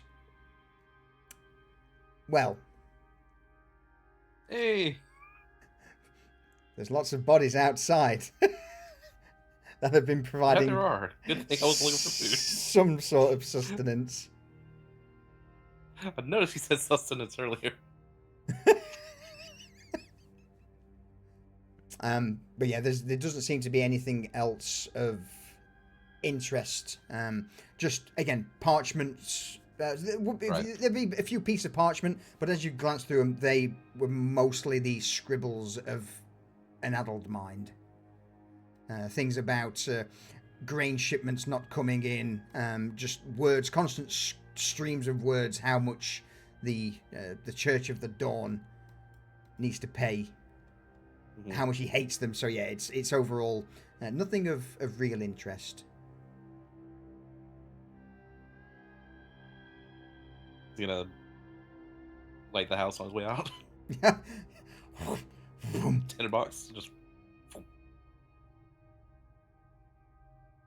be honest, I think anything around this whole farm that can burn, we need to burn it. Fields, house, anything.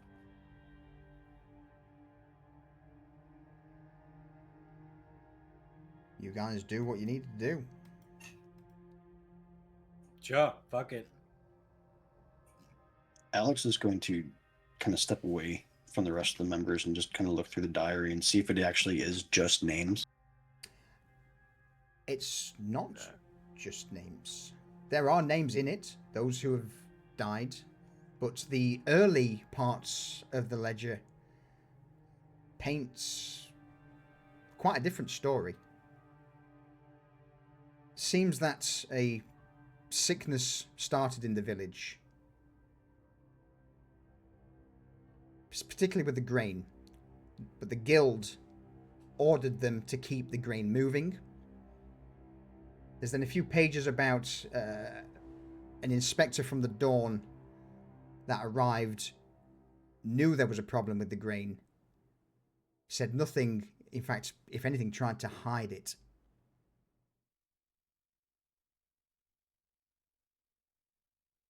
There's also a few other mentions that later on in the book, as the words become more ragged and insane, that a trench was found. In this trench, corrupted bodies of the Dawn. And in the scrolls, you get the impression this is where Edrin Vale, the last witness, thought the corruption was coming from. And it's there when things start to spiral downwards. More villagers' names, more people dying. It's the Dawn's fault. They've poisoned my people.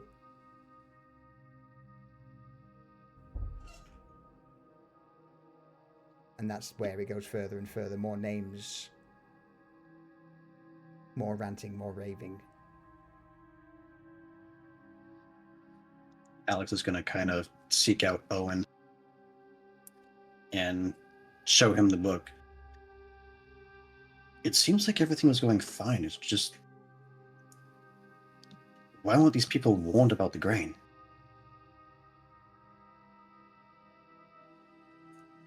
He takes the book, flips through it, looks at the mention of the guild, and just puts his fucking finger on it. He goes, "Yeah." Is it done privately? No. No. Well, hefting the blade and dragging along with him, he's going to wrap it in a blanket. And so that way it's not going to just like bump into anything. Because it's more convenient for ledgers if you're virtuous only when people know of things. You hide the truth when you can deny it. We got it in one. I'm pretty sure we've all seen the powerful and the rich do whatever they want to the likes of us.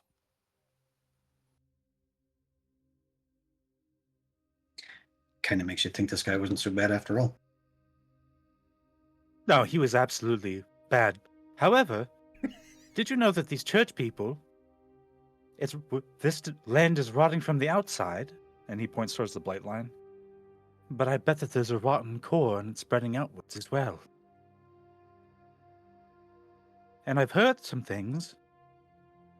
Haven't they been supplied with relics that have the same taint to them? Oh, we never got to find out where he got the sword from.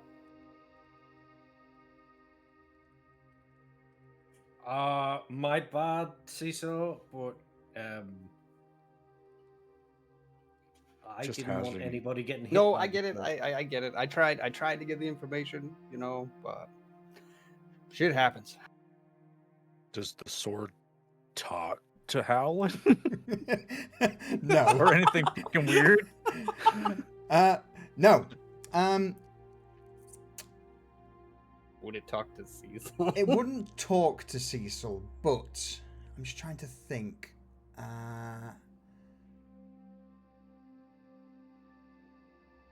You've said no one's seen it. No, it's not been a thing yet, unfortunately, due to the missions chosen. No, there's no intelligence on the weapon. It's just whatever this blade is made out of is corrupted. In fact, actually, tell a lie. Anyone who's dealt with a demon, who's been with near a demon, would feel a very similar sort of presence around this blade.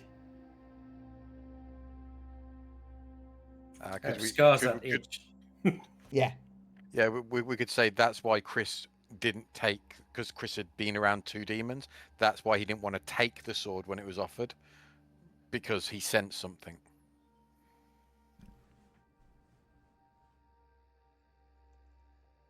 Right. So now what we do? Oh, we need proof of that the fucking job's done. It's You have a journal? yeah, but it's in it. We have the journal. We also I need to write that journal, so we have another copy of it. But our other evidence is currently turning to ash. Well, this witness directly in front of us does he have any necklaces or anything like that? Anything, symbology that we could take back with us? Sadly not. If nobody stops him, Hal's going to try to take his deer mask. It's in 2 parts at least, as it was hit front on from the loosened hammer. But absolutely, you could take parts of the mask. It's got blood on it. Yeah. Here's his log, and here's what he wore on his face.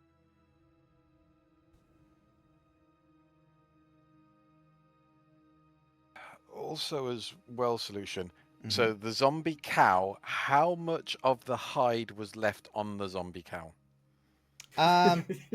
So the side that wasn't sat in mud for God knows how long and been eaten or decayed away, that's gone. So I would say half cow. There's half cow left. Well, Whether or not you could tan it. Well, here's a suggestion, lad. I've got my my kit with me. I could make a rudimentary bellow. So if we go back through that other village on the way home, I can actually smelt down the evidence. You so do we don't realise get in trouble. what's the fleshlight been on every other zombie so far? Has it been nice and supple skin?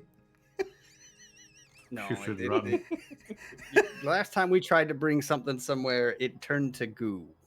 We just averted a fight with beef bouillon. Yeah. Yeah, just skinning you'd need a tanner for that.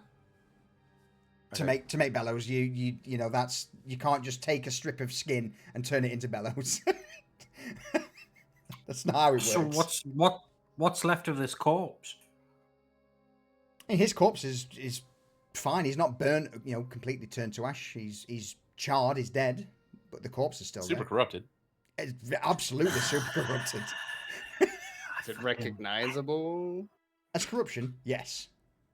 No, like his face. Is somebody being able to tell who this person was? No, he had a hammer in his face. And then It was recognizable. Not anymore. You hit him. Village notary. And the house is burning. Fuck's sake. Could we gather I already up checked. what There wasn't is- anything in there. But could we gather up whatever is left and take it back? And Sure. if it was as corrupted, and then the Faith can look at it and maybe they can sense something. Absolutely. Absolutely. But bear in mind, Cool, that's our evidence. bear in mind, Chris, I'm not touching it. you hit him in the face with a Lucerne hammer with like a 25. Yeah. No, I was just thinking because as you said, there's so much corruption in it. Yeah. Will that corruption just dissipate, or is there still lingering? No, corruption. Okay. Corruption definitely doesn't. That's one thing I can say for certain, especially for those who are who started getting corruption. There is no way to remove corruption. It is a stain on your soul. It is a stain on the mortal form. It's it doesn't dissipate. Okay. Well, I'm happy to sacrifice my blanket, and I've got my gauntlets. Hopefully that will protect me, and we'll scoop it in and take that back with us. Put it on the back of the donkey. Why are we touching it? We just grab the shoulder bits and the foot bits and then put it on the donkey. Easily enough. Okay. I'm not going to quabble too much on just how you get a body on a donkey. It's easily possible. You hoist him up, or what's left of him, stick him on the back of the donkey, wrapped up. You have the journal. The how of it. Yeah. You got the Bucket. You got a bucket. You've got the bent iconography from the dawn that you alleviated from the church. The blackened sword. And, of course, the journal that details all of the guild and the Dawn's crimes out here. But they can deny all of that. And of course, Obviously. if they ask us if we've read the journal, what's the answer? No. Of course What not. the- Mhm. I can't Yeah. read. What journal? Exactly. And Can't Alex is read going to that. pocket it. All right? Yeah. Alex, you Yeah. pocket the journal. And of course, on the way home, I will be writing it while we walk. Copying it I'm down. all too happy to take their coin. But have you considered there might be an enemy within than with just without? And we might be bringing them weapons to use against us later. One battle at a time. Exactly. No, I've been to hell. This is something that's right now. Just don't go near the citadel. You'll be fine. You'll be fine. So, with you all slowly making your way back towards the east, towards Caer Durilan. Straight line. Straight line this time. Yeah, I think that's probably a good point where we'll end it. You guys can either get together have a think on what happens on your return journey on the downtime when you get back home to Caer Durilan, what you hand in, what you keep, what you investigate, and we'll see what occurs next time your characters are with us.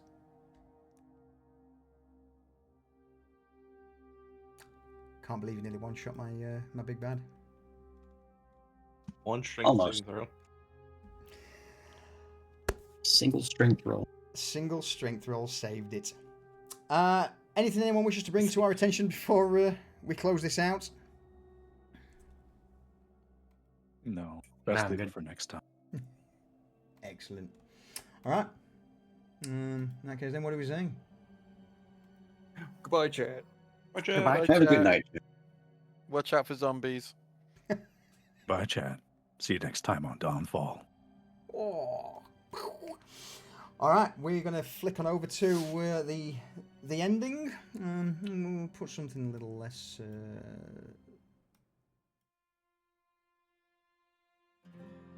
Yeah. Oh, Jesse Dragon, thank you for the follow. Thank you very much. And Brotherhood of the Dice, again, appreciate the raid. For those who stuck around, I hope you enjoyed yourselves. Irex, thank you for the bits, my dude.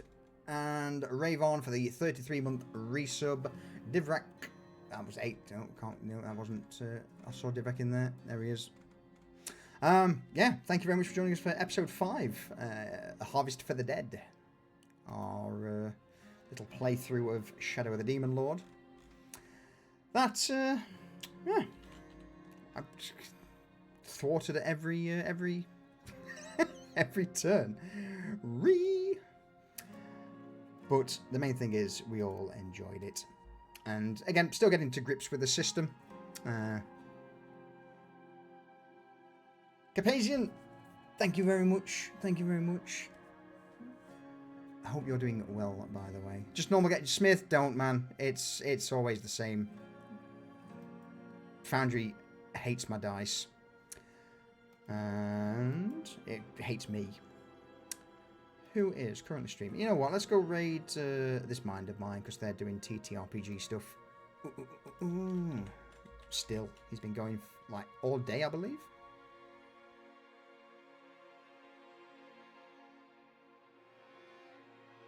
Yeah, it's cool.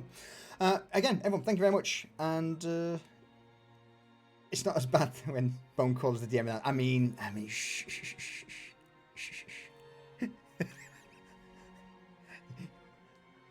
Hopefully we're going to get some good rolls. What's happening? So, Sunday, 8 PM GMT, over on the Bone Callers channel, we are playing The Crooked Moon, a D&D 5th edition. So, join us for that one. Alternatively, if you're not for that, next... Let me check.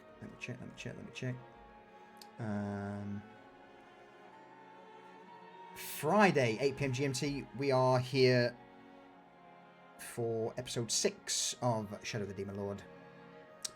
But yeah, if you're interested, tune in. If not, that's cool too. The return of Marcel. Yeah, looking forward to it. Alright guys, I'm going to mute up. Let's go raid this mind of mine. I'm a good friend of the channel. And I'll see you all tomorrow on Bone Callers or next Friday. Ta-ta for now.